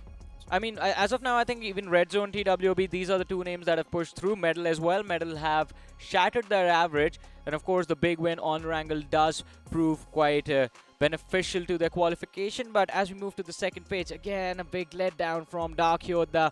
And as you were talking about Hyderabadi Coders, we see them on that 15th position with no points secured from this game. Yeah, rough luck from them too, man. Turning point as well throughout the entire day. They just haven't really found that turning point for themselves. Yeah. They just completely lost, and they're taking the wrong turns. You move on forward towards FTS Officials. Even that team struggling. FTS Officials, actually, the previous game, if I'm not, or the previous game, if I'm not wrong, was quite decent. Yeah. Right, and then moving on forward towards this game, FTS Officials just gone. I think so throughout the entire day, they've only been able to perform inside of 2 games. True. Yeah, it was 2 matches, and other than that, every single time they've just taken an early exit. Yeah. Barely walking away with 1 or 2 points. But again, one last game, I think we have seen teams drop those big numbers, qualify in the last match itself. Who knows, FTS can be that one team in this particular group who drop a big 30 bomb in this game, and then that helps them push through. Now just imagine, so many teams are playing good, right? RTGX IND, you've got RGB, you've got TWOB, Metal Esports doing really good too, and you've also got Team Eternity sort of lacking a little bit, but yeah. WBG is also going to be there in the top 7 easily. I ran out of fingers on my yeah, even hand. 2OP now finally waking up. You've also got Hyderabadi Coders doing okay. So many teams in the contention, but at least you can't say the top 3 are easily going to be RGB, TWOB, and another big name, which is going to be Metal Esports. So that team's going to be on the safer side. You just made me more confused, Necro. You made me count 8 teams. So I pretty much just shared my thoughts with you, right? So that's how confused I am. See, initially it was just you who was getting stressed. Now both of us are getting stressed. Well, we're going to take a chill pill right now. And there's one way to do that, ladies and gentlemen. Check out the new things that are brought to us by Crafton India. And this is going to be one of them.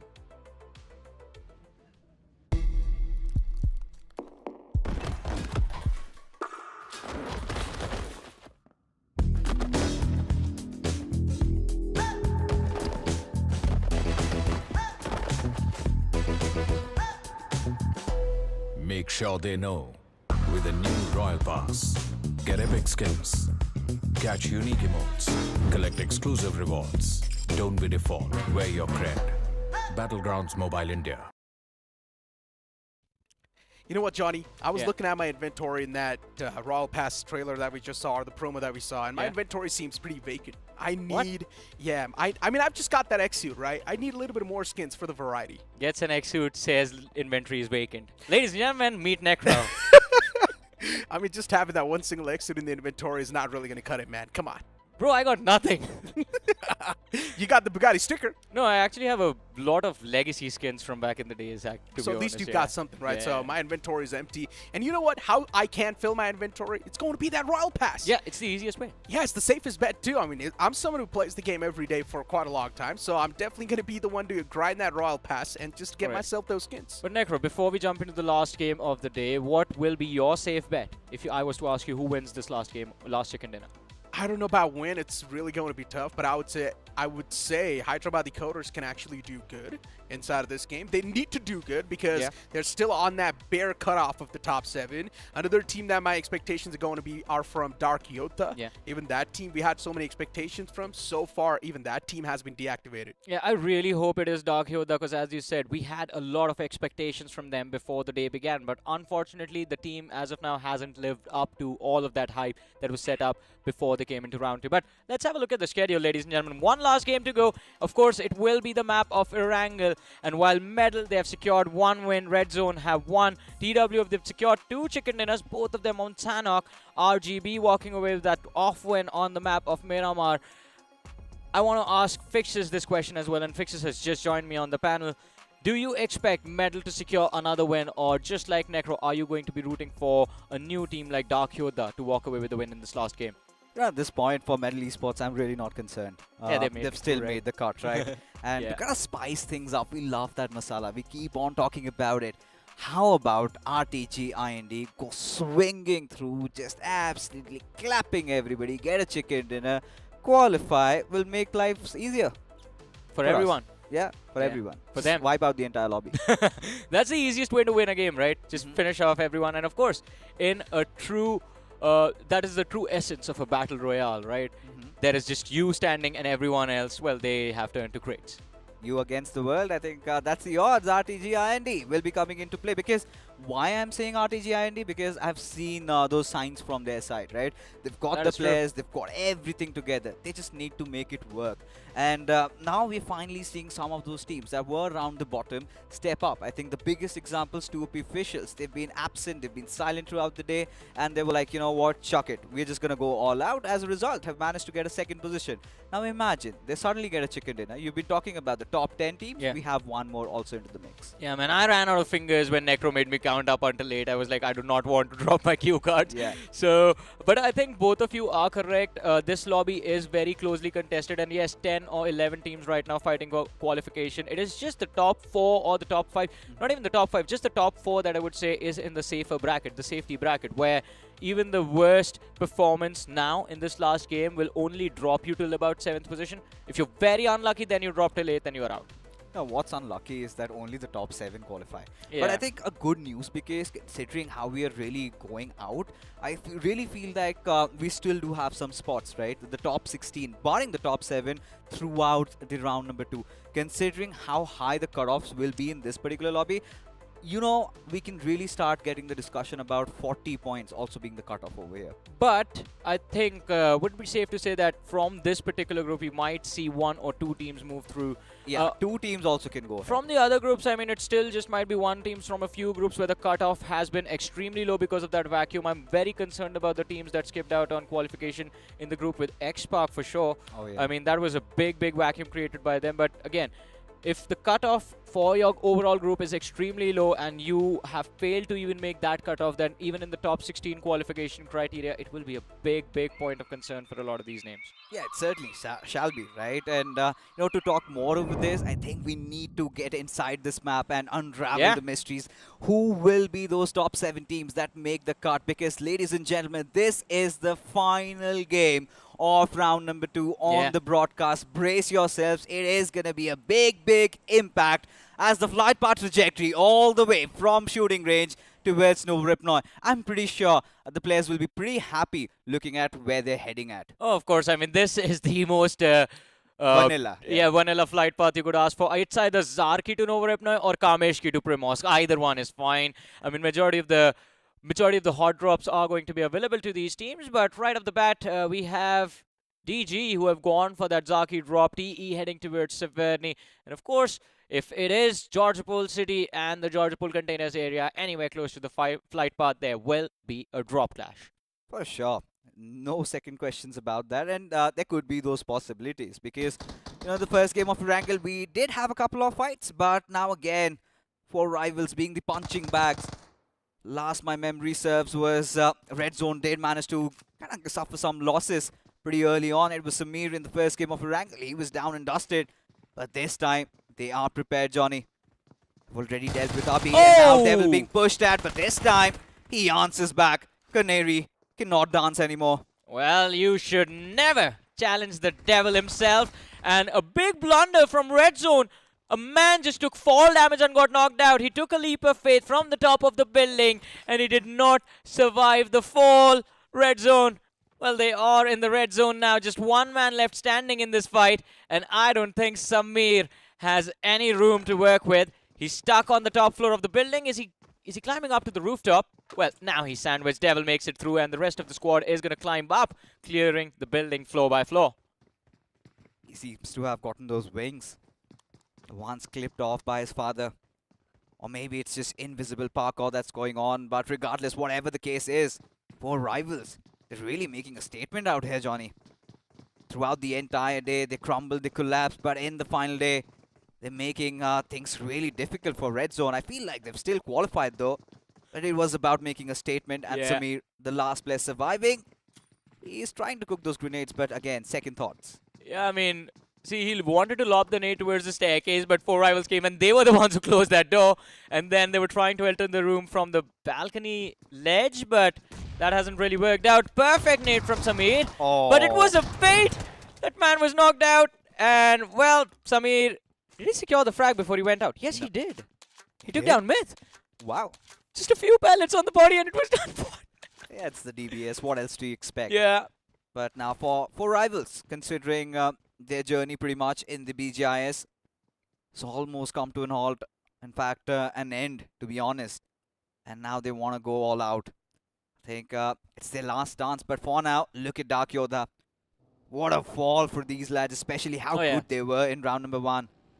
Again, being surrounded by 2 OP. They have been the notorious goblins. Going after every other team in Sanhok, did manage to find so much success. And again, in this particular fight as well, 2 finishes racked up already. And seems like Dark Yoda are just reduced to their final member surviving. Yeah, I think this might be the end of the journey for Dark Yoda. Leo OP, the last man left standing. And he's just going to read the finish feed over there. 2 OP just picking up his comrades one after the other. All 4 players. And again, as Necro said, this team, they are a nuisance to anyone and everyone inside of this lobby. I think at the start of the day, they might have been a little too concerned. Oh, what are we going to do? This is such tough competition. Do we make it through? But now, they have just let go of everything. And they are just running after anyone they see, trying to pick a fight with anyone and everyone. And, well, of course, the finishes that were stolen in the previous match was something else. They were just phenomenal. Quite opportunistic. I am starting to love 2 OP. We all are. But is it a little too late? Or maybe another, I think, good game with around 15 to 20 points could get them the qualification. And certainly this time, they're not going to be stealing finishes here and there. They're going for it. And I think that's the thing, right? When you're pushed over really at the bottom, that's where you're like, you know what, we're just going to go all out. I think every player just brimming with confidence. This is exactly what this team needed. But in the grand scheme of things, taking a look at the circle again, it's kind of quite generic, nothing really out of ordinary. TWOB, WBG in really good spots over here. But TWOB, they've also been such an interesting prospect this time around. I think one of those teams that lived up to our expectations, having those really good games in Sanhok, and then we've seen them do well, in fact do decent. Yeah. I'm pretty sure I won't really be surprised if they end up topping the charts. Yeah, I mean, me either. But let's see if that actually happens. Although, I mean, looking at the circle itself, we have a central zone inside of this game.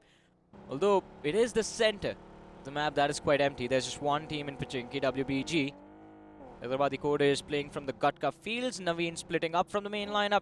He's clearing up the front lines, and TWB farm is the place they call home.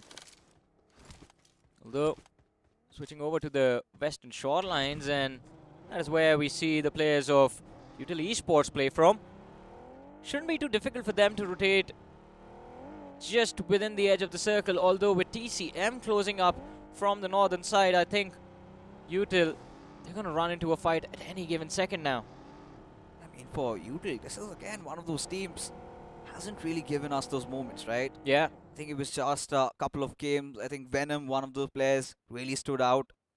Had his fair shot in the top performers in one of those games. But barring that, Util pretty much have been quite lackluster. But for Team Hyderabadi Coders, I think they've been nothing short of a roller coaster. There have been those games where they go big. Cancro is one of those players, Johnny. Really impressive. But this is not the love story that has always been out there. Lobster chasing down the players of FTS, barely surviving by the skin of his teeth. But what happens next? Oh man, this is such a tough spot to be in if you are FTS. Krish MVP, he was solo but so lucky. And also he was solo, because his teammates are somewhere else on the map. He gets spotted out again, but this is a brilliant rotating move. Moves from haystack to haystack, from behind the building to behind the ridge. And IND, they've missed a free finish they could have just taken away. And of course, the benefit that when you run into FTS next, they are going to be down a player. Big opportunity. Just slips right from their hands. We've been talking about the miscreants. I think TCM is also another example. And I would love to see what they come out with. But it is the players of Util who light them up. One of their players already down and dusted. 3 more remaining. And seems like Util Want to see it till the end. Yeah, it's Mac who's knocked out. His name is also It's Mac.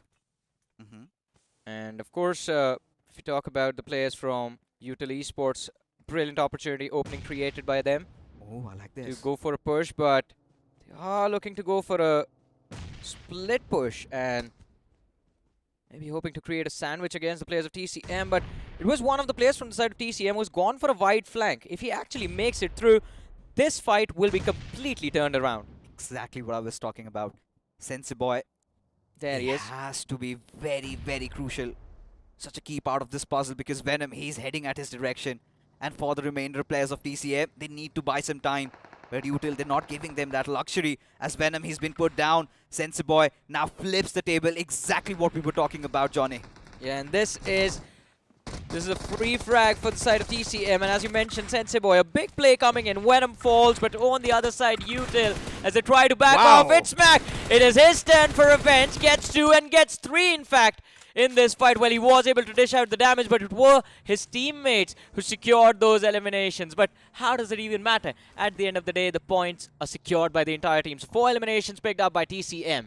Yeah, indeed. And Sensi Boy really had to be the MVP of that fight. That one bold move and his remainder of his teammates, credit where credit is due. They kind of held the players off.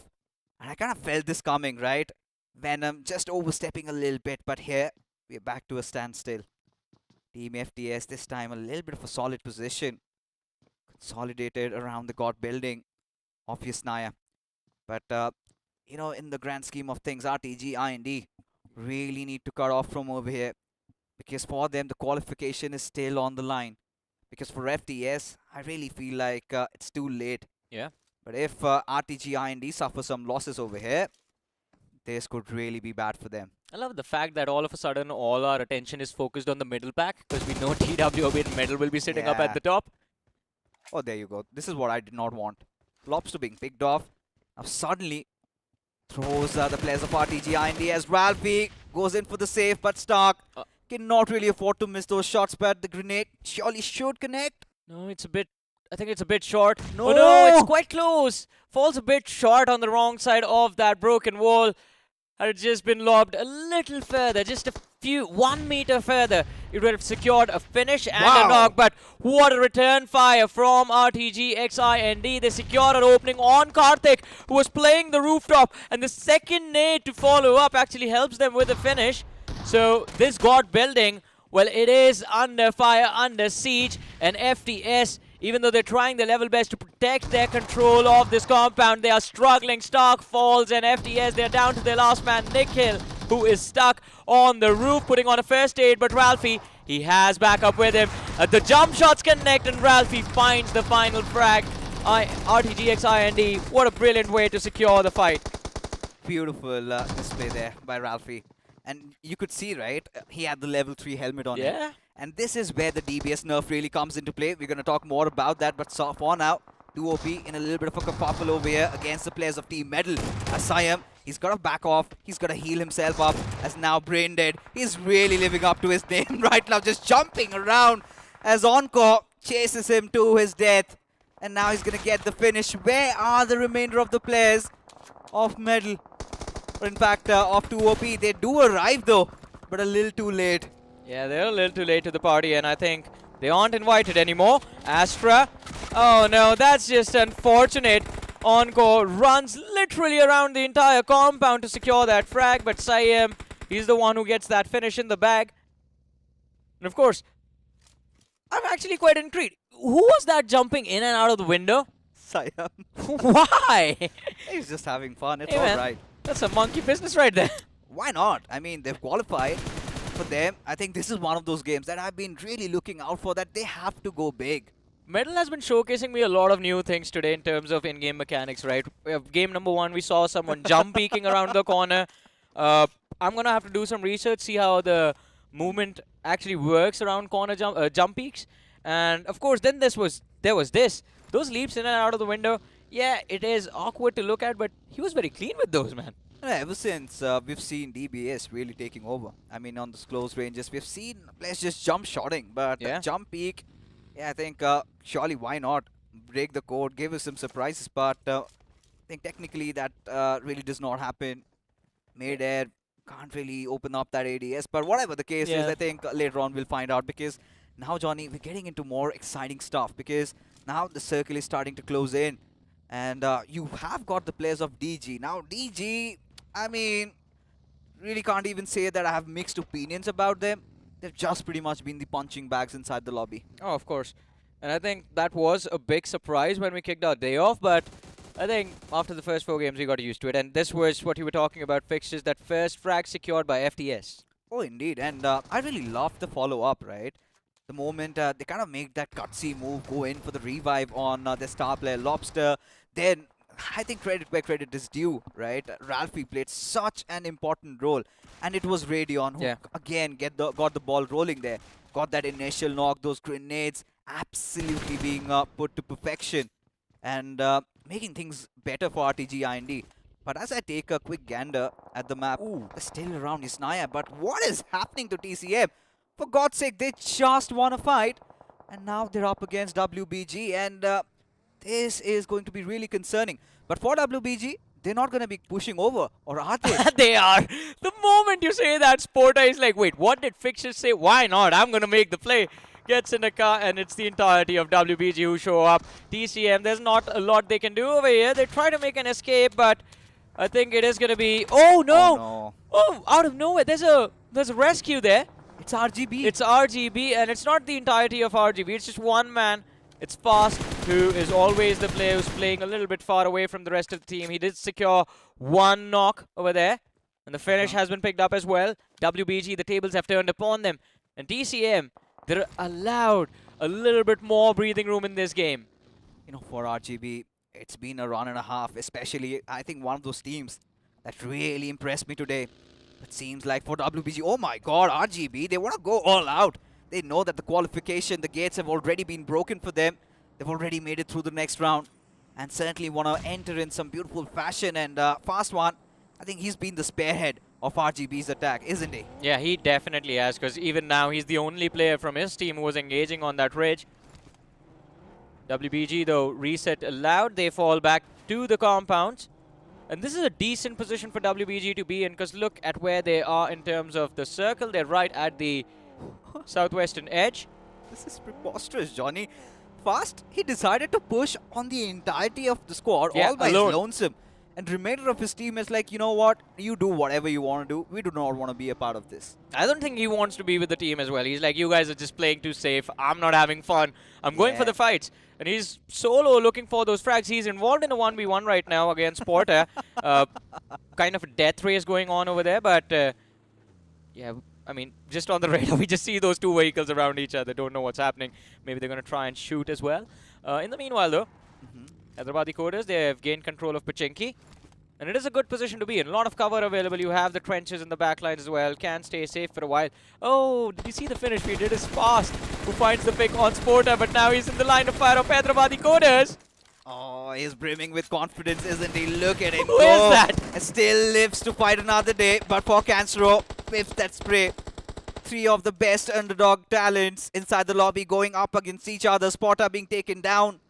But Fast One, he escapes with murder, still alive, still breathing though. But Naveen, he's going to take his chances against the players of Turning Point, whom we're still waiting. When will that turning point in their Endeavors come? As now another player goes falling down. Yeah, but still, Hyderabadi Coders, they found an important frag for themselves. And they are looking for a second one as well. I thought Dada was going to be the first man to go down. With the way he just zipped past the entire lineup, it was quite awkward for Hyderabadi Coders as well. I think they just took a second to realize, wait, is that from the same team or a different squad? And then they realized, oh, it's a completely different lineup just pushing through. Just take these guys out. They have more numbers upon them. TWOB, in the meanwhile, though, on the southern edge of the circle, playing the shorelines again. Yeah. And you could see this happening, right? It's in such a contrast to the first game of Wrangle, where everybody was playing so silently, everybody trying to survive. But now, suddenly, once the shackles have been removed, look at them go. Who would say that this is the exact same lobby that we witnessed in the first game? Already 4 teams, down and out, just 37 players around. But that being said, the big question still arises. Who is going to get the chicken dinner in this game? So difficult to say, especially considering even Medal, they've decided to put everything out. So again, I think Medal, they do not care how they play this game. They know they have points to move forward to round 3. They've lost TWOB does not care how they play this game. They also have enough points to move forward. And I think to a certain extent, even Red Zone is in a comfortable position. Red Zone has been eliminated. And as you said, Medal and TWOB, they're letting it all loose in this game, playing with full freedom and confidence to the max. But then again, Sayam and Kyoya, as you mentioned, they have lost numbers. 2 players left in the game. And they have spotted out a team in the distance. It is the lineup of Team Eternity up that hill. And I have a feeling Medal is going to try and pick a fight. But in the meanwhile, a team that is deemed as the nuisance to the lobby by Mr. Necro, Yeah. 2OP. They are also there with 2 players. Although, stuck on that northeastern edge, I think it is going to be tough for them to survive for a long time in this game. I think it's just RTG, IND that have been tryharding in this lobby. Yeah. Everybody knows. Everybody else is going all out. But, you know, we would fail as commentators if we really do not showcase or highlight how good these underdog teams have been, Oh, of especially course. those individual players. I think Kanchro, Fast, they've been such interesting prospects. And it would be a shame if we do not see them in the next round. Would love to see how they go up against the big dogs. I mean, when even the bigger names have fallen, they're still holding the grounds, especially Fast. I mean, what kind of confidence was that? Yeah. Going all by his lonesome against an entire horde, still getting a knock and a finish, and still coming back unscathed. And he's still alive, That's still the at the thing. very center of the zone. I think that is the thing. I think Fast today has been the most impressive player in this lobby. You remember that game on Miramar, right? He was the only one sitting on top of that hill. He is the reason his team was able to secure those 6 placement points in the second Miramar of the day. And again, as I said, I'm going to stick to my statement. The most impressive player in this entire lobby. For sure. Hands down. He's built different. I think a lot of potential. He lacks experience. We can clearly see that. That's all right. But with time, he is definitely going up there. You know, that's the thing with these young bloods, right? That hunger is needed, which has been kind of diminishing from quite a lot of the tier 1 players. The moment you get those big orgs, those big paychecks, you kind of feel a little settled. I don't think it's that. I think It's a drive also, I feel. it's more about the drive. Plus, I think what happens when you have a lot more information to work with is you start to overthink. Exactly. And I think one of the advantages that the younger players sometimes have is they manage to keep things simple. Yeah, just like Necro. Doesn't think before he speaks sometimes and lands himself in a little bit of that trouble. But, you know, I think this is one of those very good points that you've established. I think can correlate with Big Brothers. You know, Yeah. BGIS, they came in second. And that was a different Big Brothers. Ever since, you know, they've had that Cinderella run, they've been on that steady decline. And that is where that, you know, words about overcommit, overthinking really comes into play. But RTG, IND, they're going to be taking their chances. Ares, he falls down to his own death. And gonna Brian, blow. just alive. This time he survives the explosion. And, of course, the revive. It's not going to be too difficult as well, but I was concerned for a second over there. The vehicle finally blown up. Have some cover to work with. And as I was saying, I was very concerned when that shot just swerved towards his head. 2 more and he would have been out. Yeah. And both the players over there would have been finished. Plus that fiasco of the vehicle flipping out of the corner. That would have just made the whole situation even worse. But TP, luckily for them, they are about to... Oh, no, I was just about to say they are about to turn their fate, but it turns out they are going to get cursed by the Lobster himself. Finds 2 frags and all of a sudden turning point. Well, the game has taken a wrong turn for them. Yeah, this young shrimp certainly making those waves as now marches in. And even for RTG, IND, Ralphie, Lobster, Arif, everybody has their shining moments and really feel like they stand out as a team, right? It's just not those individuals anymore. And everybody delivering now. Turning point just reduced to one of their final pairs surviving. Dada, all by his lonesome, gets picked off. Now it is Team Eternity. Already RTG, IND, Lobster, what is he on? Well, He's trying to stay within the line of fire of his teammates. I think that is the thing, or maybe that's the play he's working with. And Abir, he's going to be forced in the backlines because of that. But still, it's Reflex. And it's from a distance. Reflexer finds that knock. Although, what is going on over here? TWOB. Alrighty. They found themselves in a little bit of pickle. And Turbo, their best performing player today, is the only man left on his feet. He's laying down the wall of smokes, but chooses to go for a fight first. And even with the shotgun, it is a sandwich. He is caught off guard from the flanks. And WBG, even though they give those isolated fights, it is WBG in the end who come out on top. Arpan getting that final frag, while Hope draws away all of the attention towards himself. TWB eliminated on the 10th spot with just 2 eliminations in this game. This is exactly what I was talking about. So much breathing space for all these teams to just work things around as demigods. They'd been holding on to this position from minute 1, and now Medal find themselves in troubled waters. Just 2 players. Kyoya needs to somehow get that revive onto it. Siam, but look at Riser. He's pushing in from the sidelines, and that is not where the trouble ends, right? Yeah. You also got the players of Team Eternity from the backlines, and seems like I think Siam is almost a goner, but Kyoya is throwing everything out of the window to try and save his teammate. Should be an easy rescue. They did put up a lot of pressure on the opposing players, picked off one, and the other lad knocked out, has just been brought back into the game. So Medal timed their revive perfectly, but it is still a 2 versus 3 situation in which they are going to be the ones with the backs against the wall of death, that is. The blue zone closing in, and Medal, they're going to be forced to rush inside the, well, from the southeastern edge of the circle, but there's cluster waiting for them on this hilltop. And Kyoya, he is just zipping past everyone, although can be caught off guard. Shots connected, the tire goes. It's the rare left that is put out of commission. And Kyoya, though, does manage to find a rich 4-cover Reflexer. Is he going to commit for the fight? Siam falls. Medal, they're down to their last man. And look at this, no time for pit stop for Kyoya though. Needs to do something, needs to find her way to remedy the hemorrhage. As now RTGIND already 8 finishes strong. Lobster, he's already down and out, but still a strong unit nonetheless as Reflexer. The one player did put down Lobster, but for now, Team Eternity, they had a good run in Erangel, certainly looking to replicate that. The big question, however, is can they this time? It's going to be difficult, but look at this. Hyderabadi Coders, I think they are going to be taking an exit in this match soon. Martin, he's the last man left standing. And RGB, they have a lot of information to work with. Guess what? Fast, he stayed alive all this time in that open field. And finally, as they realize it is time for the end game plays, RGB, they have regrouped. Martin, he's still standing. All right, this might do the trick. No, just outside the damage radius. Wow, so lucky. Yeah, just escapes by a whisker. For Martin, the moment the smoke dissipates, he's going to be out in the open. 4 rivals.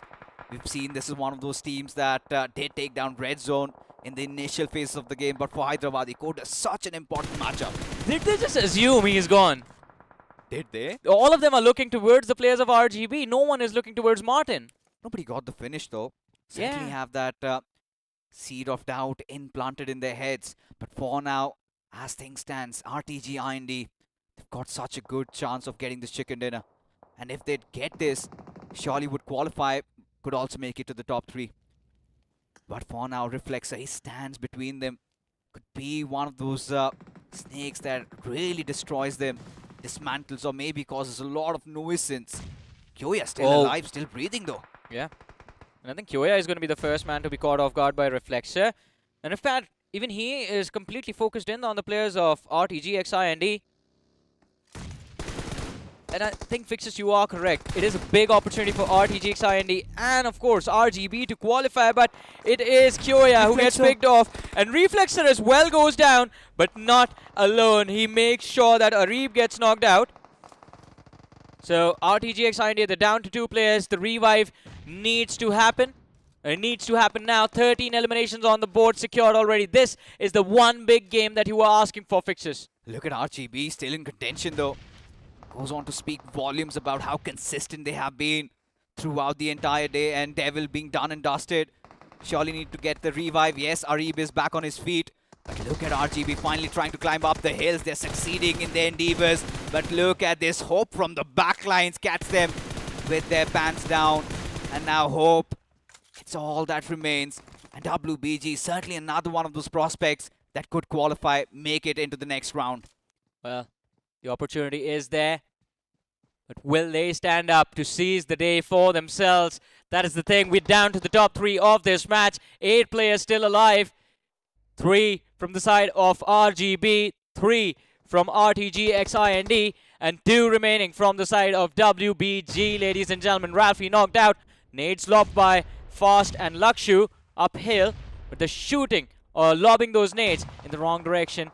Fast gets traded out by Hope, and it's from the flank that WBG find the frag. Yeah, they're making lives hell for RGB, WBG especially. Oh, that's a good nade. Indeed is, and there you have it. 2 of the players done and dusted. They need to secure that finish. They need those numbers, and yes, they get it. And now it is a fight where WBG go pushing in through. Arpan somehow needs find some space to breathe. But from the backlines, you've got Gurdat.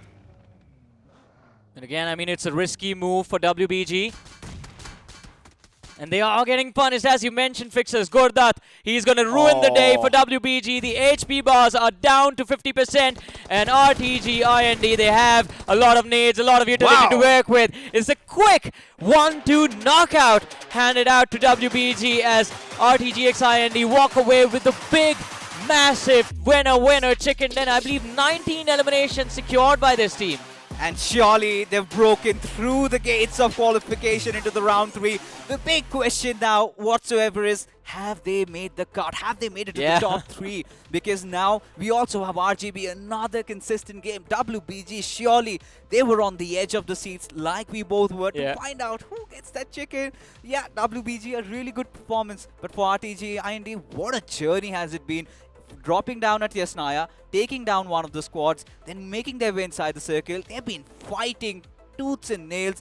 Finally, that victory, they're going to savor it. And that's the thing. Because of the Yasnaya fight, they were extremely delayed in their rotation from the second blue zone to the third, from the second stage to the third stage. And by that time, there was a massive cluster of teams towards that eastern edge as well. And RTGX IND, they were able to survive all of it. Although, I think they might have made it inside of the top 7 with the performance in this game.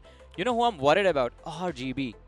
Does RGB qualify? I'm pretty sure they're somewhere around top 3 or maybe 4th or the 5th at the very maximum. All right. Because this is one of those teams that has been consistent throughout the day, Johnny. And, you know, for RTG IND, this chicken dinner has to be special. I'll tell you why. Because this was a change in pace, considering we saw the first wrangle. They had a lot of breathing room. The moment they took down a squad at Yasnaya, they kind of were hunkering around the northern areas. While so many of those teams fighting it out down south, I think it all began against a fight with Team Eternity. We had Turning Point also being dealt with. And that fight against Medal and Turning Point was such a close call for them. And I think it was such an adventurous journey, and for them to wrap things up with a chicken dinner just makes it more special. Yeah, I mean, this was going to be special always. I mean, as soon as we saw them, or in fact, as soon as we saw the players of RGB mess up their rotation out in the open, completely ignoring the flank by the players of WBG, we all knew RTGX IND, they were well destined to win the chicken dinner in this game. But then again, I think things could have gone wrong way before that, when we saw Kyoya trying to pick up one of the players. Reflexer was in the back lines, completely hiding in the grass along the slope of the hill. And I mean, they got quite lucky that Reflexer was third-partied and picked off, and Kyoya, they did find that frag for themselves. But let's see who the MVP of this game is, because I think from my heart... Radion? Yeah. All right. It is Radion. 8 eliminations. Wow. 8 finishes to his name, and he was the one, if you remember, that first fight where Lobster were picked off. He got that trade, and from then onwards, he just pushed over. That confidence really played a very pivotal role. But, you know, towards the end, for a moment, I really felt like RGB almost had the players of RTG IND, had the players of WBG not really messed up. I'm quite upset with RGB, to be honest. I wanted them to win the game. And I mean, Radion, incredible performance. 8 finishes, that is not a small feat. But my MVP is Fast with how confident that man is. Who dares to stay out in the open field like that and still pick fights in 1v4s, man? That is something else. But hey, Incredible performance from all four players of RTG, XIND. Look at that. Radeon followed up by Ralphie. And then we have Arib on the 4th position. Lobster on the 5th. There's Arpan from WBG who chimes in. Incredible performance from him as well. 4 finishes, 50% finish contribution for his team. Yeah, Hope and Arpan doing so much of that heavy lifting. And Yes. if WBG qualify, I think these lads, have a lot of job to do. In fact, they had a big role to play in that. Of course. But, for RTG IND, when you're getting those 19 finishes chicken dinner, that was sort of inevitable and Yeah. bound to happen. But today, I think for RTG IND, like I said, right, they were a complete team and they performed like that, which will be reflected even in the point standings. That is very true, and I think here we have it, ladies and gentlemen. As you said, Fixes 29 points secured by RTG XIND. We have WBG on the 2nd with 14 points. RGB, they've been quite decent. In fact, not decent, they've been quite good in the last 3 games of the day. The Miramar, Sanok, and this last Erangel, 12 points secured on the board. 4 rivals. This is too little too late. From the start of the day till now, we saw them struggling. In this match, they got those 9 points, and yeah, it's going to be a big concern if whether 4 rivals make it through or not. Team Eternity is there on the 5th. We have Medal on the 6th, TCM on the 7th, and 2 OP officials, the last team in the top 8. Here's the bottom 8 now. Oh, Hyderabadi Coders really got it. I'm really having my fingers crossed. Have they made the cut for Red Zone Esports? Yeah, this was just a formality game. Did fall down to 4 rivals, does not change anything. But for FTS officials, yeah, they've beat the punching bag. They've been trying to cause some trouble from the far distance in the previous games. But really excited to see what happens. Who make the cut, Johnny? Well, it's time for the big reveal, ladies and gentlemen. We are going to move forward and have a look at the overall leaderboard. And whoa, my goodness. We were expecting Medal and TWOB to be the teams at the top, but no, it is RGB with 72 points who take the first position away. On the 2nd, we have RTG XIND with 70 points. TWOB, they are in the top 3 with 64. Medal on the 4th with 61. Red Zone on the 5th with 60. WBG, 46 points secured on the 6th. And the last team to make it through on the 7th is 2 OP officials with 34 points. We were expecting the cutoff to go high in the mid-30s, and that is exactly where it is at. 34 points to 2 OP official. And then we have Hyderabadi Coders with 29 points, 5 points shy of breaking into the top 7. Aye, 34 being the cutoff. We were expecting it to be quite cutthroat. Yeah. But seems like 2 OP officials, they kind of snuck their way through.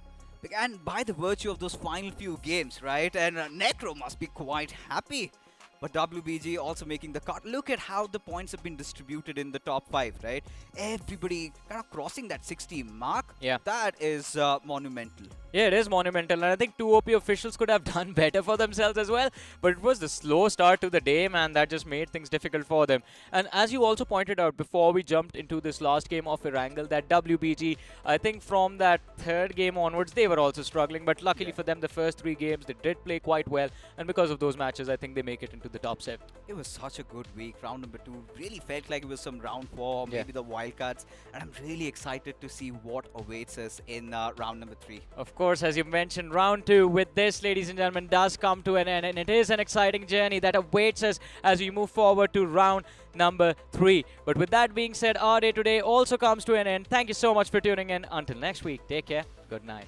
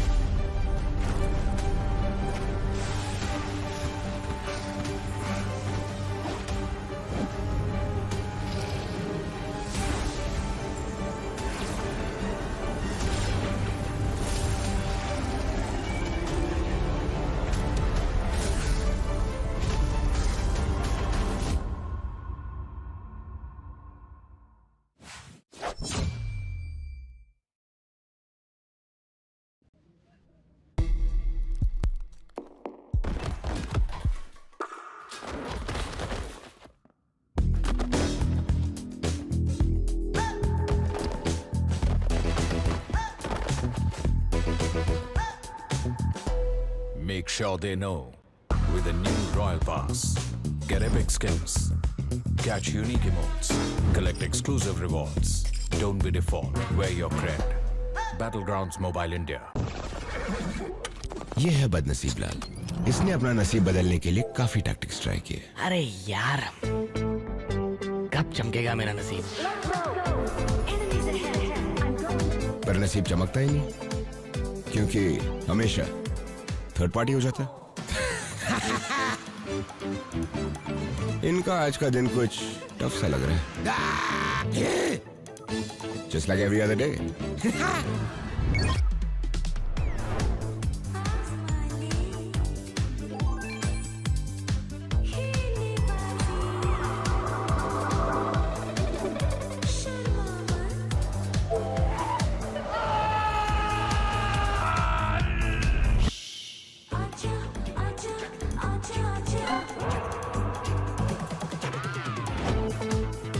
Gold spin में items जीतने के tactics तो बहुत होंगे। तू मेरी मान, बस स्पिन करता जा। अरे मिल गया। तुझे भी नसीब चमकाना है, बस स्पिन करता जा और फ्लेक्स कर गोल्ड स्पिन का all new luminous muse suit, upgradeable weapons and epic sets. पहली स्पिन कर 10 यूसी में और बस स्पिन करता जा। Let's get spinning.